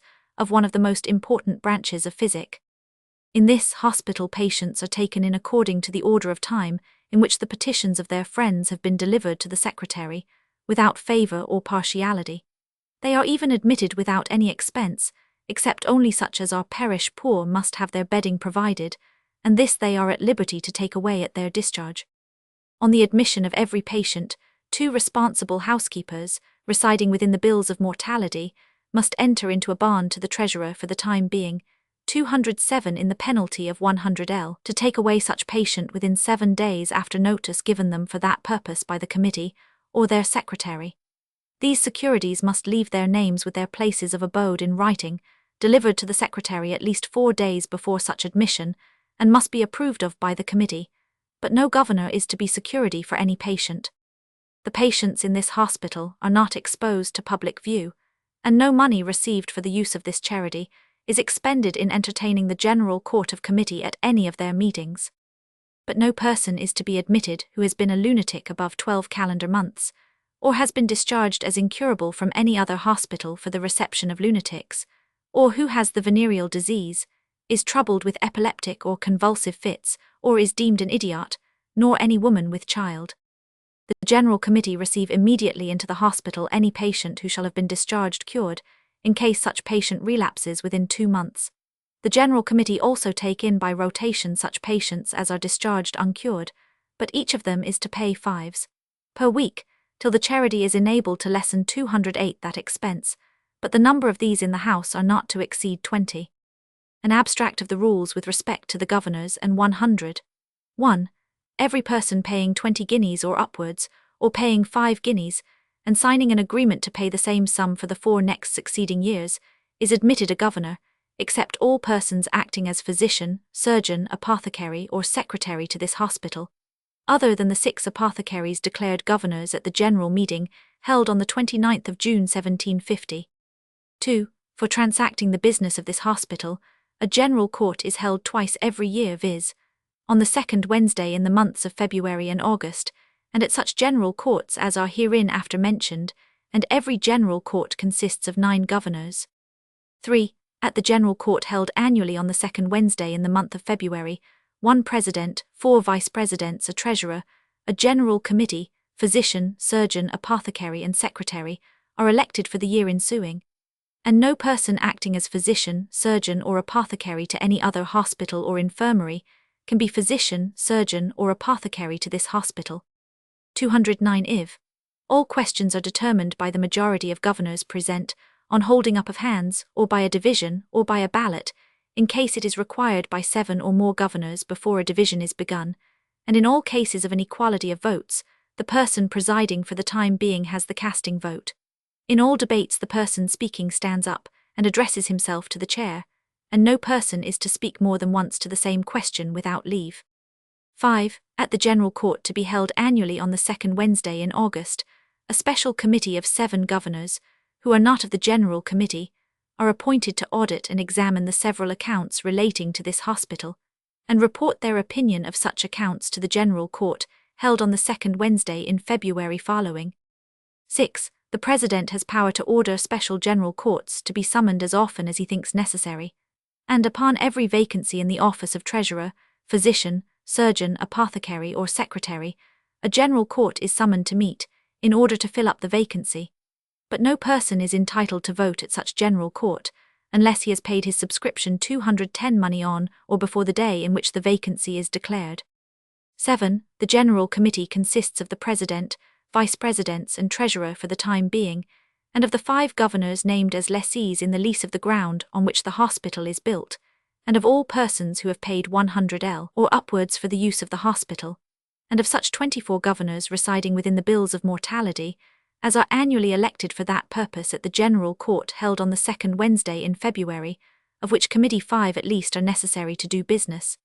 They meet one stated day in every month, or oftener if they see convenient, and at such other times as the Treasurer, or any subcommittee for the time being appoint, and have power to hire, govern, and discharge the domestic servants of this hospital, to keep the buildings properly repaired, and purchase provisions, furniture, and other necessaries for the same, to admit and discharge patients, to see that the several books relating to the hospital be regularly kept, that all debts, legacies, annual subscriptions, and other revenues of this hospital be received and recovered, as the same shall respectively become due, that all 211 moneys in the hands of the Treasurer, above what is necessary in the opinion of the said committee for defraying the current expenses of the hospital, be from time to time placed out in transferable government securities, and no other, in the names of the Treasurer for the time being, and 2 of the Vice Presidents, or of 2 such other governors, as the General Court shall appoint for that purpose, and that all just demands be regularly discharged, at least once in 6 months.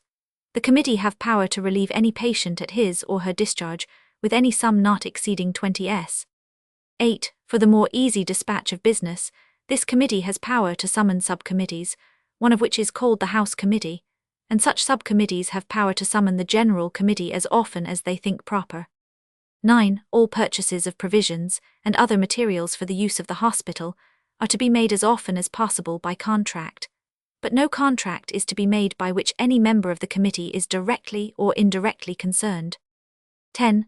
A book entitled the Visitor's Book is kept in the hospital, for the governors to enter complaints of any neglect or misconduct 212 in the officers or servants.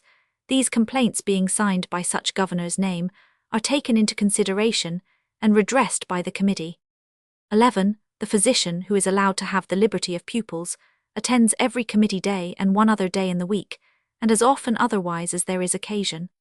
The surgeon also attends the hospital every weekly committee day, and as often as there is occasion, and the 6 apothecaries who generously attend and administer their medicines gratis are there monthly by rotation, attending every weekly committee day and 2 other days in the week, and as often at other times as there is occasion.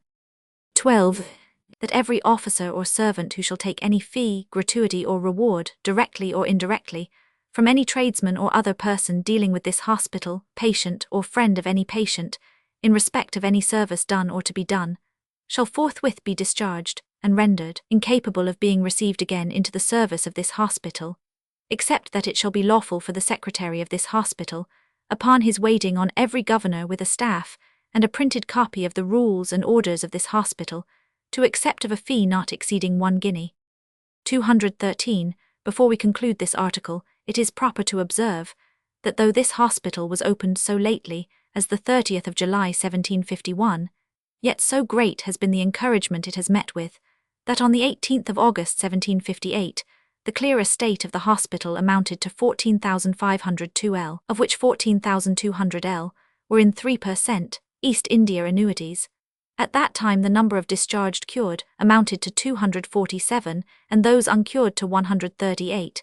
50 patients were in the house, besides 20 patients who had been before discharged and received again at 5s per week. Lucaners Lane, Drury Lane. Lumber Court, West Street, Soho. Lumley's Almshouse in Pesthouse Fields near Old Street was erected by the Viscountess Lumley in the year 1672 for the accommodation of 6 poor women of the parishes of Bishopsgate and Aldgate, to each of whom she granted an allowance of 4l. and 12 bushels of coals per annum. Lumley's Court in the Strand. Lumley Street, Marsham Street. Lunn's Court, White's Yard. Lutkin's Corner, Mill Street. Lying in Hospital for Married Women in Brownlow Street, Long Acre.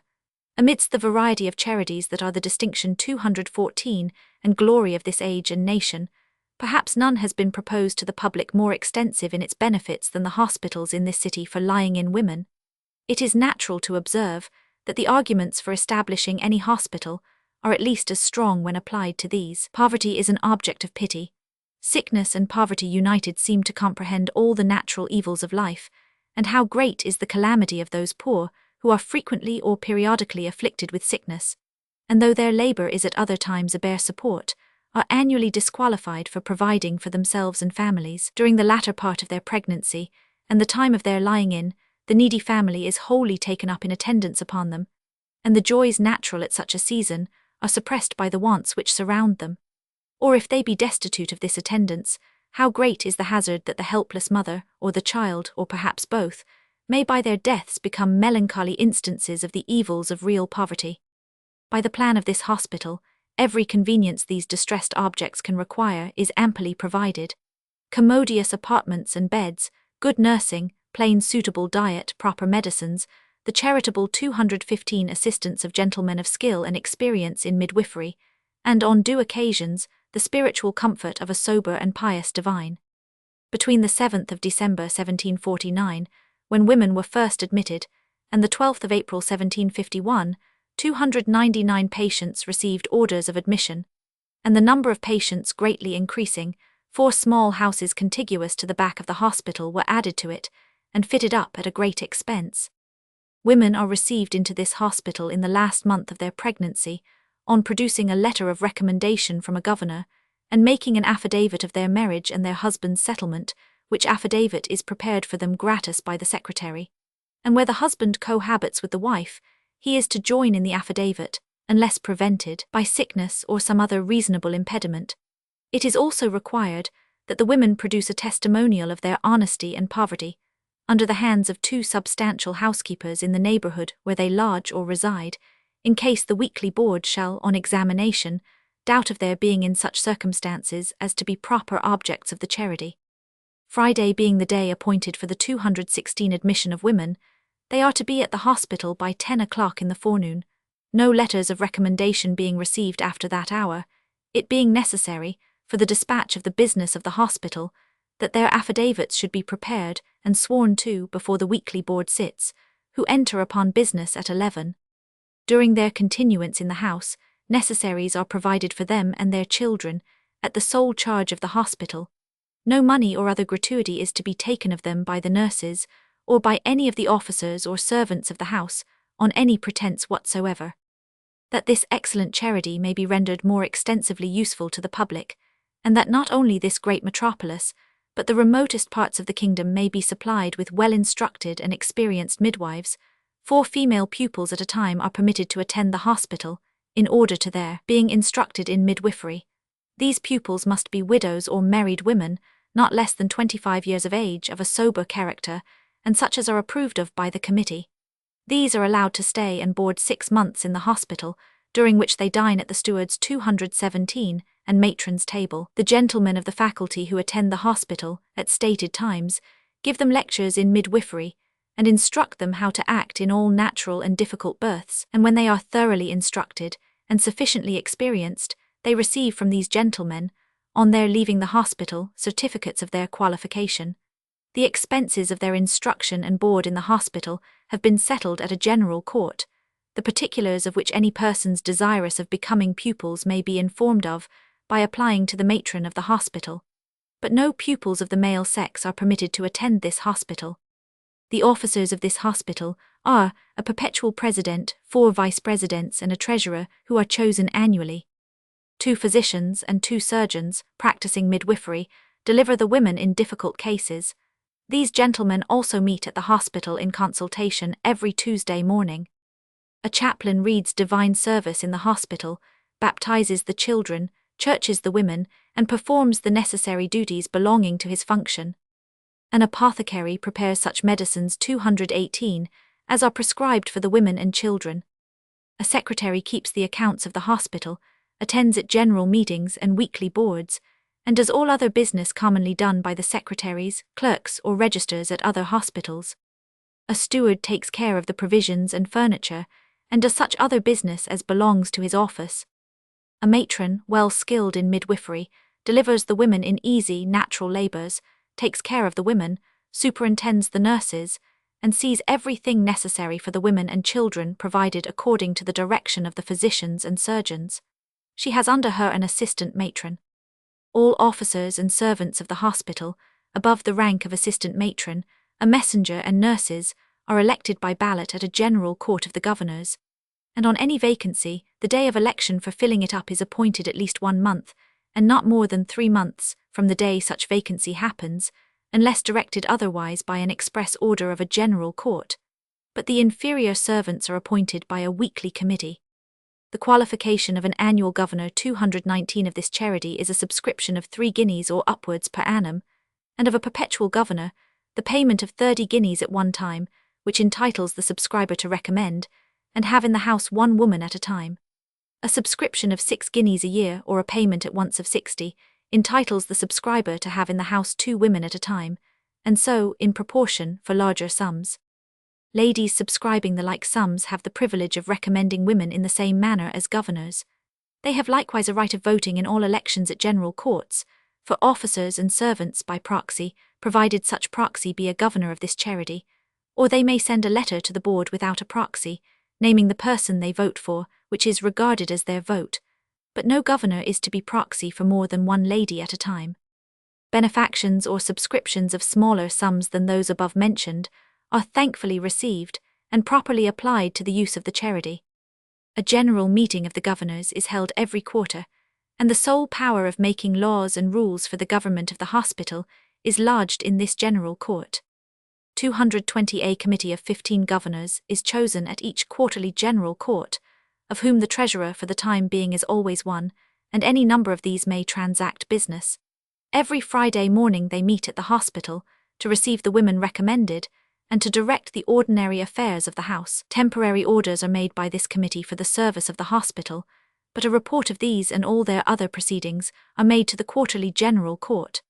Any governor of the charity may be present at this weekly committee, but none have a right of voting there, except those who are members of the committee, and the president or vice presidents if present. The same rule extends to all other committees. A special general court may on a fortnight's notice be called at any time between the quarterly courts, either by order of a general court, or of the weekly committee, or at the demand of the treasurer, or of any 5 of the governors, this demand being delivered, writing at the weekly board, and signed with their respective names, the business of such special court to be expressed in this writing, and in the summons to the governors. From the account of this hospital published 221 by order of the governors, see London Lying-in Hospital. This and the London Hospital for Lying-in Women must be allowed to be truly noble charities, but many have thought them too limited, as the relief afforded to poor distressed women in a situation that calls upon humanity to lend them help, ease and comfort is confined to those who are married, and the more unhappy women, who have the sting of guilt added to pain, are excluded from receiving the least benefit from those foundations. The following hospital has therefore been founded on a more extensive plan. Lying-in Hospital in Duke Street, Grosvenor Square, for unmarried as well as married women, who are here received and relieved, in order to prevent the unhappy consequences that too often proceed from their situation, such as perjuries, false affidavits, and that most formidable and unnatural of all crimes, the murder of their poor guiltless infants. To prevent these dreadful effects, every convenience is here amply provided for them: commodious apartments and beds, good nursing, plain, suitable diet, proper medicines, the charitable assistance of gentlemen of skill and experience in midwifery, and 222 on due occasions, the spiritual comfort of a sober, pious and exemplary divine. This hospital, which first began in Jermyn Street, St. James, S., and was from thence removed into Duke Street, is governed by a president, a vice-president and a treasurer, annually elected out of the governors, greatest benefactors to this charity, by a general court of governors held in the months of March, June, September and December, to take the reports of the committees, and by a house committee who inspect accounts and transact such business as is laid before them. At the general quarterly courts a physical committee is appointed out of the physicians, men midwives, surgeons and apothecaries, who are to meet once a month to examine the medicines and drugs brought into the dispensatory, and none are suffered to be used without their approbation. 2 physicians and 2 surgeons attend twice a week on extraordinary cases. A surgeon and man midwife in great business in the neighbourhood gives attendance at any hour of the day or night he is called for, particularly from 11 of the clock till 1 every day, and such objects as come within these hours have 223 advice in physic and surgery, without fee or reward, whether recommended or accidental. No officers or servants are permitted, on pain of expulsion, to take any fee, reward or gratuity whatsoever, of patients or other persons, for any service done or to be done in this hospital. Every governor or subscriber is entitled to send 1 inpatient at a time, and outpatients without limitation. All subscriptions are during pleasure, but all persons are requested to pay at the time of subscribing. Those who contribute 2 guineas a year are governors while they continue their subscription, and those who give 20l. At 1 payment are governors during life and have a vote and interest at the committees, and their attendance is esteemed a favour. But those who subscribe less than 2 guineas per annum are only subscribers. The poor women recommended by the governors and subscribers are received on Wednesdays and Fridays, from 11 o'clock till 1, from the account of this hospital published by order of the governors. For the other lying in hospitals, besides the 2 above mentioned, see the articles 224 London Lying in Hospital and Middlesex Hospital. Lyons Inn, see Lyons Inn. 1000, Macclesfield Street, Gerrard Street, Soho. Maddox Street, Swallow Street. Maggots Court, Piccadilly. Magdalen House for the reception of penitent prostitutes in Prescott Street, Goodman's Fields, is a plain, neat building, with a wall and a small area before it. To prevent these penitents being exposed to the public eye, the windows next the street are concealed by woodwork sloping up from the bottom of each, so as to admit the light only at the top. The sides are also enclosed, so that there is no possibility of these once unhappy women either seeing or being seen by any person who passes by. This sloping projection of the blinds, placed in a regular series before all the windows in each story, and painted white like the walls, has a very singular appearance, for at a distance the house seems falling into the street. 225, though this is one of the latest of those excellent charitable foundations that do honour to the present age, it being proposed and carried into execution in the year 1758, there is reason to believe that it will not be the least useful. It is obvious that there cannot be greater objects of compassion than poor, young, thoughtless females, plunged into ruin by those temptations to which their youth and personal advantages expose them, no less than those passions implanted by nature for wise, good, and great ends, surrounded by snares the most artfully and industriously laid, snares laid by those endowed with superior faculties and all the advantages of education and fortune, who offer too commonly to transport the thoughtless girls from want, confinement and restraint of passions, to luxury, liberty, gaiety and joy.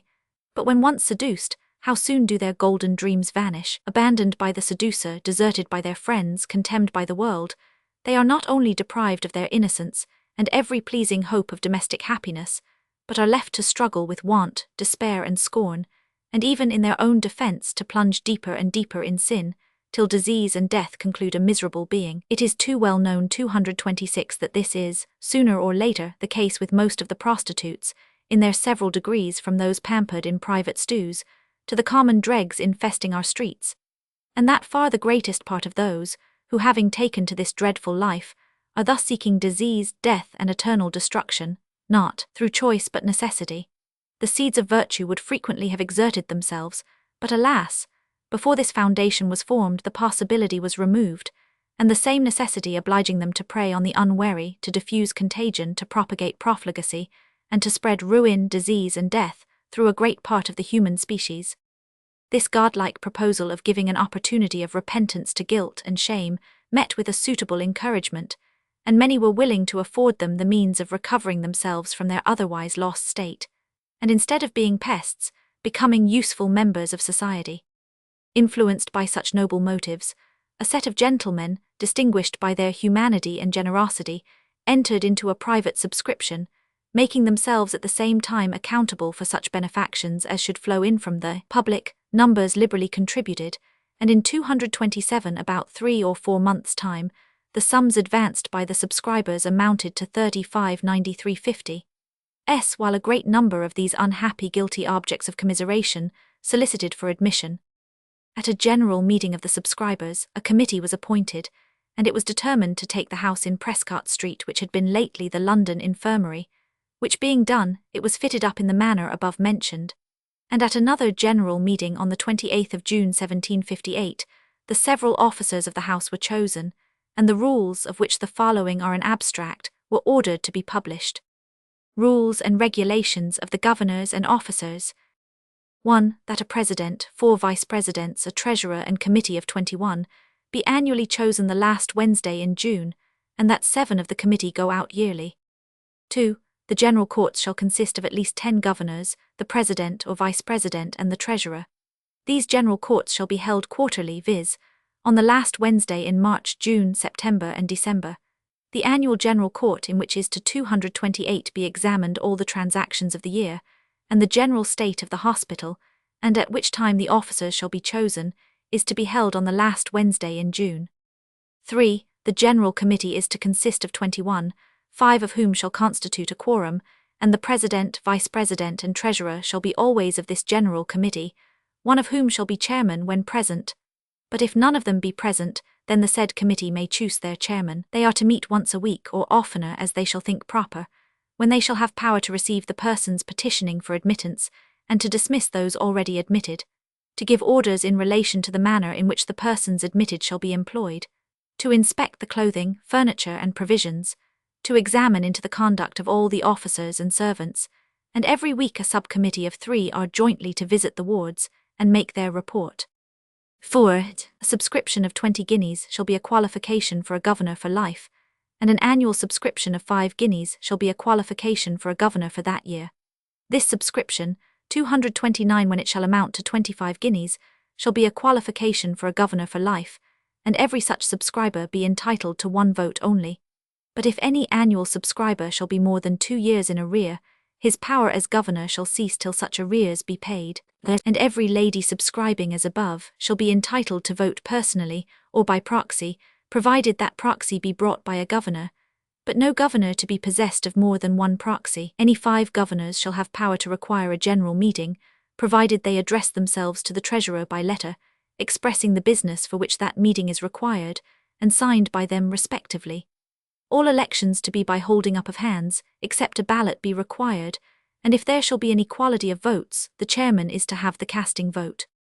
5. The chaplain is to read prayers morning and evening, to pray and preach twice every Sunday, and to administer the sacrament every month, to attend the sick and ignorant, and to instruct them in the principles and duties of the Protestant religion.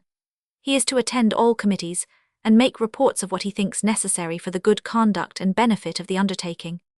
230 vi. There are 2 physicians, 2 surgeons and 3 apothecaries, who are required to behave with the utmost humanity and prudence. 1 of each is to attend the committee and make weekly reports. They are all to attend in their own persons, and no pupil, apprentice or servant shall at any time be admitted into the wards, and even when the physicians, surgeons and apothecaries visit the wards, they shall be attended by the matron. 7. The matron is to direct the economy of the house, and constantly to reside in it. She is to see that all the women are neat and decent in their clothes and persons, and properly employed, that they discharge their duty and constantly attend divine service. She is to receive from the steward the materials for their work, and deliver it back to him. She is to take care of the household linen, and what belongs to the clothing, to require from the steward such provisions as are necessary for the house, and to see that they are not given away or wasted. She is to keep the keys of the outward doors, which are to be delivered into her hands after the doors are locked, at 7 in the winter and 9 in the summer. And she is to take care that the rules of the house be strictly observed, with regard to the 231 time of rest, diet, hours of devotion, and everything that relates to good order. 8. The secretary is to keep the books, take minutes at all meetings, to collect the annual subscriptions, and to give notice to such subscribers as are more than 1 year in arrears and 100. 9. The steward is to reside constantly in the house, and to follow no other employment than what relates to this charity. He is to receive the respective provisions and materials for the employment of the women, ordered by the committee, and inspect the weight, measures, and quality thereof, and to make regular entries of them, to keep an exact account of all the work done by every respective woman, as the matron shall deliver it to him. 10. The porter is not to receive any letter, message, or other thing into the house, or send out anything without the knowledge or inspection of the matron. He is to reside in the house, and strictly to observe the instructions that shall be given him, in regard to visitors' letters, and 100. 11.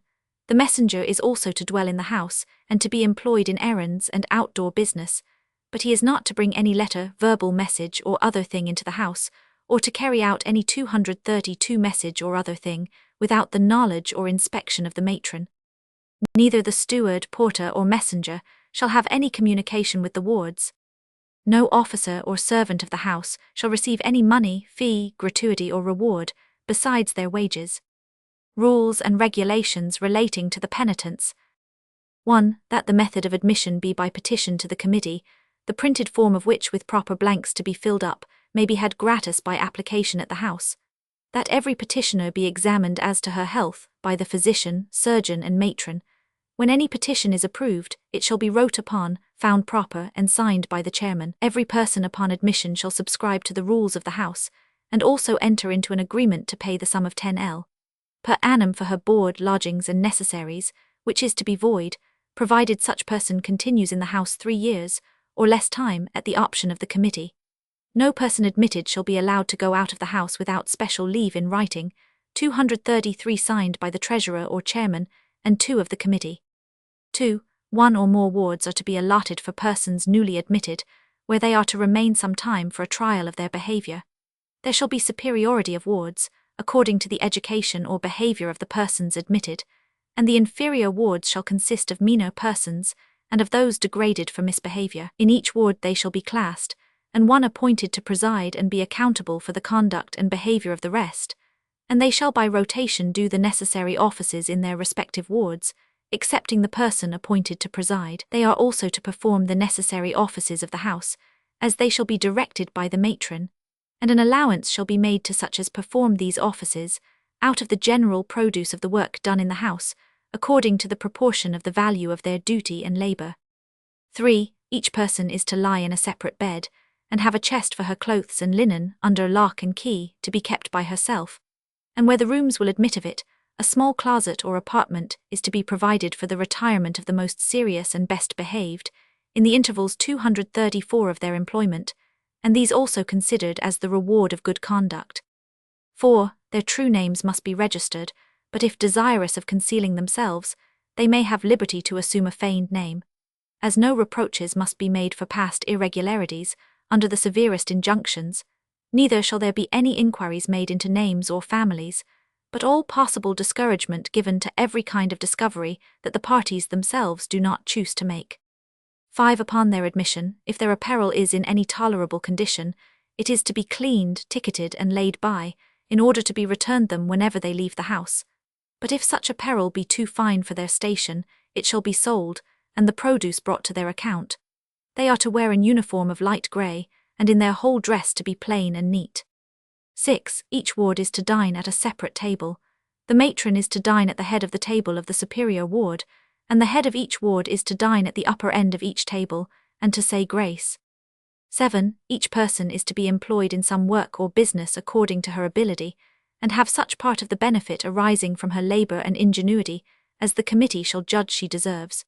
235 Which sum may be increased by the bounty of the house, as favourable opportunities may offer, for establishing them in the world. The articles proposed for their employment are, making their own clothes both linen and woolen, knitting, spinning, making bone lace, black lace, artificial flowers, children's toys, winding silk, drawing patterns, making women and children's shoes, mantuas, stays, coats, and 100. But no part of their labour is to be sold in the house, but at some other place appointed by the committee.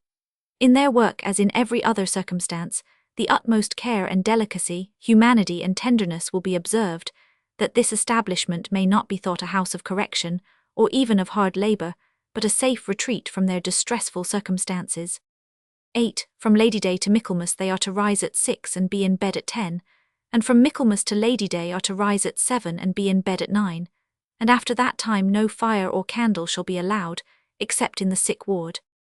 9. They are to breakfast at 9 o'clock and be allowed half an hour, and are to dine at 1 o'clock and be allowed an hour. They may leave off work at 6 in the winter and 7 in summer. 236x.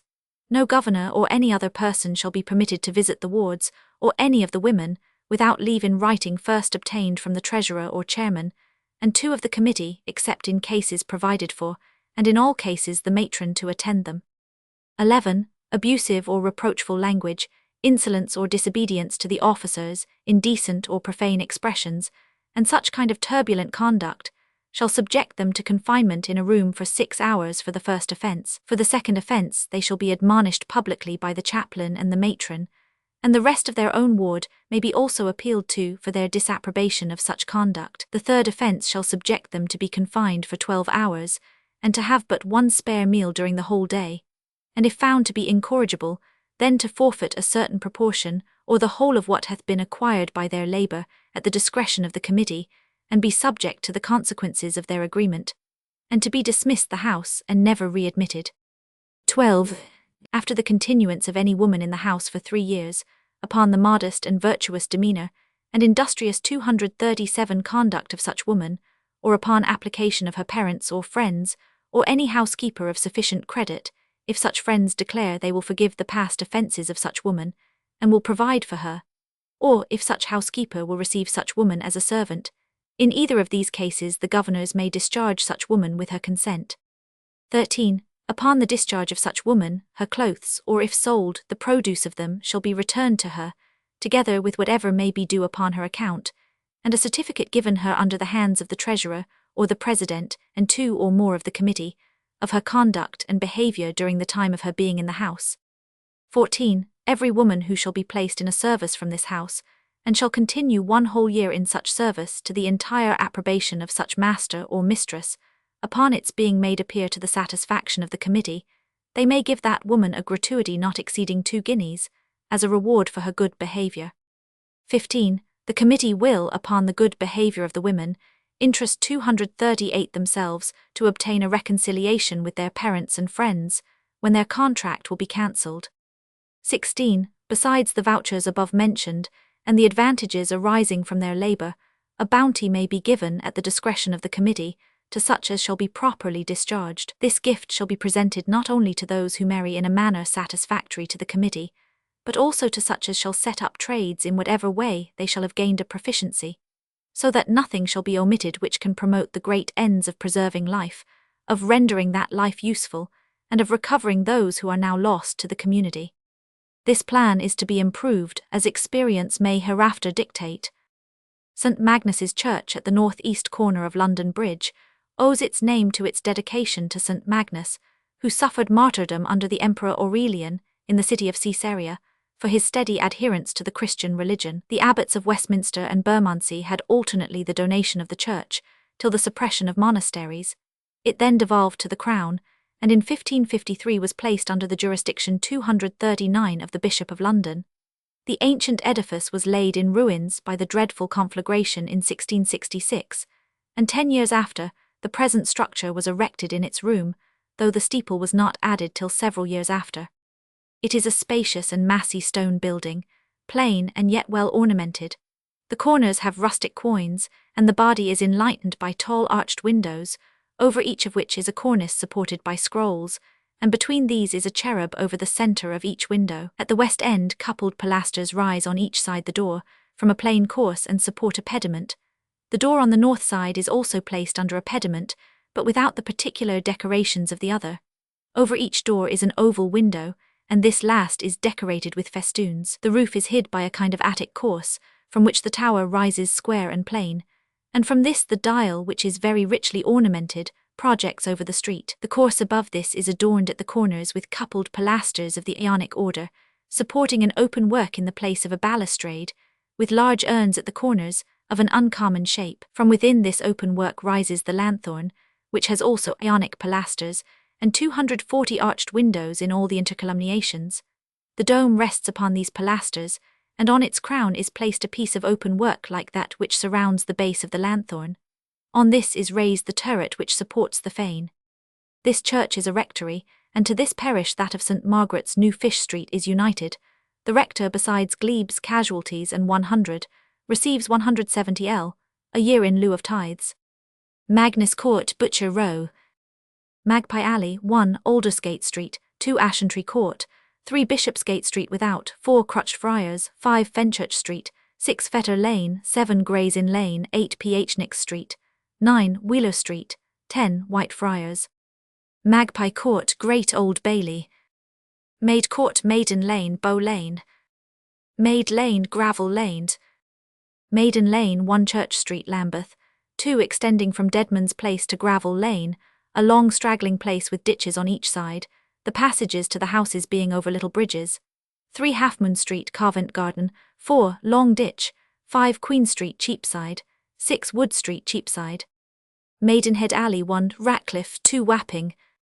241 Maidenhead Court, 1 Aldersgate Street, 2 Cartwright Street, 3 St. Catherine's, 4 Kiswell Street, Moorfields, 5 Church Lane, Whiteacapel, 6 St. Ermin's Hill, 7 Great Eastcheap, 8 Great Gardens, St. Catherine's Lane, 9 Grub Street by 4 Street, Cripplegate, 10 London Wall, 11 Maiden Lane, 12 Moor Lane, 13 Saltpeter Bank, 14 St. Thomas Apostles, 15 Wheeler Street, 16 Wood Street, Cheapside.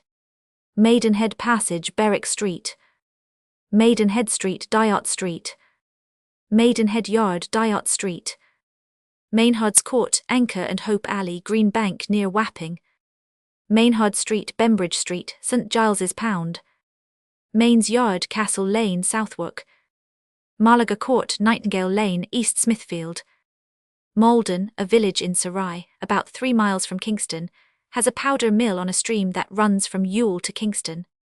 Mallett's Court, 1 Blackby Alley, Chick Lane, 2 Buckeridge Street. Malmill Court, Whitecross Street. Manby Court, Montague Street. Manchester Court, Cannon Row, Westminster, so called from the house of the Earls of Manchester adjoining. 242 Manchester Stairs, Cannon Row, Westminster. Man in the Moon Yard, Kiswell Street. Manley's Wharf, Millbank, Westminster. Manax Alley, Shoreditch. Manor Street, St. Giles's.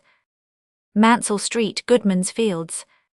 Mansion House of the Lord Mayor, a very noble edifice erected in the place where Stark's Market was formerly held, as the private houses of the citizens advanced to the dignity of Lord Mayor, were generally improper places, as well as too small, for transacting the great business belonging to this important office.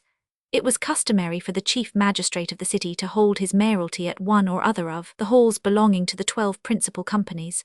This, however, was long perceived very inconvenient, and therefore it was at last found expedient for the honour of the city, and the more regular discharge of that high office, to erect a house, as the mansion of the Lord Mayor for the time being. This being determined by the Lord Mayor, Aldermen, and Common Council, several places were proposed, as the end of Pater Noster Row fronting Cheapside, Moorfields, and Stark's Market, and the latter was chosen, from its being situated 243 nearly in the centre of the city, at a small distance from the Royal Exchange, and in the heart of business. Stark's Market was therefore removed to Fleet Ditch, and the earth dug up for laying the foundation, when the ground was found so full of springs, that it became necessary to erect this spacious edifice upon piles. Meanwhile many plans and designs were drawn and examined, and that from which this edifice was erected had the preference. In short, a vast number of strong piles being driven close together, the first stone of the foundation was laid upon them, by the Right Honourable Micawber Perry, Esq., Lord Mayor, on the 25th of October 1739, in the presence of several of the aldermen and Common Council, and this great work was finished in 1753, Sir Crisp Gascoigne being the first Lord Mayor who resided in it. This edifice is very substantially built of Portland stone, and has a portico of 6 lofty fluted columns of the Corinthian order in the front, the same order being continued in pilasters both under the pediment and on each side. The The basement story is very massy and built in rustic. In the center of this story is the door which leads to the kitchens, cellars, and 244 other offices, and on each side rises a flight of steps of very considerable extent, leading up to the portico, in the middle of which is the door which leads to the apartments and offices where business is transacted. The stone balustrade of the stairs is continued along the front of the portico, and the columns, which are wrought in the proportions of Palladio, support a large angular pediment, adorned with a very noble piece in bas relief, representing the dignity and opulence of the city of London, by Mr. Taylor. In the centre stands a very graceful woman crowned with turrets, representing the city, her left foot placed upon the figure of Envy, who lies on her back and seems endeavouring to rise. Her left arm rests upon a large shield, which has the city arms, and in her right hand she holds a wand. This being the principal figure is done in alto relievo. She seems ready to step forwards, her head and right arm, which are completely finished, project forward from the background, and her wand extends beyond the cornice of the pediment. Near her on her right side stands a Cupid holding the cap of liberty over his shoulder at the end of a short staff, in the manner of a mace, and a little farther, a river god representing the Thames lies reclined, pouring a stream of water from a large vase, and near him an anchor fastened to its cable with shells lying on the shore. On the left hand of London is Plenty, kneeling and holding out her hand in a supplicating posture, as if beseeching her to accept of the fruits she is pouring from her cornucopia, and behind her are two naked boys with bales of goods, as emblems of commerce. S. Wale de Lynn. B. Green Sculp. The Mansion House.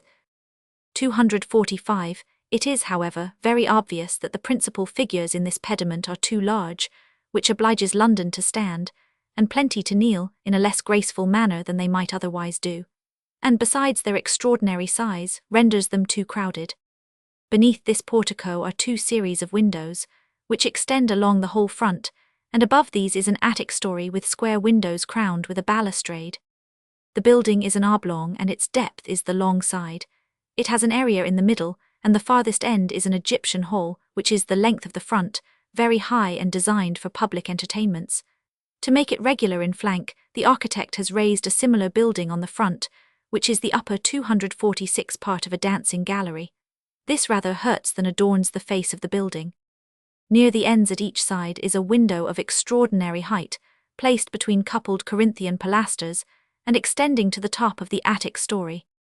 The apartments are extremely noble, but this edifice has the misfortune to be so crowded with houses, especially on the sides, that the rooms are dark, and even in the front there is not a sufficient area to enlighten the building, nor can it ever be viewed to advantage, unless in some future time the heavy load at the top should be taken off, and a broad street, as wide as the edifice itself, opened before it into Lothbury. Mare Street, Hackney. Margaret's Alley, Margaret Street. St. Margaret's Hill extends from the Court of Justice, which faces the street thus named, to the farther corner of St. George's Church. Where this court is now kept was anciently a church named St. Margaret's on the Hill, which gave its name to the street. The courthouse has a small colonnade that leads to a tavern, over which is the courtroom, where the Lord Mayor of London tries causes.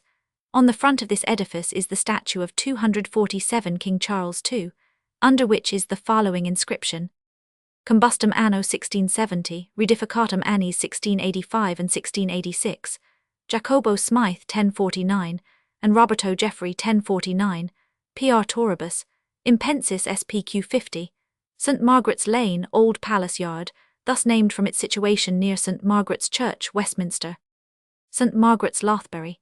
This church received its name from its being dedicated to St. Margaret, a virgin saint of Antioch, who suffered martyrdom in the reign of the Emperor Decius, and the additional appellation of Lothbury is to point out its situation, and distinguish it from the other churches in this city of the same name. The old church, which was built in 1440, being destroyed by the general conflagration in 1666, the present stone edifice was erected in its room, and completed in 1690. It stands upon the ancient course of Walbrook, on the north side of Lothbury, and is a plain and neat building. It is 66 feet in length, 54 in breadth. The height to the roof is 36, and the height of the steeple 140 feet. The body is well enlightened by a row of lofty windows, over which the wall is terminated by a 248 balustrade, and the principal door is ornamented with Corinthian columns, which support an angular pediment. The tower has large windows in the uppermost stage, and is terminated a little above by a plain cornice, upon which is raised a small dome that supports a slender spire. A row of despicable shops was formerly built before this church, but a few years ago they were taken down, and a neat pavement of broad stone has been lately raised the whole length of the church, to which there is an ascent of a few plain steps at each end, and to the principal door. But as this pavement is in some places upwards of 2 feet above the street, a regard to the safety of the passengers, as well as to ornament, ought to have induced the persons who formed this pavement to have secured it by a neat balustrade. The advowson of this rectory was anciently in the abbess and nuns of Barking in Essex, but at the dissolution of their convent it came to the crown, and the church is still in His Majesty's gift. The rector, besides the profits arising from casualties and 100, receives 100 per annum in lieu of tithes. St. Margaret Moses, a church which formerly stood at the southwest corner of 249 Little Friday Street, opposite Distaff Lane, and was thus named from its being dedicated to St. Margaret above mentioned, and from one Moses its rebuilder. But suffering by the dreadful fire of London, and not being rebuilt, the parish has been annexed to that of St. Mildred's Bread Street. St. Margaret New Fish Street stood on the east side of Fish Street Hill, where the monument is situated, but being burnt with the rest of the buildings in London, and not rebuilt, the parish is joined to that of St. Magnus, Stowe. St. Margaret Pattens owes its additional epithet to its ancient situation among patten makers. This church is situated in Rood Lane, at the corner of Little Tower Street, and in Billingsgate Ward. The old church, which was built in 1538, was destroyed by the fire of London, and the present edifice razed in 1687. Maitland. It consists of a plain body 66 feet in length, 52 in breadth, and the height of the roof is 32 feet. It is well enlightened by a range of arched windows, with porthole windows over them, and over the door in the front is a large Doric window, with a cherubim's head and a large festoon over it, above 250 which a pediment stretches from the steeple to the end of the church. The tower rises square to a considerable height, and is terminated by 4 plain pinnacles crowned with bowls, and a balustrade within which rises a very solid spire, terminated by a ball and fane. This church is a rectory in the gift of the Lord Mayor, commonalty and citizens, and the rector, besides glebe, casualties and 100, receives 120 per annum in lieu of tithes. St. Margaret Street, Cavendish Square, so called in honour of the Lady Oxford.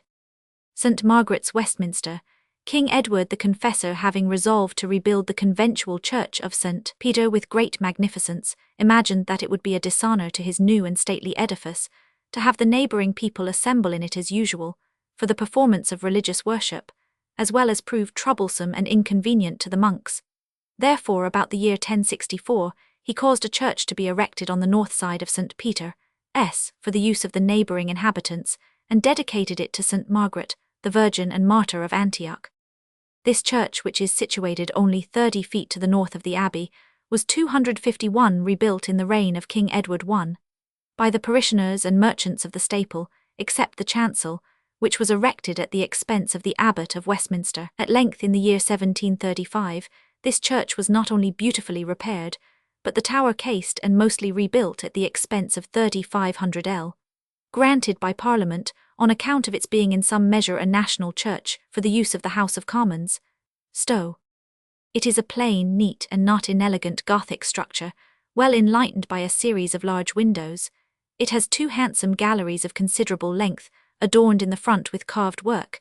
These are supported by slender pillars which rise to the roof, and have 4 small black pillars running round each of them, adorned with gilded capitals both at the galleries and at the top, where the flat roof is neatly ornamented with stucco. The steeple consists of a tower, which rises to a considerable height, and is crowned with a turret at each corner, and a small lanthorn much ornamented with carved work in the centre, from whence rises a flagstaff. This church in 1758 underwent a thorough repair. On the inside a new vault was built through the whole body 252 of the edifice, and the whole is ornamenting with new gilding and painting. A small view of it is in the same plate with that of Westminster Abbey, which see. The patronage of this church, which is a curacy, was anciently in the abbot and convent of Westminster, as it is at present in the dean and chapter. On the south side of the altar is an ancient tomb, erected in the depth of popish ignorance and superstition, on which is the portraiture of Mary Byling standing between the Virgin Mary and an angel, and over her is engraved the figure of an old man, to represent the omnipresent deity, emitting rays of light upon the head of the Virgin, from whose mouth proceeds a label with these words, Ex ancilla Domini, fiat mihi secundum verbum tuum. Out of Mary Byling's mouth issues a scroll with these words, Blessed Lady, for thy glorious salutation, bring our souls to everlasting salvation. And on 2 scrolls on each side of her, Blessed Trinity, on me have mercy, Blessed Trinity, on me have mercy. These 4 figures with the several inscriptions are engraven on small brass plates inlaid in the stone, as is also an inscription which gives the names of her 3 husbands, and lets us know that she 253 died on the 14th of March 1429. Maitland. There is also here a whimsical inscription on the tomb of Skelton, the merry poet laureate to Henry VII, and 8 who died on the 21st of June, 1529. Come, Electo, and lend me thy torch, to find a churchyard in a church porch. Poverty and poetry this tomb doth enclose. Therefore, gentlemen, be merry in prose. We shall conclude these odd monumental inscriptions with the following, which as well as the former, is mentioned by Weaver in his funeral monuments. Sancta Maria Virgo Virginum. Pray for the soul of Joan Pymacham. Marigold Alley, Barnaby Street, Southwark. Marigold Court in the Strand. Marigold Lane, Upper Ground. Marigold Stairs, Upper Ground. Marigold Street, Rotherhithe Wall. Marine Society, for furnishing the Navy with sea boys and landmen, in order to increase the number of our mariners.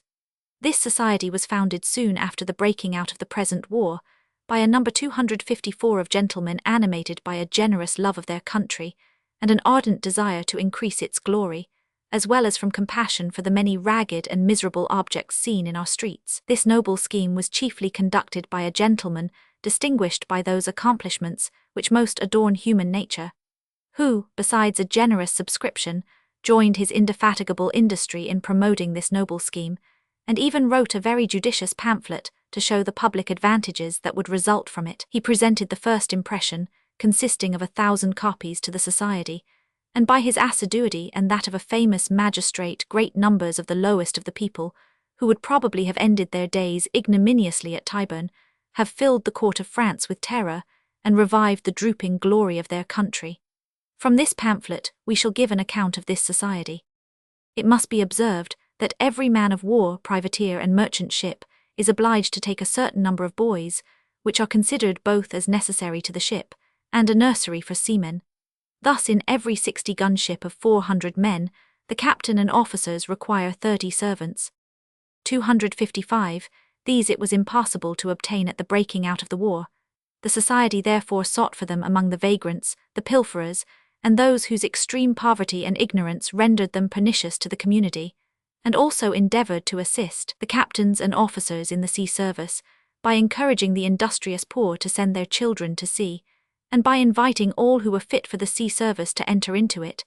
Stout lads who were covered with nastiness and had no means of support were cleaned, well fed, and provided with lodgings, and if any of the men or boys were distempered, as sometimes happened, by mere wretchedness, filth, hunger, or the use of bad food, they were properly physicked and put in a condition to go on board, while those who were more happy in having friends to provide for them were appointed to come to the office, where they were to be clothed, and all were fitted with clothing and bedding by the society, and sent clean as well as properly dressed on board His Majesty's ships.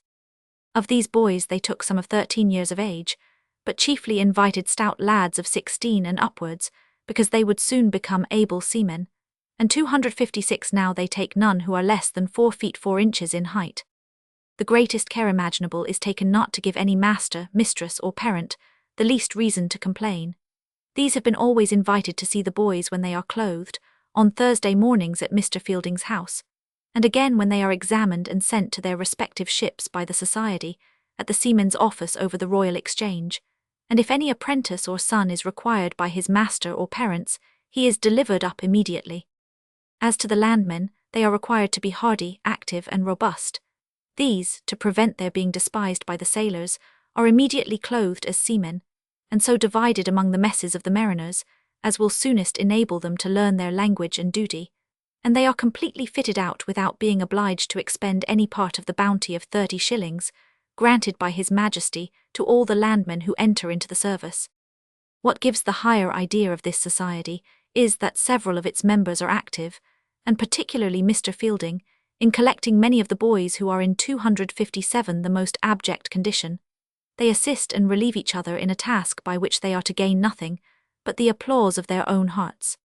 To prevent imposition, the society keeps a sample of the clothing at their office, which is sealed with the seals of several of the committee, and shewn to the men and boys when they are clothed, that the society may be sure the slopseller keeps up to his engagement. Besides, as it is the steady purpose of the society to preserve the health of the men and boys whom they clothe, as far as it depends on such raiment, they are not contented with such manufactures as they find in the shops, but buy them of the manufacturer in Yorkshire, which being well wetted and milled on the spot, make what is called pea-jackets, that last twice as long, and resist the weather 4 times as much as the common sort of pea-jackets, and as they think the severity of the winter season renders common thin flannel waistcoats insufficient, they make waistcoats of white or other coloured kerseys, that are of the greatest service and duration. The breeches or drawers for the men and boys are made of half-thicks or thin kerseys, which the society also provides from Yorkshire.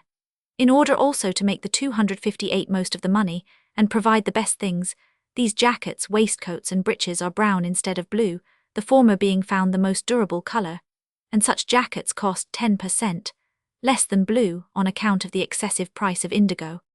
The clothing and bedding given each of the boys are a felt hat, a worsted cap, a kersey pea-jacket, a kersey pair of breeches, a striped flannel or kersey waistcoat, a pair of trousers, 2 pair of hose, 2 pair of shoes, 2 handkerchiefs, 3 shirts, a bed, pillow, blanket and coverlet, a pair of buckles and buttons, thread, worsted and needles, a knife, a prayer book and testament to those whose captains desire them, and a bag to put their clothes in. The clothing given each of the men is a felt seaman's hat, a kersey pea-jacket, a waistcoat and drawers of the same, a pair of drab breeches, a pair of thin trousers, a pair of worsted hose, a pair of yarn hose, 2 shirts, 2 worsted caps, 1 pair of shoes, 1 pair of buckles, 1 pair of buttons, a knife, thread, worsted and needles, with a bag for their clothes. A note of these clothes is given to every man and boy, by which he may see what 259 he has, but nothing is delivered till they are actually on board the tender in the River Thames, or in their respective ships at the ports, except to the boys, who are attended to the ships. Our author, who was one of the committee, observes that from this society may be seen the great business that may be done for a trifling expense, for the treasurer, commissioners, secretary and clerks, the house rent and entertainments, the fire and candle, paper, pens and ink, do not altogether cost the society £100 per annum, and if by an additional clerk, he adds, it should happen to swell to 150l. Greater good with less money, I will be bold to say, is not done by any society in this kingdom, for exclusive of the charge of clothing, feeding and sending boys to Portsmouth, the expense is very little more than the rent of 2 rooms at about 25l. per annum, the salary of a secretary not exceeding 50l. per annum and a porter 10l. per annum.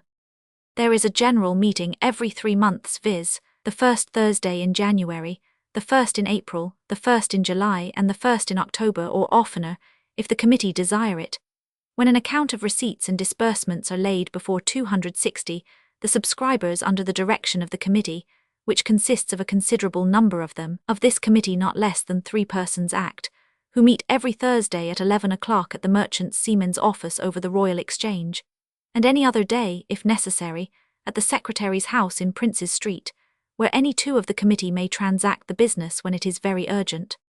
Mariner's Alley, 4 Street, Lambeth. Mariner's Street, Shadwell. Mark Lane extends from Fenchurch Street to Tower Street, and is chiefly inhabited by merchants. Maitland says it was originally called Mart Lane, it being once used as a public mart.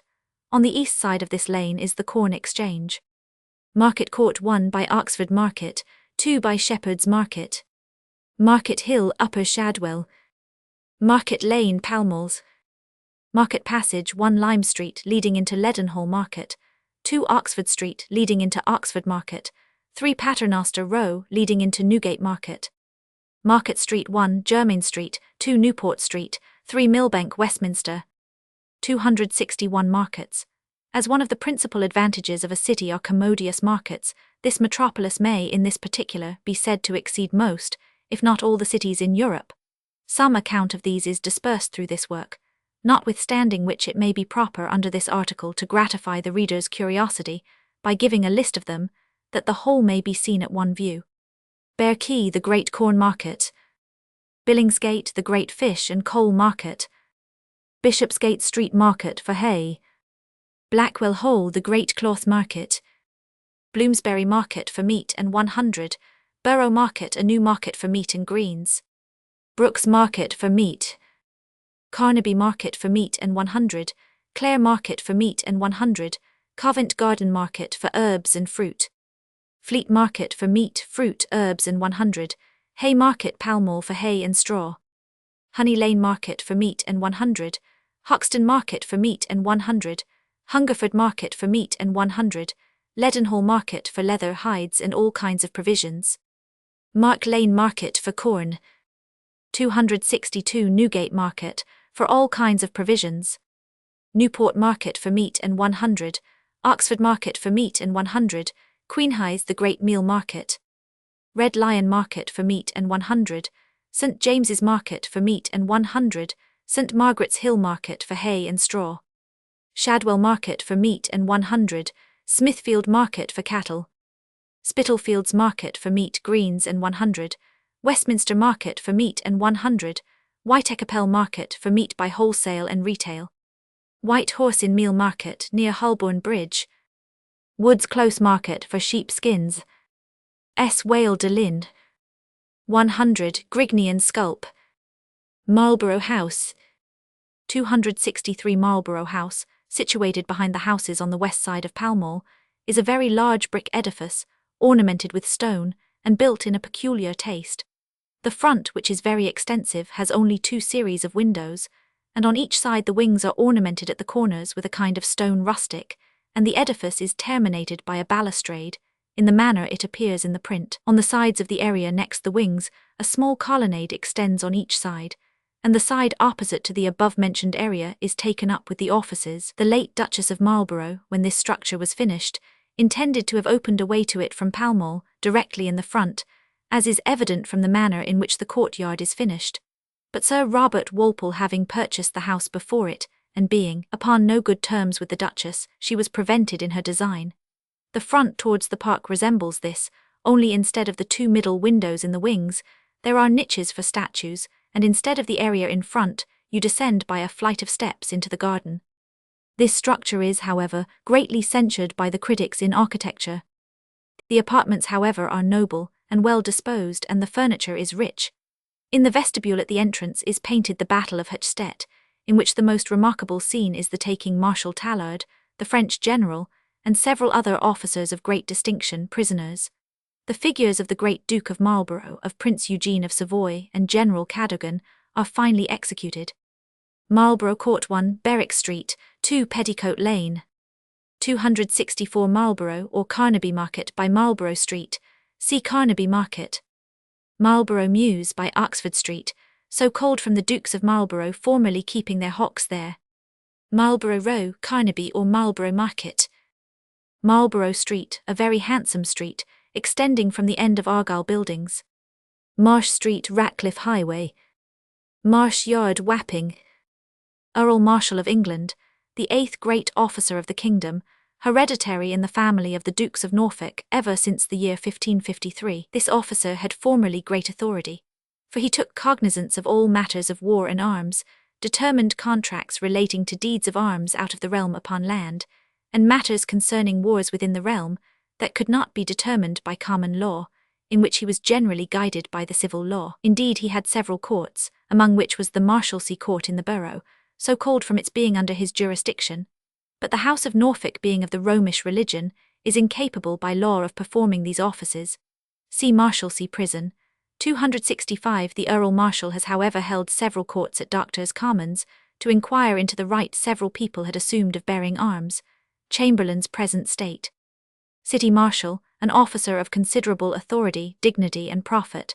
His business is to see the laws of the city put in execution, and in solemn processions he rides before the Lord Mayor on a horse richly caparisoned.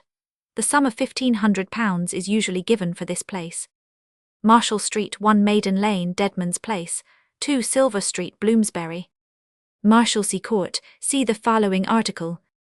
Marshalsea Prison on St Margaret's Hill, Southwark, is a place of confinement for persons who have committed crimes at sea, as pirates and 100, and for debtors. In this prison is the Marshalsea Court, the judges of which are the Lord Steward of His Majesty's household for the time being, the steward of the court who must be a barrister at law, and a deputy steward.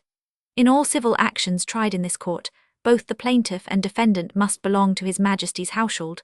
The persons confined in this 266 prison for crimes at sea take their trials at the Old Bailey.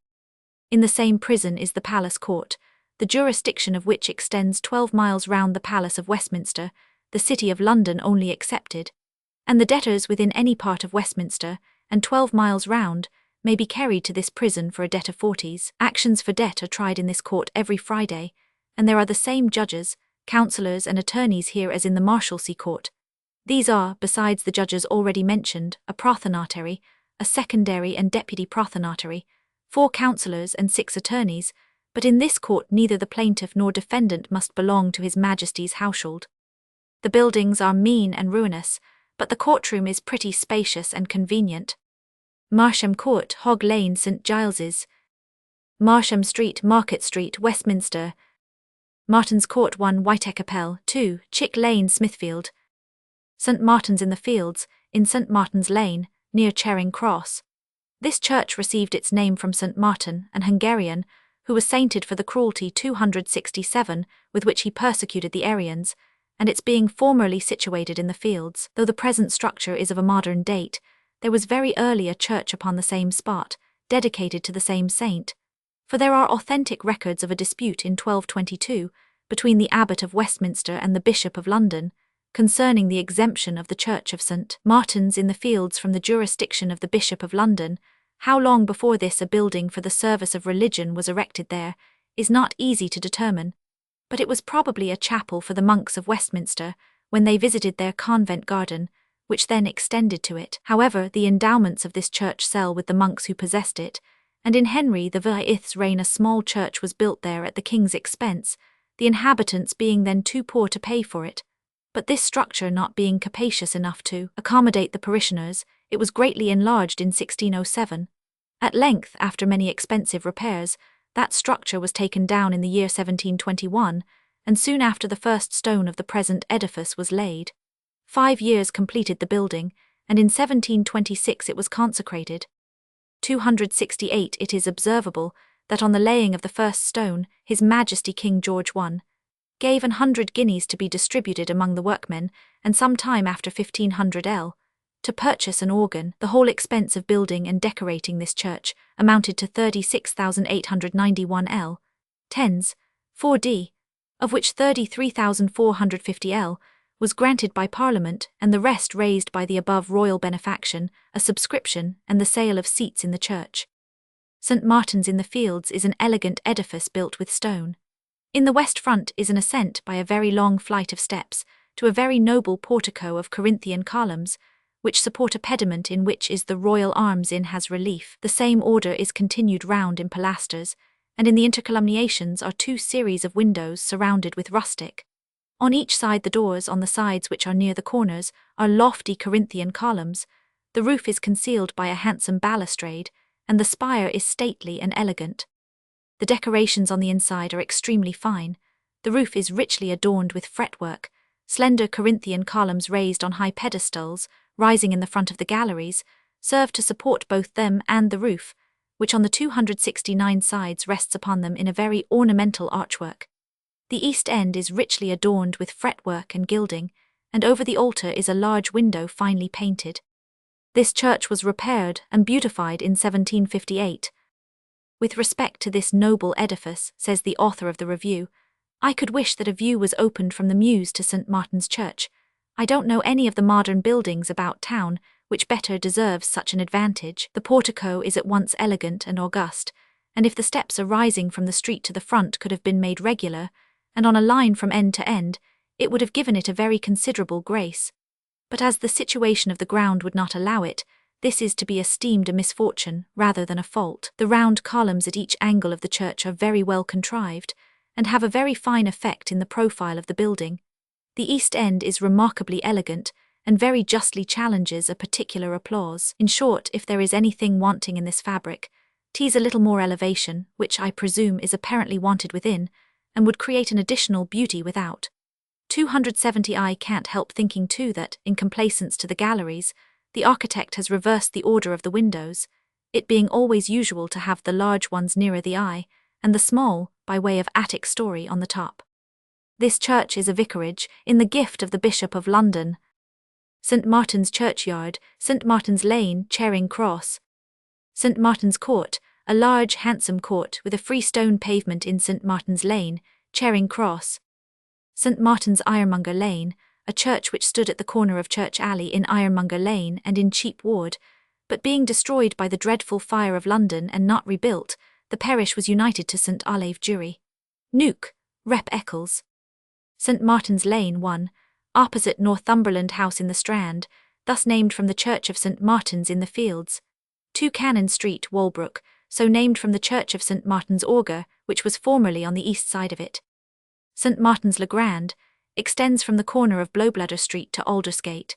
This street, as far as Bell Court 271 near St. Anne's Lane, as well as all the courts on each side, is within its own liberty and in the government of Westminster. It took its name from a collegiate church founded here by one Ingalricus and his brother Edward, in the year 1056, for a dean, secular canons and priests, and dedicated to St. Martin.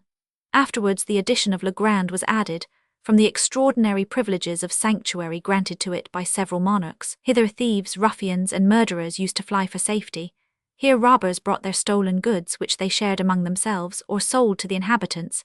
Here also lived the makers of picklocks, the counterfeiters of keys and seals, the forgers of false evidence, those who made chains, beads, and plate of gilt copper which they sold for gold, and in short, gamesters, bawds, and strumpets. To so great a height of licentiousness was this sanctuary grown, that in the reign of Henry VII, the sheriffs of London venturing to take from thence by violence a person who had taken sanctuary there, the Abbot of Westminster exhibited a bill to the king against them, upon which the cause was heard in the Star Chamber, and the sheriff severely fined. Maitland. 272. Though this place is in a manner in the heart of the city, it is still in the liberty of Westminster, and the inhabitants are governed and vote accordingly. The courts and alleys are now chiefly inhabited by tailors and others who are not free of the city, for all foreigners carry on their trades and professions there without molestation. St. Martin's Le Grand Court. As St. Martin's Le Grand is a liberty distinct from the government of London, and subject to the deanery of Westminster, it has a court of record kept every Wednesday, for the trial of all personal actions of what nature soever, and there is a court-house and a prison. In this court the leading process is a capias against the body, or an attachment against the goods, so that a man's goods may be seized in his own house upon the first process, if he himself be not taken, which is according to the practice of all ancient liberties or franchises. Stowe. St. Martin's Ludgate on the north side of Ludgate Street, almost contiguous to the gate, and in the ward of Farringdon within. The old church being consumed by the fire of London, the present edifice was erected in its place. The body is not seen from the street, but is tolerably 273 enlightened. The steeple consists of a plain tower and a pretty lofty spire raised on a substantial arcade, so that it has at once the appearance of strength and lightness. The patronage of this rectory was anciently in the abbot and convent of Westminster, but on the suppression of their monastery, King Henry VIII erected Westminster into a bishopric and gave the advowson of this church to the bishop, but the new see being dissolved by Edward VI, Queen Mary granted it to the Bishop of London and his successors, in whom it still remains. The rector receives by Act of Parliament in lieu of tithes 160l per annum, Newcomb's Eccles, Rep. Mr. Strype, in his edition of Stowe's Survey, gives several monumental inscriptions in this church, from which we shall select the two following. The first to the memory of William Yeardley and his wife, the former of whom died on the 28th of October 1523, and the latter on the 20th of July 1533. William Yeardley and Elizabeth his wife, who lived on earth free from strife. Not far from this in earth doth lie, to show that all that live must die. 274, where they do quietly expect to rise again as God's elect. They left 4 daughters and a son, who left them this when they were gone. The other is on Florence Caldwell, Esq., citizen and haberdasher, and Mary his wife, the latter of whom died June 19, 1590. Earth goes to earth as mould to mould. Earth treads on earth, glittering in gold. Earth as to earth return near should. Earth shall to earth go ere he would. Earth upon earth consider may. Earth goes to earth naked away. Earth though on earth be stout and gay, shall from earth pass poor away. Be merciful and charitable. Relieve the poor as thou art able. A shroud to thy grave is all thou shalt have. St. Martin's Augurs, a rectory, the church of which was situated on the east side of St. Martin's Lane near Cannon Street, in Candlewick Ward, and is so named from its dedication to St. Martin and the additional epithet of Augurs from Ardgarus or Ordgarus, who was probably its founder or patron, but this church being destroyed 275 with the rest of the public edifices in the fire of London in 1666, and not rebuilt, the parish was annexed to the church of St. Clement Eastcheap. Nuke, Rep. Eccles, Paroch.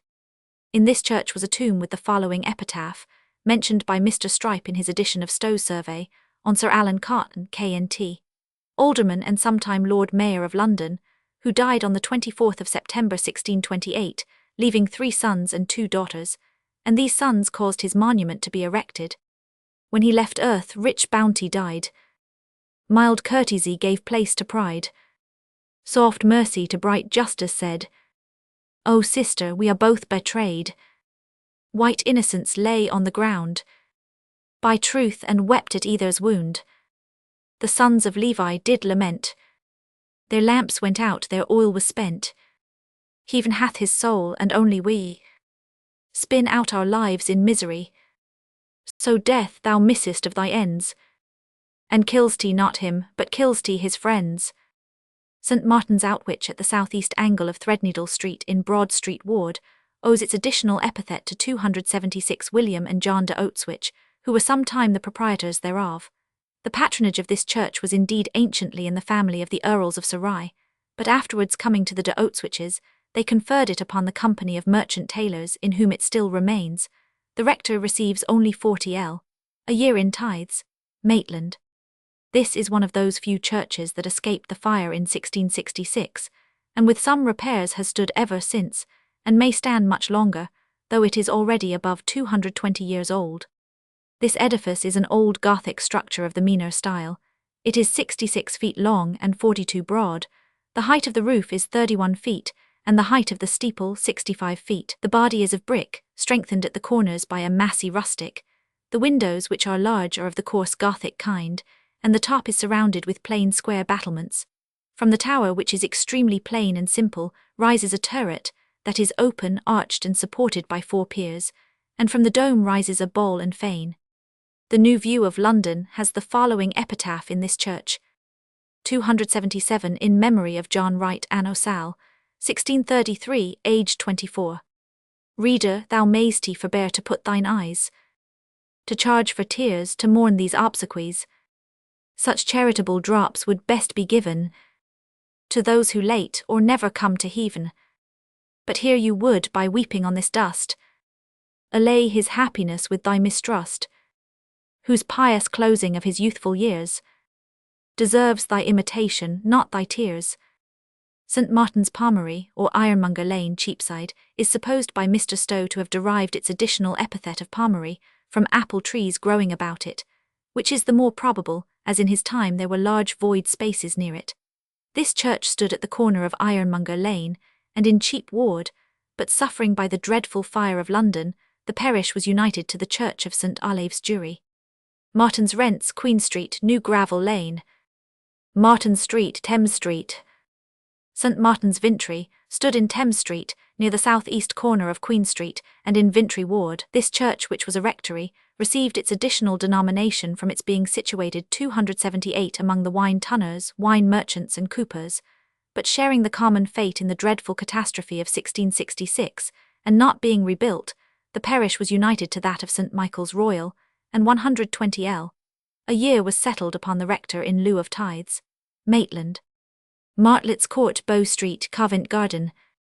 St. Mary Upchurch in Upchurch Lane, Candlewick Ward, owes its name to its dedication to the Virgin Mary, and the additional appellation of Ob or Upchurch was given it on account of its elevation in comparison of the neighbouring ground towards the Thames, and to distinguish it from the many other churches of the same name in this city. A church dedicated to St. Mary has stood here from very early times, and we find that in the year 1448, it was in the patronage of the prior and canons of St. Mary over Wise, but devolving to the crown in the reign of Queen Elizabeth, Her Majesty granted the perpetual advowson to Corpus Christi College in Cambridge, wherein it still remains, though in ecclesiastical affairs, it is subject to the Archdeacon. Maitland. The old church stood till it was consumed by the fire in 1666, after which 279, the present structure was raised in its room in the year 1686. The building is of brick, strengthened by rustic quoins of stone at the corners, with 3 windows on each side, of which the middle one is the principal, that rising higher and taking up the space above, while the others, which are smaller, have round windows over them. These have all stone cases. The tower rises square with the corners strengthened with rustic, and a large window in the centre of each face, ornamented like the rest. From this tower rises a kind of dome, and upon its summit stands a plain spire supported by a lanthorn base. St. Mary Aldermanbury, by the north-east corner of Love Lane, has a fine situation with a large area, besides the churchyard in the front. A church of the same name appears from ancient records to have been situated there so early as about the year 1300. However, great part of the old structure was taken down in 1633, and rebuilt at a considerable expense, but 33 years afterwards it was destroyed by the fire of London, and 10 years after that dreadful event, it was finished in the present form. It is a plain stone building, likely to stand for ages. The body is well enlightened 280 by a range of large well-proportioned windows, and the corners are wrought with rustic. It is 72 feet long and 45 broad. The roof is 38 feet high and the steeple about 90 feet. It has a plain solid tower, constructed in the same manner as the body of the church, and the angles in the upper stage are adorned with rustic. The cornice is supported by scrolls, and above it is a plain attic course. In this rises a turret with a square base that supports the dial. This turret is arched, but the corners are massy. Its roof is terminated in a point on which is placed the fane. The patronage of this church appears to have been anciently in the dean and chapter of St. Paul's, but the parishioners have ever since the Reformation had the right of choosing their own minister, who must however be licensed by the Bishop of London. But in matters ecclesiastical it is subject to the Archdeacon, except as to wills and administrations, which belong to the commissary. The incumbent receives by Act of Parliament 150l a year from the parish. St. Mary Aldermary, on the east side of Bow Lane, in Cordwainer Street Ward, has its additional epithet of Aldermary, or Elder Mary, from its being the most 281 ancient church in this city dedicated to the Virgin Mary. The last church, which was erected at the expense of Henry Keble, was destroyed by the fire of London in 1666, but it was afterwards erected at the expense of Henry Rogers Esq, who generously gave 5,000l towards rebuilding it. This Gothic edifice is very spacious, it being 100 feet in length and 63 in breadth. The height of the roof is 45 feet, and that of the steeple 135. The body is enlightened by a single series of large Gothic windows. The wall has well-contrived buttresses and battlements.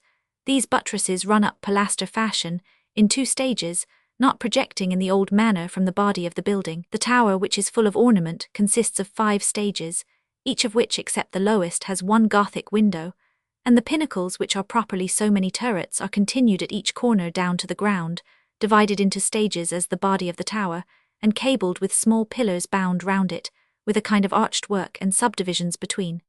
English architecture. This rectory is one of the 13 peculiars belonging to the Archbishop of 282 Canterbury, and the parish of St. Thomas Apostles being annexed to this church by an Act of Parliament granted in the reign of King Charles II. The profits of the rector are greatly augmented, he receiving 150l per annum in lieu of tithes and about 100l a year by glebe. St. Mary at Hill, on the west side of St. Mary Hill in Billingsgate Ward, owes its additional epithet to its situation on an eminence.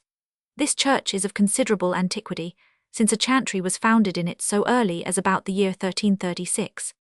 It is remarkable that in the year 1497, digging in this church for the foundation of a wall, the corpse of Alice Hackney, who died about the year 1322, was discovered in a very rotten coffin, and that the skin was sound and flexible, and the joints pliable, though buried about 175 years. The body was kept above ground 3 or 4 days, without any noisome smell, but then beginning to be tainted was again laid in the ground. Though this church was not destroyed by the fire of London, everything combustible in it was consumed. It was however soon after repaired, and the parish of St. Andrew Hubbard annexed to it. It is a well-proportioned Gothic structure, consisting of a plain body enlightened by large 283 windows, and a tower crowned by a pretty handsome turret. The advowson of this church appears to have been in private hands, till about the year 1638 when it was purchased by the parish, but since the parish of St. Andrew Hubbard was united to it, the Duke of Somerset, who is patron thereof, presents in his turn. The rector receives 200 a year in lieu of tithes and about 24 per annum by glebe. St. Mary Axe, a street on the north side of Leadenhall Street.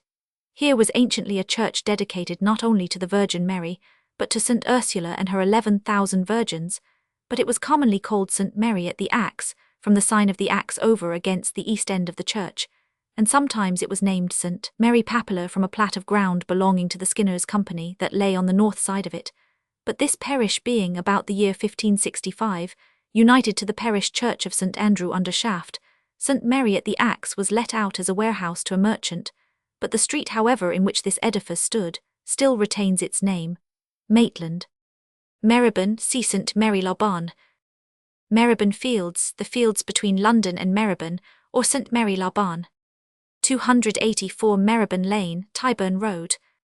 Marylebone Passage, Oxford Street. Marylebone Place, Little Castle Street. Marylebone Road, Oxford Street. Marylebone Street, near Warwick Street, Marylebone. St. Mary Bothwell stood on the east side of Turnwheel Lane near Dowgate Hill, and took its additional name, according to the surmise of Mr. Stowe, from its vicinity to a boat whore or boat builder's yard in that neighbourhood. This church, which was one of the 13 peculiars belonging to the Archbishop of Canterbury, having suffered greatly by the fire of London, and not being rebuilt, the parish was annexed to that of St. Swithin. Mary Clark's Yard, Gravel Lane. St. Mary Colechurch stood in the Poultry at the south-west corner of the Old Jury in Cheap Ward, and owed its additional epithet of Colechurch to one Cole, its founder, but suffering the fate of most of the other public buildings in 1666, and not being rebuilt, the parish was united to the neighbouring church of St. Mildred. Stowe. St. Mary of Grace, an abbey of Cistercian monks, founded in the reign of Edward III, on Tower Hill, where the victualling office is now situated. 285 Mary Gray's Yard, Gravel Lane. St. Mary Laban, thus called from its being supposed to signify St. Mary the Good, though its original name, according to Maitland, was Marybourne. This gentleman gives the following account of the rise of this village, which is now almost united to this great metropolis, the village of Tyburn going to decay, and its church named St. John the Evangelist left alone by the side of the highway.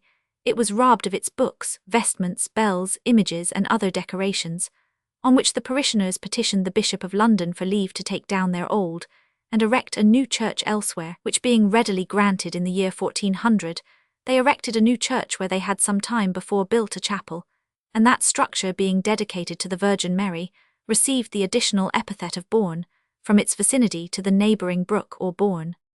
This village, if it may be still called by that name, is almost joined by new buildings to this metropolis, and the new buildings this way are now increasing so very fast, that it will undoubtedly in a very short time be quite joined, and become a part of it.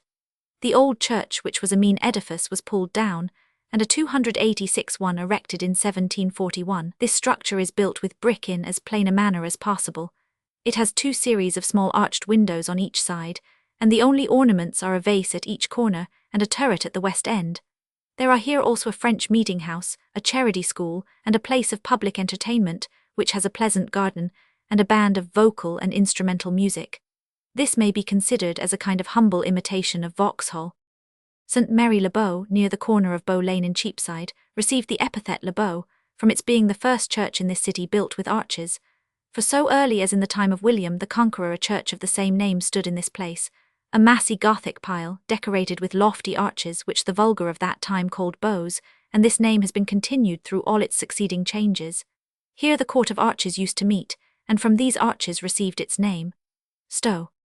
In the history of the ancient edifice we find that in the year 1271 a great number of people were destroyed, and many more maimed by the falling of the steeple, after which it remained without one till the year 1512, when it was finished upon the 287 old plan, with stone brought from Caen in Normandy, and thus continued till it was destroyed with the other buildings in the city by the fire in 1666. The present edifice, which was built by the great Sir Christopher Wren, was finished in 1673, and is a handsome structure, chiefly admired for the elegance of its steeple, which is extremely light in its aspect, and though very high and full of openings, is secure from any second fall by the geometrical proportion and lightness of its several parts. It is thought to be the most beautiful thing of its kind in Europe. The tower is square from the ground, and in this form rises to a considerable height, but with more ornament as it advances. The principal decoration of the lower part is the entrance, which is a lofty, noble, and well-proportioned arch, on two of the sides faced with a bold rustic, and raised on a plain solid course from the foundation. Within the arch is a portal of the Doric order, the frieze ornamented with triglyphs and with sculpture in the metopes. Over this arch is an opening with a small balcony, which answers to a window on the other face. The first stage is terminated by an elegant cornice, over which again rises a plain 288 course, where a dial projects into Cheapside. Above this is in each face large arched windows with coupled Ionic pilasters at the sides near the corners. The cornice over these windows supports an elegant balustrade, with Attic pillars over the Ionic columns supporting turrets, each composed of 4 handsome scrolls, which join at the top, where are placed urns with flames. From this part the steeple rises circular. There is a plain course to the height of half the scrolls, and upon this are raised a circular range of Corinthian columns, while the body of the steeple is continued round and plain within them. These support a second balustrade, with very large scrolls extending from it to the body of the steeple. Above these is placed a series of composite columns, and from the entablature rises another set of scrolls, supporting the spire which rests upon 4 balls, and is terminated by a globe, whence rises a fane in the form of a dragon. The view here given will help to illustrate this description. S. Wale de Linde, J. Green SC, Oxon, Bow Steeple. 289. The author of the Critical Review of the Public Buildings says, "The steeple of Bow Church is a masterpiece in a peculiar kind of building, which has no fixed rules to direct it, nor is it to be reduced to any settled laws of beauty. Without doubt, if we consider it only as a part of some other building, it can be esteemed no other than a delightful absurdity. But if either considered in itself, or as a decoration of a whole city in prospect, it is not only to be justified but admired. That which we have now mentioned is beyond question as perfect as human imagination can contrive or execute. Until we see it outdone, we shall hardly think it to be equalled. This church is a rectory, and the chief of the 13 peculiars in this city belonging to the Archbishop of Canterbury. To it are united the parishes of Allhallows Honey Lane, and St. Pancras, by which the incumbent's profits are much increased, he receiving, besides glebe, casualties, and 3 parsonage houses, 200l. per annum in lieu of tithes. St. Mary le Strand, so called from its being situated in the middle of the Strand. The old church belonging to this parish is mentioned so early as the year 1222, when it was named St. Mary and the Innocents of the Strand, but how long it stood before that time is uncertain. It was then situated in a pleasant churchyard on the south side of the Strand, 290, where the east end of Somerset House is placed, and for the erecting of this last edifice it was taken down in 1549 by order of Edward Seymour, Duke of Somerset, Prime Minister to Edward VI, which depriving the parishioners of a place of worship, they joined themselves to the church of St. Clement's Danes, and afterwards to that of St. John Baptist in the Savoy, where they continued till the year 1723. At length, the Act having passed for erecting the 50 new churches within the bills of mortality, one was appointed for this parish, and the first stone laid on the 25th of February 1714. It was finished in 3 years and a half, though it was not consecrated till the 1st of January 1723, when instead of its ancient name, it was called St. Mary le Strand. It was the first finished of any of the 50 new churches. This is a very superb, though not a very extensive edifice, massy without the appearance of being heavy, and formed to stand for ages. At the entrance on the west end is an ascent by a flight of steps cut in the sweep of a circle. These lead to a circular portico of Ionic columns covered with a dome, which is crowned with an elegant vase. These columns are continued along the body of the church, 291 with pilasters of the same order at the corners, and in the intercolumniations are niches handsomely ornamented. Over the dome is a pediment supported by Corinthian columns, which are also continued round the body of the structure, over those of the Ionic order beneath.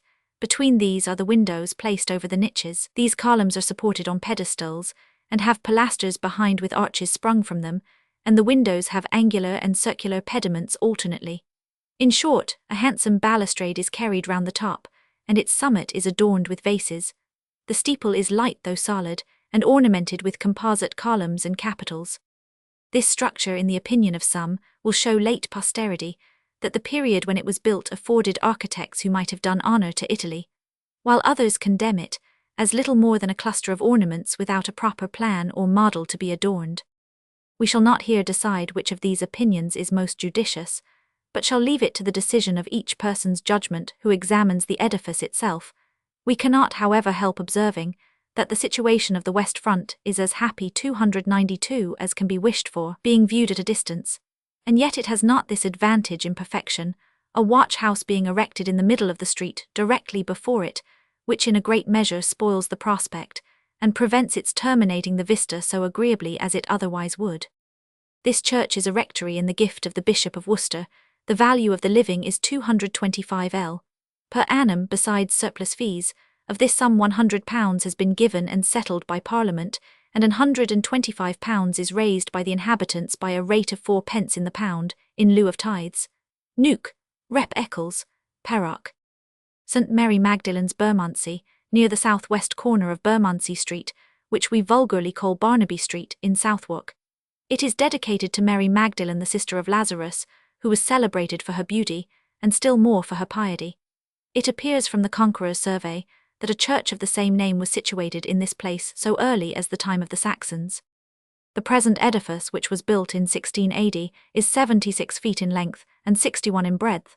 The height to the roof is 30 feet, and the height of the steeple 87 feet. It is a plain 293 structure enlightened by a single series of arched windows with cherubs' heads on the top. The walls are of brick plastered over, and the door cases and windows cased with stone. The tower, which rises square, is covered with a kind of dome crowned with a turret, whence rises a ball and fane. The advowson of this church is in lay patrons, and the profits of the rectory are said to amount to about 200l. per annum. St. Mary Magdalene's, Milk Street.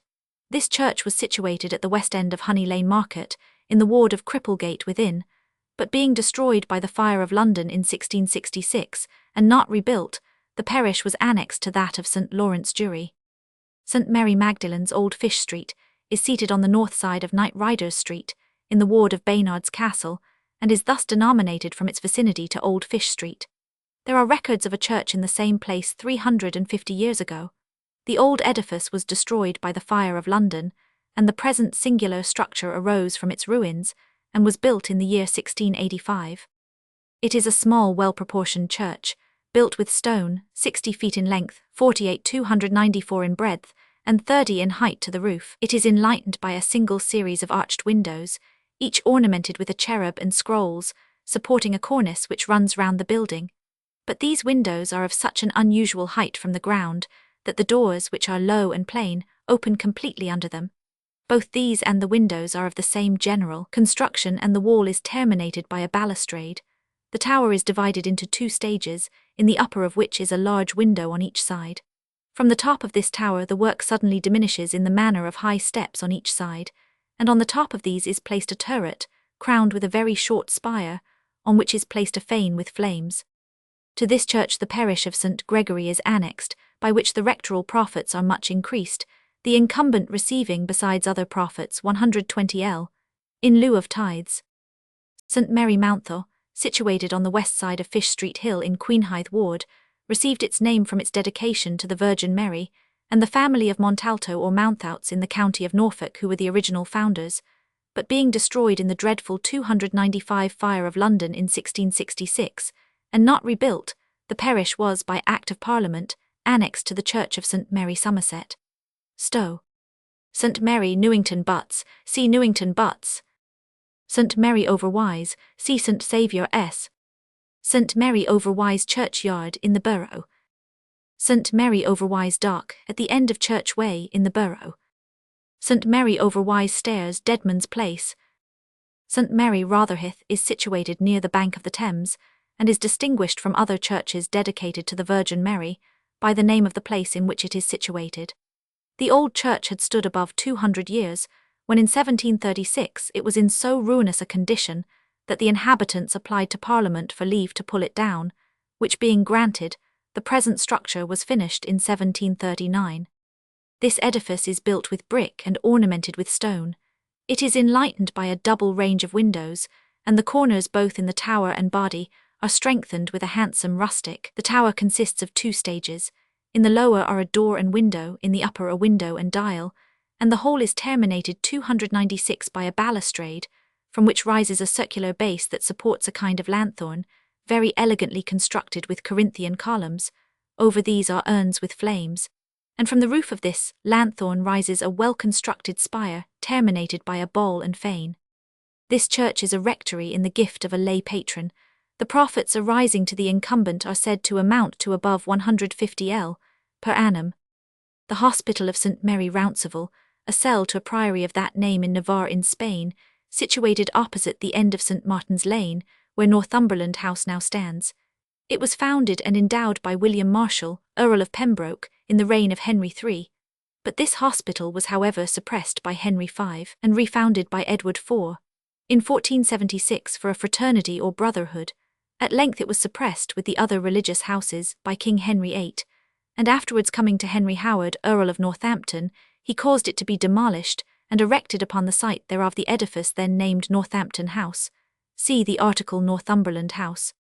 St. Mary Somerset, opposite Broken Wharf in Thames Street, and in Queenhithe 297 Ward, owes the additional epithet of Somerset, according to Mr. Stowe's conjecture, to its vicinity to Sumner's Het or Hythe, a small port or haven resembling that of Queenhithe. A church was situated in this place before the year 1335, but the old edifice sharing the fate of most of the other public buildings, in the fire of London, the present structure was erected in its room. The body of this edifice is enlightened by a range of lofty arched windows, and the wall is terminated by a balustrade. A well-proportioned square tower rises to a considerable height, and is crowned with a handsome vase at each corner, supported on a very ornamental pedestal, with a handsome turret between in the form of an obelisk, each supported on the same kind of pedestal as the vases, and crowned with a ball. The patronage of the church is in lay hands, and the parish of St. Mary Mountthorpe being annexed to it, the incumbent's profits are considerably increased, he having, besides casualties and 2 parsonage houses, 110L a year in lieu of tithes and about 30L in glebe. St. Mary Spital, a priory and hospital founded by Sir Walter Brune, and Rosia, his lady, in the year 1197, who dedicated 298 it to the honour of Jesus Christ and his mother the Virgin Mary, by the name of Domus Dei and Beat Mari extra Bishopsgate. This hospital surrendered to Henry VIII, when its revenue was found to amount to 478L a year, and besides the ornaments of the church and other goods belonging to the hospital, there were 180 beds for the use of the poor. A part of a large churchyard belonging to this hospital, separated from the rest by a brick wall, was for a long time remaining with a pulpit cross in it, somewhat like that which formerly stood in St. Paul's churchyard. And on the south side was a handsome house in which the Lord Mayor, aldermen, sheriffs, and other persons of distinction sat to hear the sermons preached in Easter holidays. It was anciently the custom for some learned man, appointed by the bishops, to preach a sermon at St. Paul's Cross relating to Christ's Passion on Good Friday in the afternoon, and upon Easter Monday, Tuesday, and Wednesday, other sermons were preached in the forenoon at the Spital, on Christ's resurrection. On Low Sunday in the forenoon a rehearsal was made of these 4 sermons at St. Paul's 299 Cross, in which they were either commended or censured, and after all the priest made a sermon himself.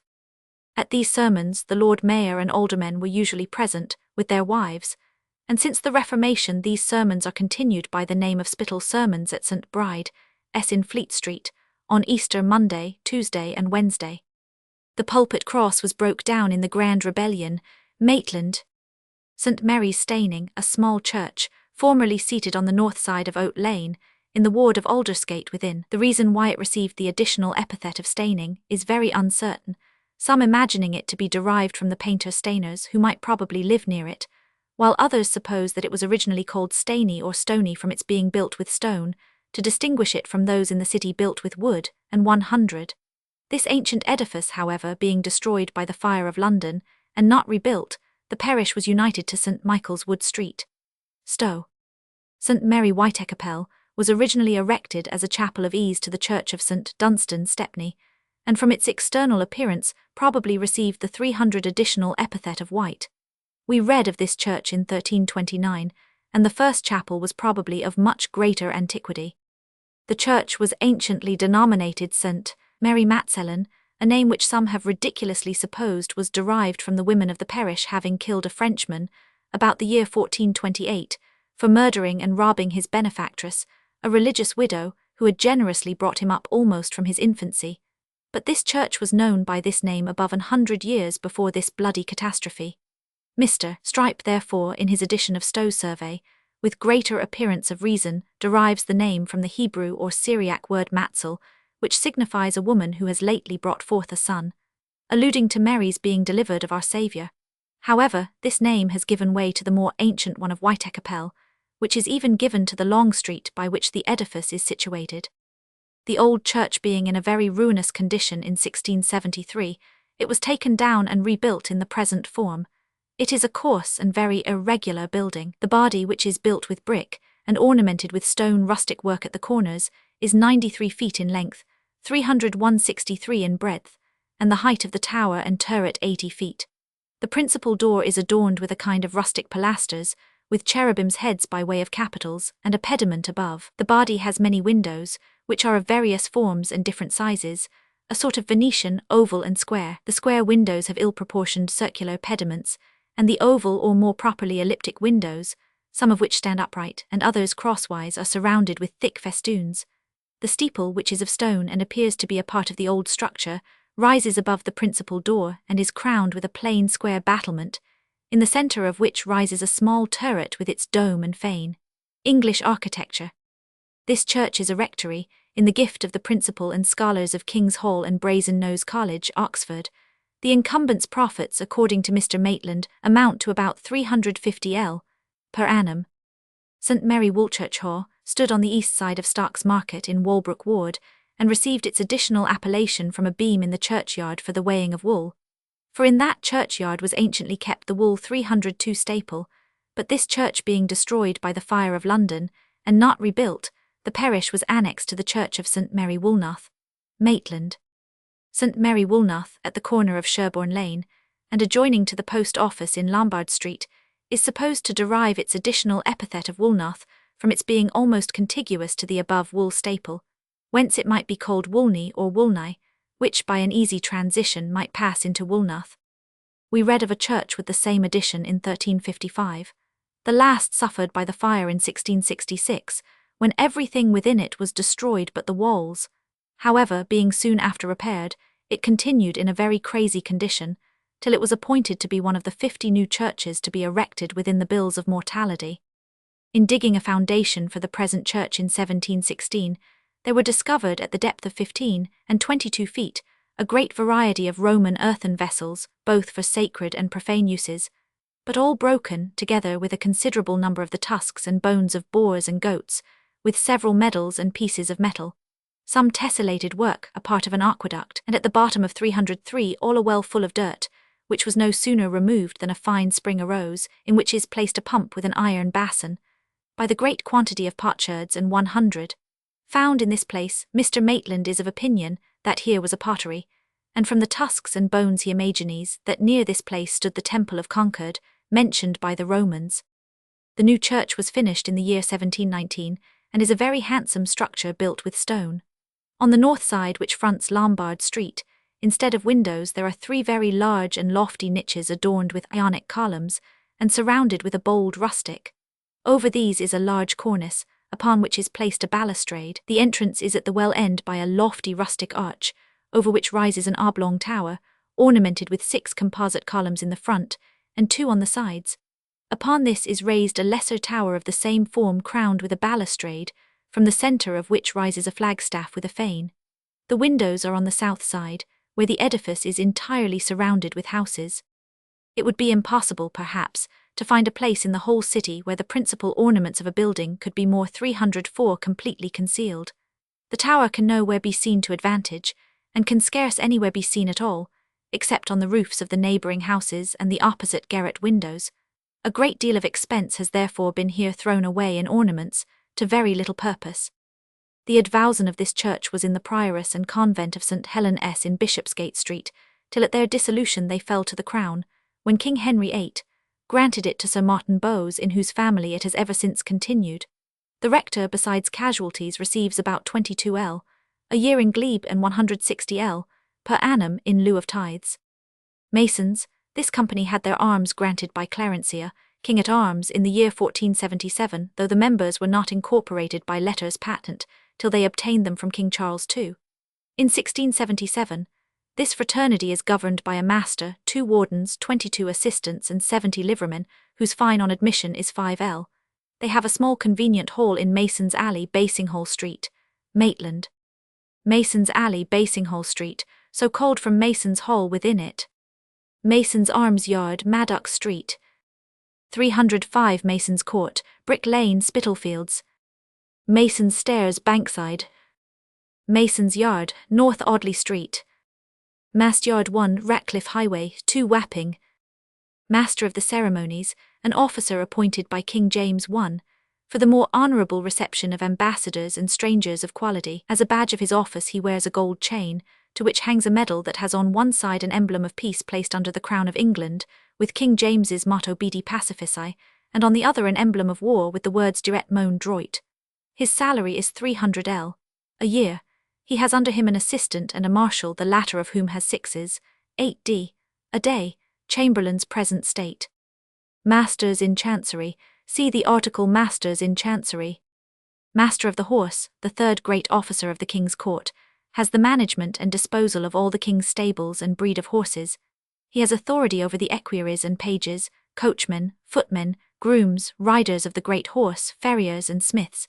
He appoints all the other tradesmen who work for the King's stables, and by his warrant to the 306 Avener makes them give an oath to be true and faithful. In short, he is entrusted with all the lands and revenues, appropriated for the King's breed of horses, the expenses of the stable, and of the coaches, litters, and 100.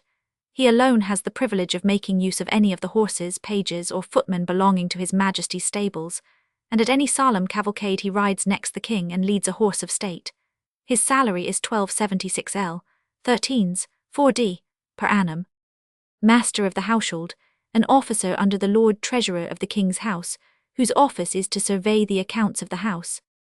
Master of the Jewel House, an officer who has the care of all the gold and silver plate used at the King's table, as also of all the loose jewels, chains, and 100, in the Tower of London.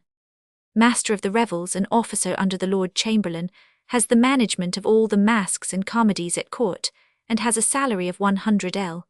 a year. Master of the Robes, an officer who orders all His Majesty's robes, as those of his coronation, of St. George's feast, and of Parliament, and of his wearing apparel. 307 he has a salary of 500l. per annum, and under him is a yeoman, 3 grooms, a page, a brusher, a sempstress, and 100. Match Walk, Upper Shadwell. Matham's Court, Threadneedle Alley, Little Moorfields. Mathes's Court, Great Hermitage Street. St. Matthew S. Bethnal Green, see Bethnal Green. St. Matthew's Friday Street is situated on the west side of that street in the ward of Ferringdon within, and owes its name to its dedication to St. Matthew the Evangelist and its situation. The old church being destroyed by the fire of London in 1666, the present structure was erected in its place. It is a plain stone building, with one series of large arched windows, and at the east end is the steeple, which consists of a square brick tower, void of all ornament. The patronage of this rectory was anciently in the abbot and convent of Westminster, and upon their suppression, when the conventual church was converted into a cathedral, Henry VIII conferred it upon the bishop, but the new bishopric being soon after dissolved, King Edward VI granted it to the Bishop of London, in whom the advowson still continues. 308 to this church, the parish of St. Peter Cheap is united. Maudlin's Rents, Nightingale Lane, East Smithfield. Mal's Court, Fore Street, Cripplegate. Maxim's Court, Long Alley. Maximus Court, Moorfields. Maxin's Court, Moorfields. May Fair near Hyde Park, so called from a fair annually held there in the month of May. May Fair Street near Hyde Park. Mayfield's Buildings near Rag Fair. Lord Mayor, the chief magistrate of this metropolis, was before the Norman conquest called the Portrev or Portgrave, which title in the reign of Henry II was changed for that of Mayor, a name by which the chief magistrate of the city of Rhône, the capital of Normandy, was then distinguished. In 1215, the citizens obtained from King John a charter which granted them the privilege of choosing this magistrate, which was afterwards confirmed by several other royal grants, and the mayors were elected by the court of aldermen, and a number of commons summoned by them, out of each of the wards, but the number thus summoned being occasionally varied at the discretion 309 of the aldermen, gave great uneasiness to the commonalty, for the removing of which the method of election was altered by an Act of Common Council in the year 1476, and the present manner of electing by the livery of the several companies was established, by virtue of which the Lord Mayor is annually chosen on Michaelmas Day. For this purpose the liverymen on that day assemble in Guildhall, where, by holding up of hands, they usually choose two of the senior aldermen below the chair, who being returned to the court of Lord Mayor and aldermen, the senior is generally declared Lord Mayor-elect.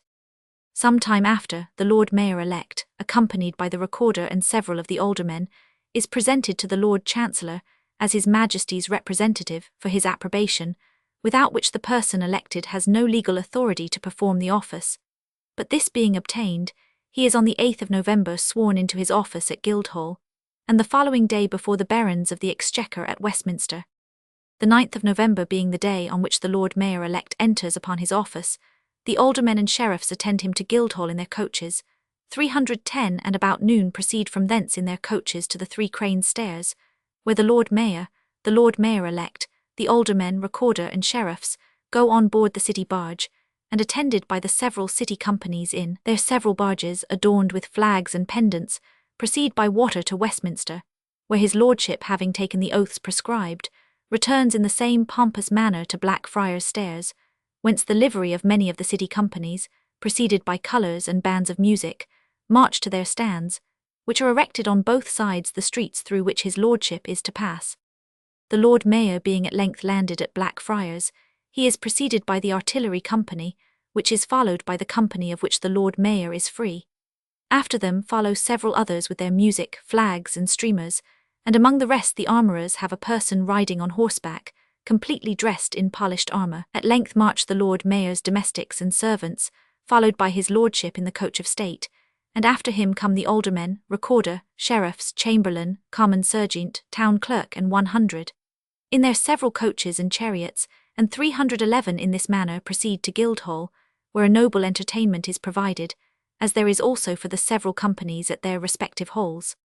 The power of this great officer is at present much more considerable than it was formerly, for he is not only the king's representative in the civil government of the city, but also first commissioner of the lieutenancy, perpetual coroner and escheator within the city and liberties of London and the borough of Southwark, chief justice of Oyer, terminer and gold delivery of Newgate, judge of the court of Wardmote at the election of aldermen, conservator of the rivers Thames and Medway, so that if any citizen or apprentice of London be carried away, and by force detained on shipboard, he can, by his warrant, compel the captain or master of such vessel to release such citizen.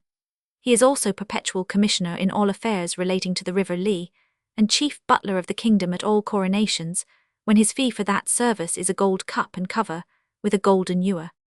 The Lord Mayor upon public occasions wears either scarlet or purple robes richly furred, with a velvet hood and gold chain or collar of SS.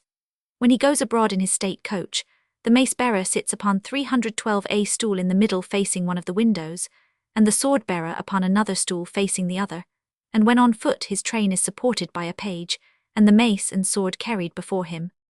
The principal officers for the support of his dignity are the sword-bearer, the common hunt, common crier and water bailiff, who have all great salaries or perquisites, with each the title of esquire. He has also 3 serjeant carvers, 3 serjeants of the chamber, a serjeant of the channel, 2 yeomen of the chamber, 4 yeomen of the water side, a yeoman of the channel and under water bailiff, 6 yeomen waiters, 3 meal weighers, 2 yeomen of the wood wharf, and an officer called a foreign taker. Maitland. Lord Mayor's Court.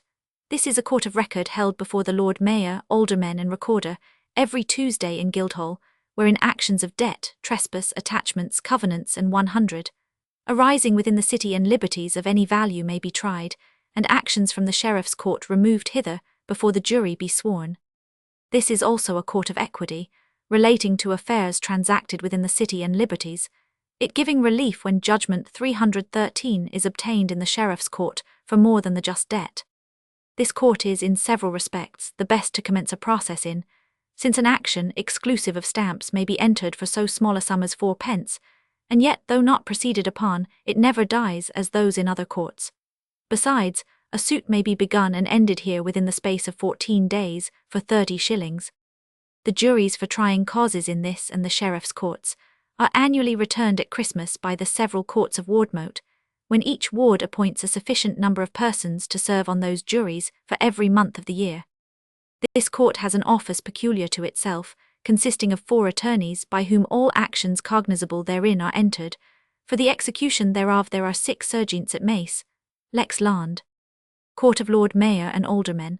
This is also a court of record, in which is lodged a great part of the executive power of the city, whereby all leases and other instruments that pass the city seal are executed, the assize of bread ascertained, contests relating to water courses and party walls adjusted, and the city 314 officers suspended and punished according to the nature of their offences. This court has a power of annually electing 11 overseers or rulers of the fraternity of watermen, and a right of fixing their several taxes with the approbation of the Privy Council, and likewise a right of disposing of most of the places belonging to the city officers. Maypole Alley 1, Fenchurch Street, 2 Holywell Street, 3 St. Margaret's Hill 4 St. Olave Street, 5 Wych Street. Mays Alley Wheeler Street. Mays Buildings Bedford Bury. Mays Farm Dog Row Mile End. Mays Yard Barnaby Street. Mays Court Tooley Street. Mays Pond near Snow Fields Southwark. Mays Pond Street Southwark. Mays Street Tooley Street. Meads Court Bond Street. Meal Yard Fleet Market. Meards Court 1 Dean Street, 2 Wardour Street. Meat Wharf Millbank. Mediford Court, a handsome large court in Fenchurch Street. Meeting House Alley 1 Greenbank Johnson Street, 3 Queen Street Rotherhithe. 315 Meeting House Court 1, Blackfriars 2 Drury Lane, 3 St. Michael's Lane Cannon Street, 4 Stony Lane. Meeting House Yard 1, Broad Street London Wall, 2 Deadman's Place Southwark, 3 Devonshire Square Bishopsgate Street Without, 4 5-Foot Lane, 5 Gravel Lane Houndsditch, 6 Little St. Helens Bishopsgate Street Within, 7 St. Michael's Lane Cannon Street, 8 Nightingale Lane 9 Old Horseladown Lane, 10 Old Jury 11 Silver Street Wood Street Cheapside, 12 Water Lane 13 Wentworth Street, 14 West Lane. Meeting houses. Of these there are above 120 within the bills of mortality. See a particular account of them under the names of the several denominations of Protestant dissenters, as Baptists, Independents, Presbyterians, and 100. Meg's Almshouse on the south side of Whiteacapel was founded about 65 years ago by William Meggs, Esq, for the reception of 12 widows, each of whom has a room and annually receives 5l. 4s, and a chaldron of coals. Melancholy Walk, St. George's Fields. Mercer's, the first of the 12 principal companies, was incorporated by letters 316 patent granted by King Richard II. In the year 1393, the members are not only exempt from quarterage, but upon their admission to the livery, pay only a fine of 2l. 13s, 4d. This fraternity is governed by a prime and 3 other wardens, with 40 assistants and 232 liverymen. Mercer's Hall and Chapel are situated in Cheapside, between the Old Jury and Ironmonger Lane, on the spot where anciently stood an hospital dedicated to St. Thomas of Acars or Akins. They were both destroyed by the fire of London, after which they were rebuilt by the company. The front, which is towards Cheapside, is adorned with a very handsome entrance. The door case is enriched with the figures of 2 cupids mantling the company's arms, and with festoons and 100. And over it the balcony is adorned with 2 pilasters of the Ionic order, and a pediment, with the figures of faith, hope and charity and other enrichments. The inner court is adorned with piazzas, formed of columns of the Doric order.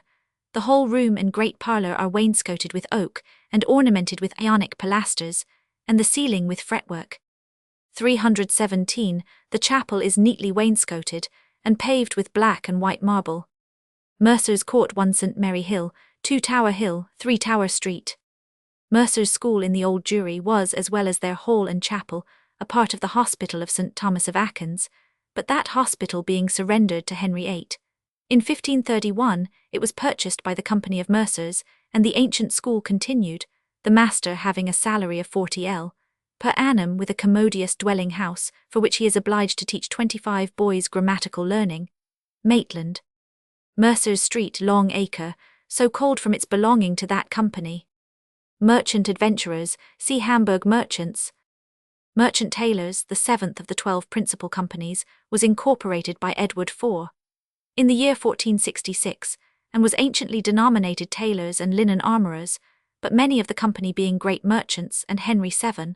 One of the members, that prince in the year 1503 reincorporated it, by the name of the Master and Wardens of the Merchant Tailors of the Fraternity of St. John the Baptist, in the city of London. 318 This fraternity is governed by a master, 4 wardens, 38 assistants and 394 livermen, who upon their admission pay a fine of 20 The company is possessed of a great estate, out of which they pay to charitable uses, pursuant to the wills of the respective donors, about 2,000 per annum. This company has a spacious hall on the south side of Threadneedle Street, Stripe Stowe.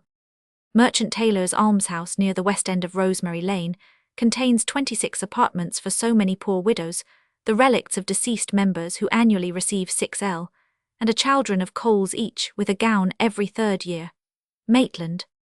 Merchant Taylor's Rents, Moor Lane. Merchant Taylor's School in Suffolk Lane, Thames Street, was founded by the Company of Merchant Taylors in the year 1568, for the education of boys. It was anciently kept in a house which belonged to the Duke of Buckingham, and was called the Manor of the Rose. But that edifice being destroyed by the fire of London in 1666, the present structure was erected upon the same spot. The school is a long and spacious building, supported on the east by many stone 319 pillars that form an handsome cloister, within which are apartments for the 3 ushers. Adjoining to the school is a library supported also by stone pillars, and well furnished with books, and on the south of the library is the part called the chapel. Contiguous to these is a large house appropriated to the use of the head master. The school consists of 8 forms, in which near 300 boys have their education, and 100 of whom, according to the constitutions of the company, are taught gratis, and 100 more at 5s, and 50 at 2s, 6d, a quarter. The head master receives from the company a salary of 10 6s per annum and 30 shillings for water, besides the quarterage from the scholars, which renders his salary very considerable. The first usher has 30 a year, and the 2 last 25 per annum, and all of them have proper apartments.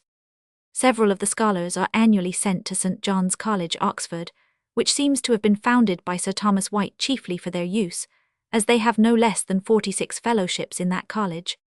For the better inquiry into the proficiency of all the scholars, there are 320 probations in the year performed only by the master and ushers, the first on the 11th of March, the second on the 15th of June, the third on the 11th of September, and the fourth on the 11th of December, not being Sundays, and then upon the next day following.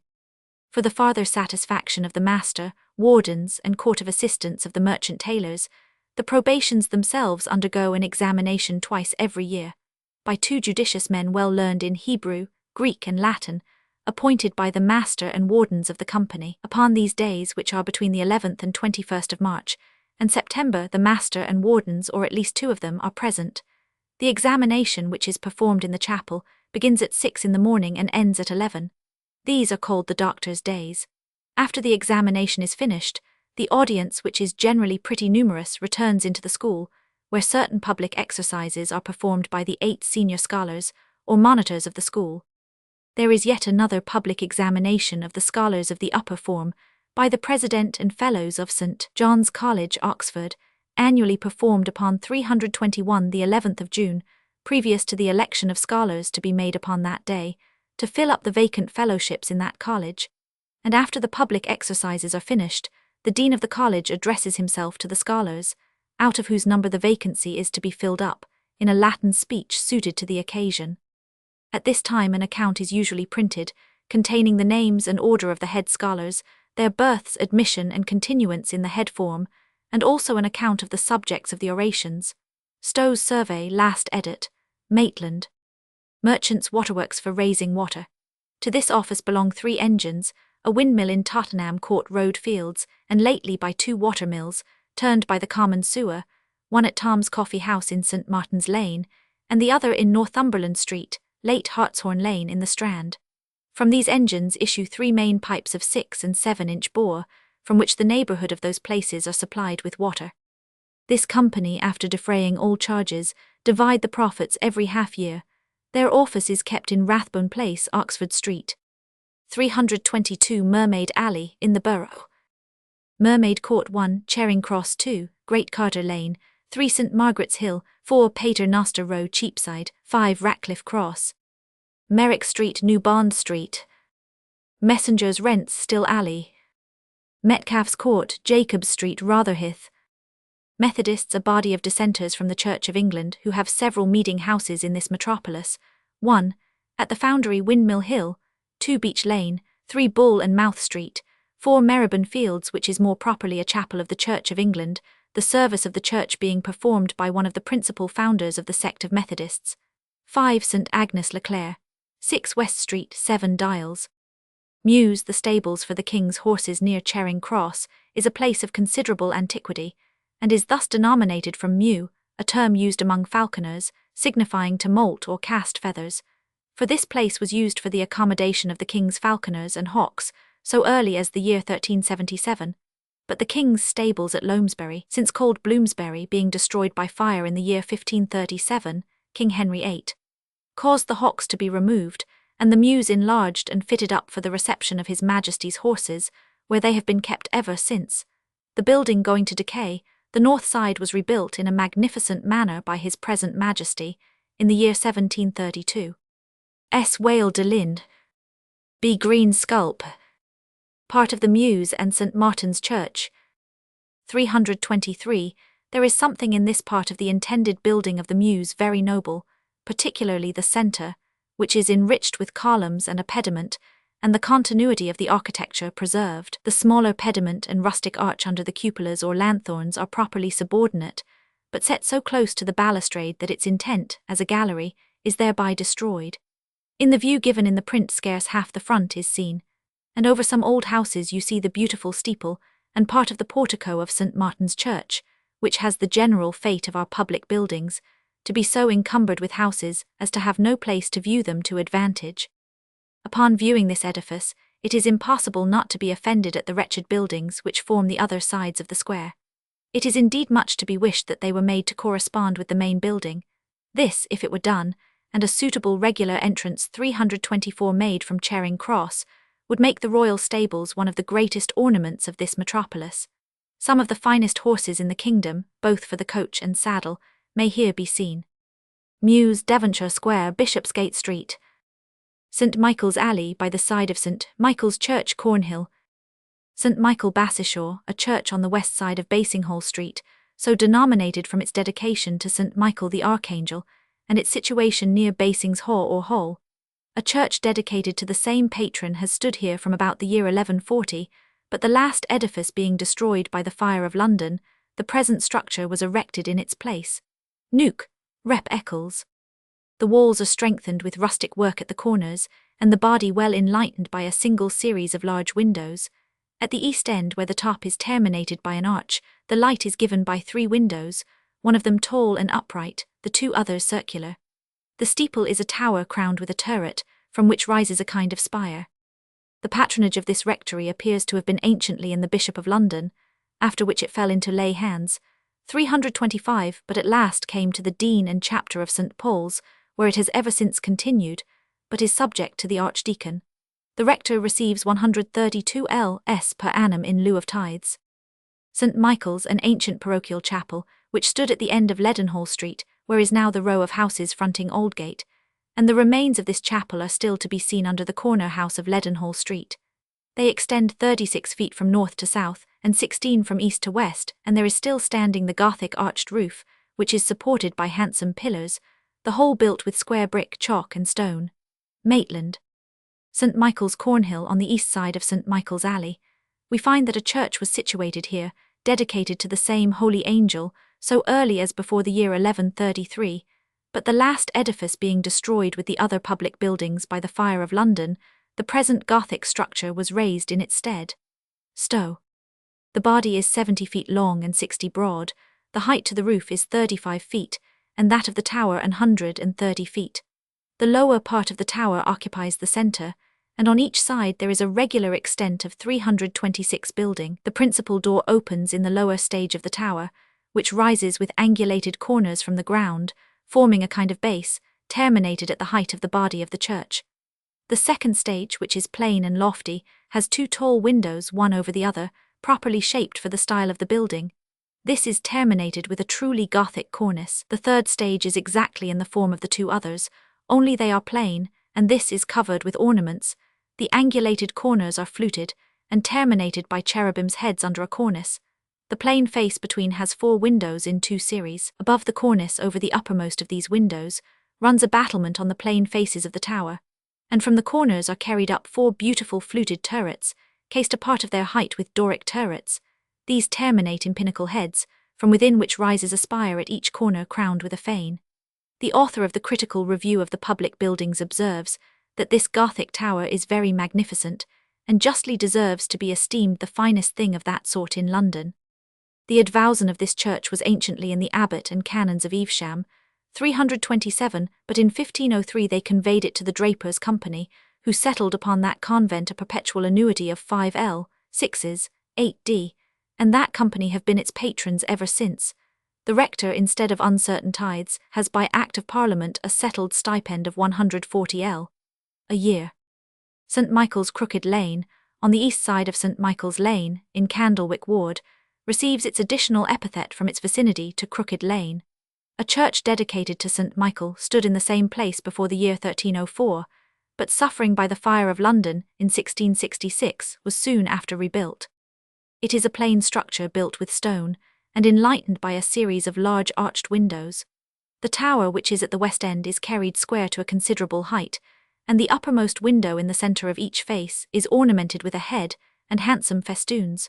From hence, instead of a balustrade, is a range of open work of the Gothic kind, with vases at the corners. From within this part the tower rises circular, diminishing in 3 stages, with an open buttress rising from each corner of the square tower to the top of the first stage.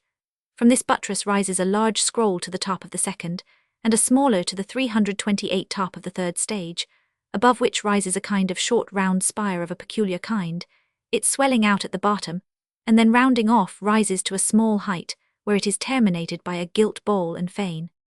The patronage of this church was anciently in the prior and convent of Canterbury, in whom it continued till the year 1408, since which time it has been in the archbishops of that see, and is one of the 13 peculiars in this city belonging to Canterbury. The rector, in conformity to an Act of Parliament granted in the reign of King Charles II, receives, besides his other profits, 100l. per annum in lieu of tithes. Among the several monuments in this church is that of Sir William Walworth, who slew Wat Tyler. See the article London. The inscription, as given by Mr. Weaver in his funeral monuments, is as follows. Here under lith a man of fame, William Walworth College by name. Fishmonger he was in lifetime here, and twice Lord Mayor as in books appear, who with courage stout and manly might slew Wat Tyler in King Richard's sight. 329 for which act done, and true intent, the king made him knight incontinent, and gave him arms as here may see, to declare his fact and chivalry.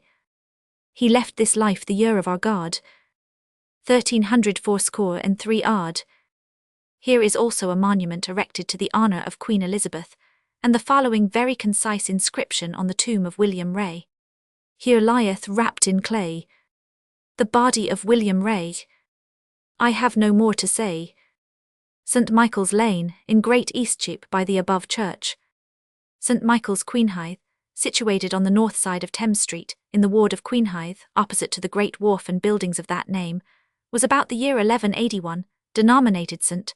Michael de Cornhithe, which may lead us to the origin of the name by which we at present call that wharf, and this church from its situation near it, as the quantities of corn brought thither down the Thames might occasion the original name, and Queenhithe be only a corrupt way of speaking it. 330 the old church being consumed by the dreadful fire in 1666, The present structure was erected in its room. It consists of a well-proportioned body, enlightened by 2 series of windows, the first a range of tall arched ones, and over these a range of large porthole windows, above which are cherubims' heads and underneath festoons, that adorn the lower part and fall between the tops of the under series. The tower is plain but well proportioned, and is terminated by a spire crowned with a fane in the form of a little ship. This church has all along been in the gift of the Dean and Chapter of St. Paul's, and is subject to the Archdeacon. On its being rebuilt, the parish of the Trinity was united to it, by which the rector's fees were considerably augmented, who, besides his other advantages, receives 160l. per annum in lieu of tithes. St. Michael Quern, a church which stood at the west end of Cheapside, between Blowbladder Street and Pater Noster Row, and had a narrow passage at the west end. We have an account of this edifice so early as the year 1181, when it appears to have been only a chapel, since the first rector was buried in it in 1461.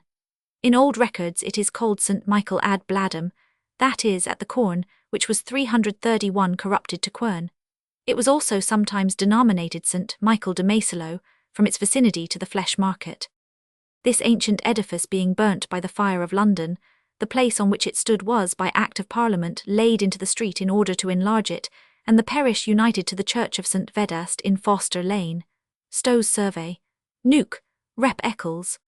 St. Michael Royal, on the east side of College Hill in Vintry Ward, is thus denominated from its being anciently near the Tower Royal. This was a parish church before the year 1285, when it was under the patronage of the Prior and Canons of Canterbury, in whom it continued till it was converted into a college by Sir Richard Whittington, Mercer, 4 times Lord Mayor, who rebuilt the church. But even then the monks of Canterbury so far continued its patrons as to present a person nominated by the master and wardens of the Mercer's company. This church being consumed with the other public buildings by the fire of London, the present structure was erected in its room, and the parish of St. Martin Vintry united to it. Nuke, Rep Eccles, Stowe's Survey. 332. This structure is a plain, decent and substantial stone building, enlightened by a single series of large arched windows, placed so high that the doors open under the level of their bottoms.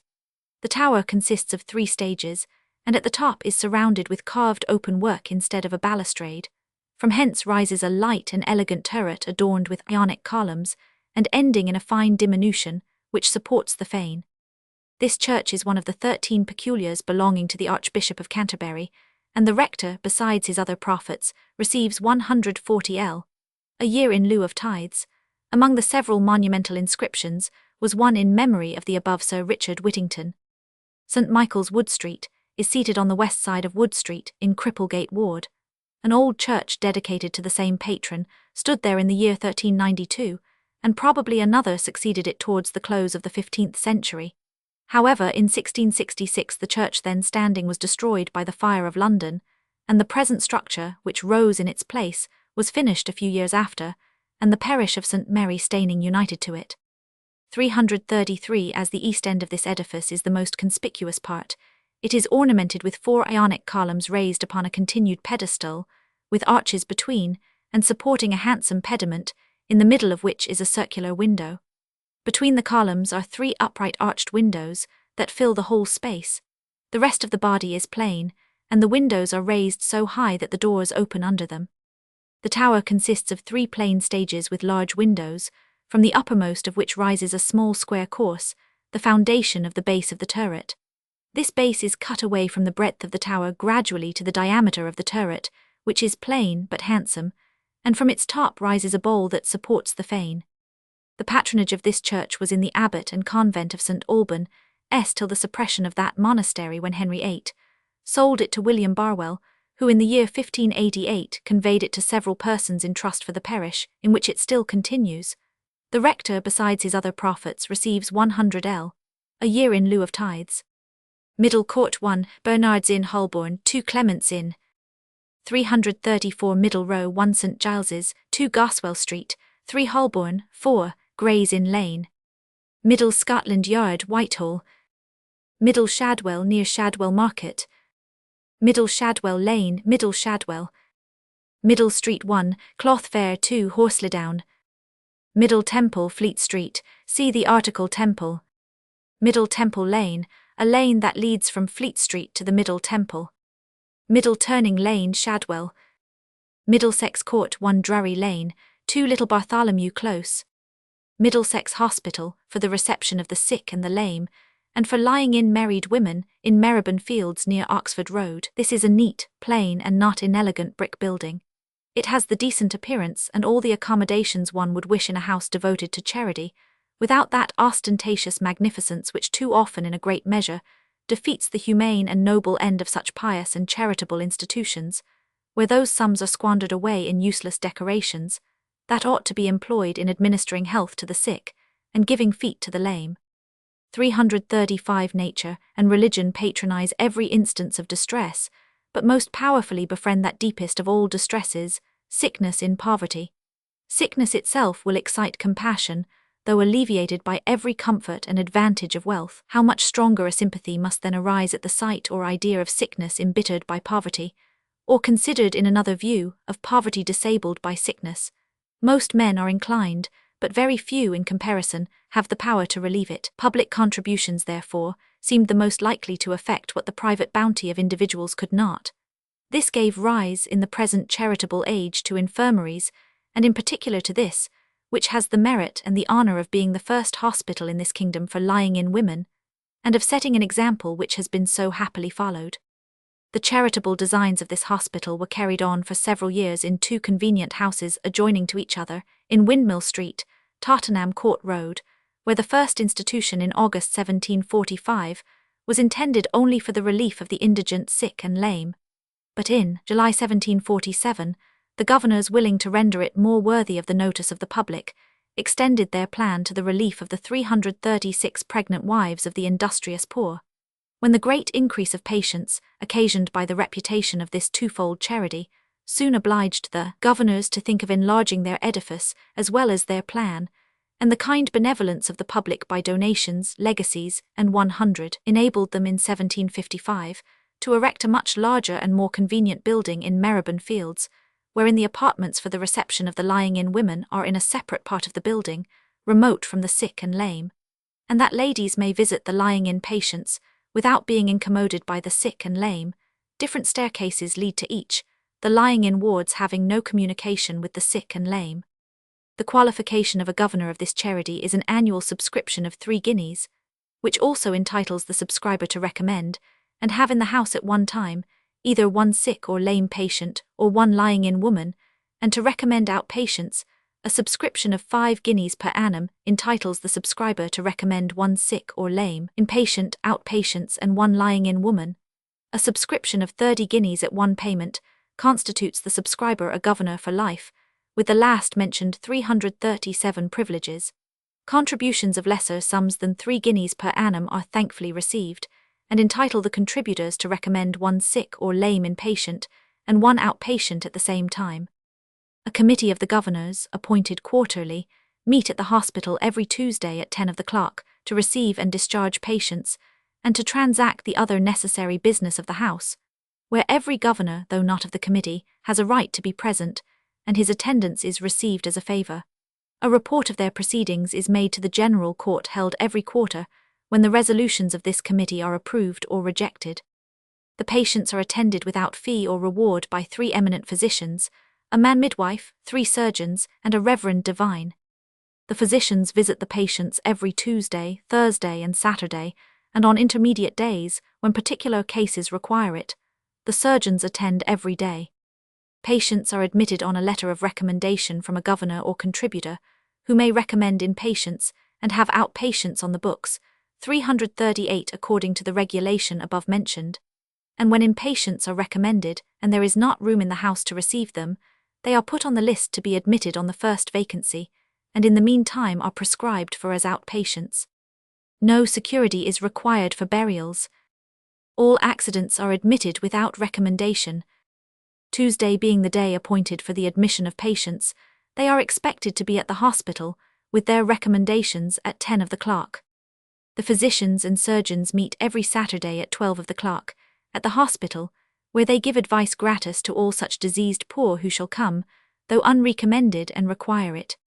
Married women only are admitted in the last month of their pregnancy, after they have been examined by the weekly board, and on their producing an affidavit made before a justice of the peace, of the time and place of their marriage, and of the settlement of the husband, with the manner the said settlement was obtained, whether by birth, servitude, or otherwise, and that this useful branch of the charity, the midwifery ward, may be made every way beneficial, and not 339 liable to any objection, no pupils will be admitted, the whole being under the direction of Dr. Brudenell Extan, physician and man midwife, and no woman whatsoever who has been able to prove her marriage and her husband's settlement so as to avoid burthening the parish wherein the hospital stands, has been refused admittance. The number of beds at present are 64. The patients admitted from the first institution of this hospital, in August 1745, to the 1st of June 1758, are as follow.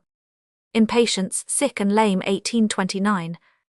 Outpatients 11,785. Lying-in women 1425. The servants of the house are forbid to take any gratuity of the patients or their friends, on any pretence whatsoever, on pain of expulsion.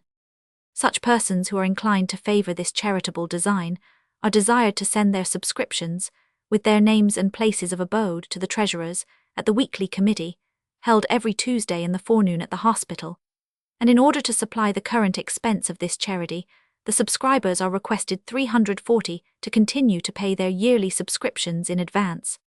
Subscriptions and benefactions are likewise taken in at Messrs.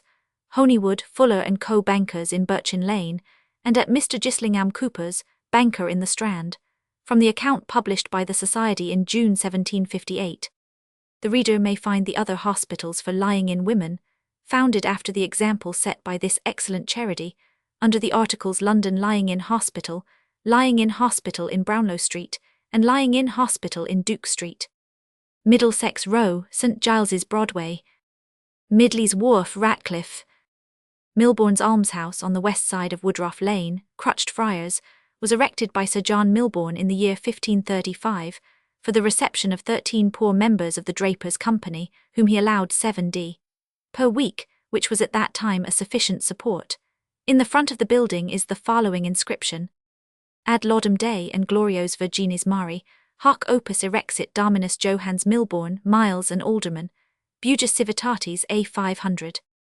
341, that is, to the praise of God and the glory of the Virgin, this edifice was erected by John Milbourne, mayor of this city in the year 1535. The Drapers' Company, to whom the management of this almshouse was entrusted, have not only increased the number of the pensioners to 15, but have doubled their pensions, with a load of coals, and 20 or more shillings annually, out of the money left to be distributed by that company at discretion. St. Mildred's Bread Street, a church situated on the east side of Bread Street, and in the ward of that name, is thus denominated from its being dedicated to St. Mildred, a Saxon lady, the daughter of Merwaldus, brother to Penda, king of the Mercians. This princess, despising the gaieties of a court, retired to a convent at Hale in France, whence returning to England, accompanied by 70 virgins, she was consecrated abbess of a new monastery in the Isle of Thanet, where she died in the year 676. A church under the same tutelary name stood in that spot in the year 1333, but the last structure being destroyed by the fire of London, the present edifice was created in its room in 1670. 342, it consists of a spacious body, and a light tower divided into 4 stages, whence rises a tall spire. The advowson of this church was anciently in the prior and canons of St. Mary over Ryes, but it afterwards came to Sir Nicholas Crisp, in whose family it may perhaps still remain. On the present edifice being built, the parish of St. Margaret Moses was annexed to it. The rector, besides his other profits, receives 130l. per annum in lieu of tithes. St. Mildred's Poultry, at the corner of Scalding Alley, in Cheap Ward. A church of the same name stood in this place before the year 1325, but the last edifice sharing the fate of most of the other public buildings at the fire of London, this was built in its room. It is a plain, substantial stone building, enlightened by a series of large windows, and strengthened with rustic at the corners. The tower is crowned with a plain course, without either pinnacles, turret, or any other ornament. The patronage of this church was in the prior and canons of St. Mary over Ryes in Southwark, till their suppression, and it has ever since been in the King's gift. After its being rebuilt, the parish of St. Mary Cole was annexed to it, by which 343 the profits of the rector were considerably increased. Besides his other profits, he receives 170l a year in lieu of tithes. Mile End, so called from its being a mile from Aldgate, is situated near Stepney, in the road to Bow. Here anciently stood a lazaretto, or hospital of lepers, denominated the house of our Saviour Jesus Christ and Mary Magdalene, to whom Edward VI granted letters patent, allowing them to beg for their support. Mile End Green, Stepney. Mile End Old Town, near Stepney. Miles Lane 1 by Crooked Lane, 2 New Fish Street. Miles Rents 1 Dog Lane, Barnaby Street, 2 Powell's Alley, Beach Lane, Whitecross Street. Milford Lane extends from the Strand to the Thames. Milford Stairs at the bottom of Milford Lane. Military Mews, Princes Street, Soho. Milk Alley 1 Dean Street, Soho, 2 Long Ditch, Westminster, 3 Milk Yard near Gravel Lane, 4 Peter Street, Clare Market, 5 Wapping, 6 Winchester Yard, Winchester Street. Milk Street, Cheapside, so called from a market for milk formerly kept there. 344 Milk Yard 1, New Gravel Lane, Shadwell, 2 Poppings Alley, Fleet Street, 3 Rag Fair, Rosemary Lane. Millbank, Westminster, Horse Ferry. Miller's Court, Aldermanbury. Mill Lane, Tooley Street. Millman Street near Red Lion Street, Holborn. Millpond Bridge, Rotherhithe. Millpond Bridge Lane, Rotherhithe. Millpond Row, Rotherhithe. Mill Street 1 Conduit Street, 2 Rotherhithe Wall, 3 St Saviour's Dock. Mill Yard runs from Rosemary Lane into Goodman's Fields. Mills's Yard, Rotherhithe Wall. Milkson's Wharf, Derham Yard. Mims. There are 2 villages of this name, North Mims, situated in Hertfordshire on the east side of Colney and 2 miles from Hatfield. In its neighbourhood is the seat of the late Sir Joseph Jekyll, Master of the Rolls in right of his lady, who was heir to her late brother, the great Lord Somers. It has a most delightful prospect. The body of that nobleman lies interred in the chancel of the church without any inscription. This seat now belongs to the Duke of Leeds, who is lord of the manor. 345 South Mims is situated 2 miles from the former, in the most northern corner of Middlesex. Here is an almshouse built and endowed for 6 poor people by James Hickson, Esq., who died in 1689 when he gave by his will to 15 poor people of this parish 2 shifts, 1 pair of hose, and a pair of shoes annually. For the payment of these and other benefactions, he left several estates in this parish to the Brewers' Company in London. Mincing Lane on the south side of Fenchurch Street extends to Tower Street, is well built, and chiefly inhabited by merchants. Mine and Battery Works Company, for the discovery of mines and minerals. In order to give a just idea of the origin of this and the following company, it is necessary to observe that the English in the reign of Queen Elizabeth, being but little acquainted with the manner of working and discovering mines, she, by the advice of her council, sent for several Germans, well skilled both in these works, and in smelting and refining of minerals, who on their arrival were no sooner naturalized than they obtained a license to search for mines.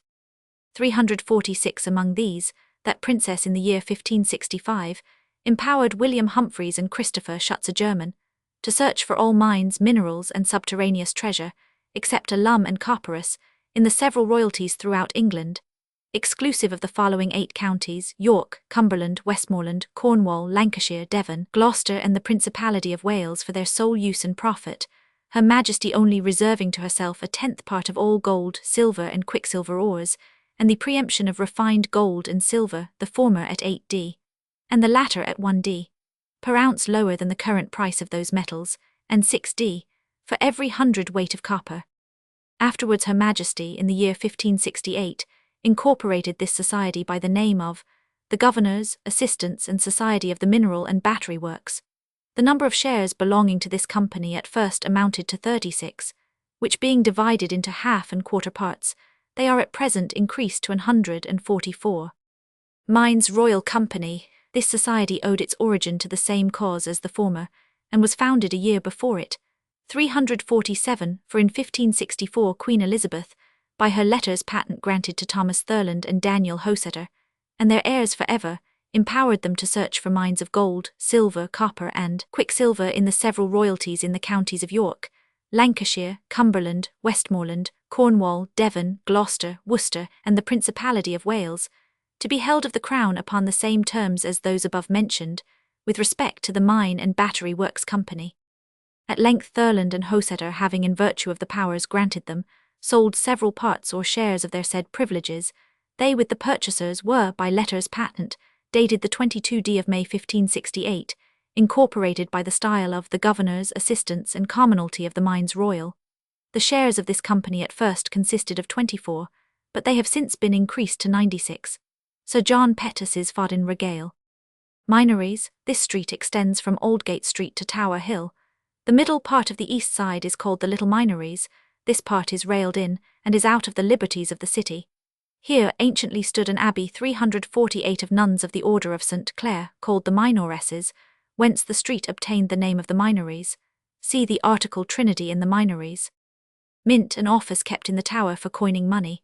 Before the Norman conquest, the kings of England set apart certain monasteries for mints, presuming that the coinage would in those places be best secured from frauds and corruption. Edward I, however, ordered a mint of 30 furnaces to be erected in the Tower of London, and others in Canterbury, Kingston upon Hull, Newcastle upon Tyne, Bristol and Exeter. From that time the mint was kept sometimes in one place, and sometimes in another, according to the will and pleasure of the prince, who, for a sum of money, was frequently prevailed upon to grant the privilege of coining to some nobleman, bishop, or corporation, which being attended with many inconveniencies to the public, Queen Elizabeth, in the beginning of her reign, endeavoured to rectify those abuses, by confining the mint to the Tower of London, which has ever since been appropriated to the coinage of money, except when King Charles I, by the confusion of 349 the times, was obliged to erect new mints at Oxford, York, and Newark upon Trent, where being with his army, he was reduced to the necessity of coining money to supply his present wants. And when King William III, having called in all the base and clipped money, for the sake of expedition, and for the service of distant parts of the nation, was obliged to erect mints at Bristol, Exeter, York, and Winchester. The mint office is on the left hand on entering into the tower, and at a small distance from the gate. There is no possibility of describing the particular processes that the different metals undergo before they receive the impression. The manner of stamping is all you are permitted to see, and this is done with surprising expedition, by means of an engine worked sometimes by 3, and sometimes by 4 men. The manner of making the impression on gold, silver, and copper is exactly the same, only a little more care is necessary in the one than in the other to prevent waste. This engine, which makes the impression on both sides of a piece of money in the same moment, works by a worm screw terminating in a spindle, just in 350, the same manner as the letter press for printing books.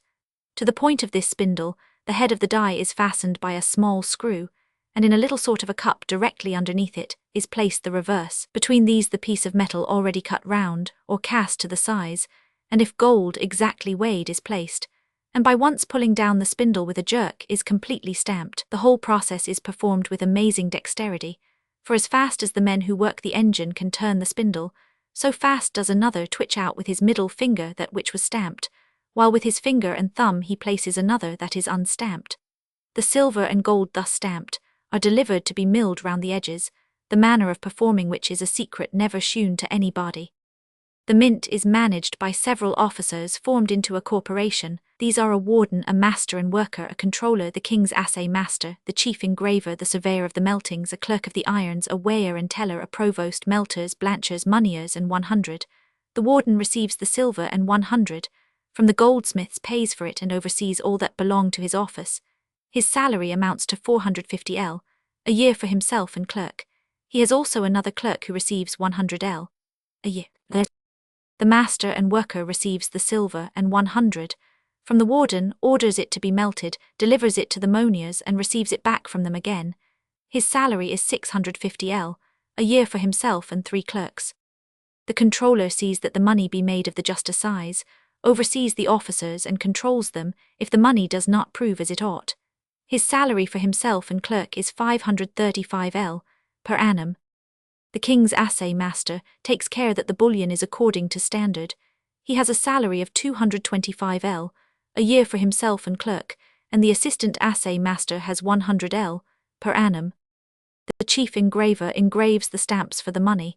He has a salary of 200 a year and his assistant 80 The surveyor of the meltings is to see the bullion cast out, and that the metal be not altered after the assay master has made trial of it, and it is delivered to the melter. 352. The business of the clerk of the irons is to see that the working irons are kept clean and fit for the work. These two last offices are frequently enjoyed by the same person, who has a salary of 130 tens a year. The weigher weighs the bullion. The teller counts the number of pieces. These two last offices are also frequently enjoyed by the same person, who has a salary of 142 tens a year for himself and clerk. The provost to the company of moneyers provides for all the moneyers and oversees them. His salary is 100 a year. The moneyers cast the money and shear it. Some beat it broad, others round it, and others stamp or coin it. These have 40 a year each. Besides these there are the king's clerk and clerk of the papers, who has 100 a year, a surveyor of the money presses, who has 40 a year, and several deputies and clerks. Mint, opposite the west end of St. George's Church, Southwark. Here anciently stood a magnificent structure belonging to the Duke of Suffolk, which, coming to Henry VIII, he erected a 353 mint in it, from which that neighbourhood is still denominated. This place was for many years a famous asylum for debtors, who fled thither with their effects, in order to defraud their creditors, till this was carried to such a height, that the Parliament found it necessary to take away the privilege of sanctuary in order to destroy this nest of spoilers. Mint Street extends west from the corner of Blackman Street, opposite St. George's Church, Southwark. Mint Square in the Mint, Southwark. Mitchell's Court 1, Milk Street, Cheapside 2, Mitchell Street, Old Street. Mitchell's Street, Brick Lane, Old Street. Mitre Court 1, Cheapside, 2, Cornhill, 3, Fenchurch Street, 4, Fish Street Hill, 5, Fleet Street, 6, Friday Street, 7, Gutter Lane, Cheapside, 8, High Street, Aldgate, 9, St. John's Street, West Smithfield, 10, Milk Street, Cheapside, 11, St. Paul's Churchyard. Mitre Court Buildings, Inner Temple. Mitre Yard, Shoemaker Row, Aldgate. Moldstron Dock Stairs, Willow Street, Bankside. Marlin's Court, Shoe Lane, Fleet Street. 354 Moneybag Alley, Blue Anchor Yard, Rosemary Lane. Moneybag Yard, Anchor Alley. Money Court, Miles Lane. Monger's Almshouse in Well Street, Hackney, was founded by Henry Monger, Esq, in the year 1699, for 6 poor old men who are allowed 40 shillings per annum each. Maitland. Monkwell Street, Silver Street near Cripplegate. It took its name from the monks lodging in it and a well belonging to them. Maitland. Monmouth Court, 1 Hedge Lane, Charing Cross 2, High Holborn, 3 Monmouth Street, St. Giles's. Monmouth Street, 1 Quaker Street, Spitalfields, 2, 7 Dials. This street is famous for the sale of old clothes. 3 Shadwell Market, 4 Spitalfields. Montague Alley, Clare Street, Clare Market. Montague Close in Southwark. Montague Court, 1 Bishopsgate Street, 2 Little Britain, 3 Montague Street, Spitalfields, 4 Petticoat Lane. Montague House in Great Russell Street, a noble building, with a very spacious courtyard before it, His Grace 355 the late Duke of Montague having built another house in the Privy Garden at Whitehall. This edifice was let for the use of the King's great wardrobe, and is since purchased by authority of Parliament, to be a repository for the library and for the natural and artificial curiosities, medals, coins, printed books and manuscripts, bought by the public of the executors of the late Sir Hans Sloane, the late Lord Oxford and 100. Stowe's Survey, last edition. See the article British Museum. Montague Street, Brick Lane, Spitalfields. Month's Alley, St. Catharine's Lane. The end of the 4th volume.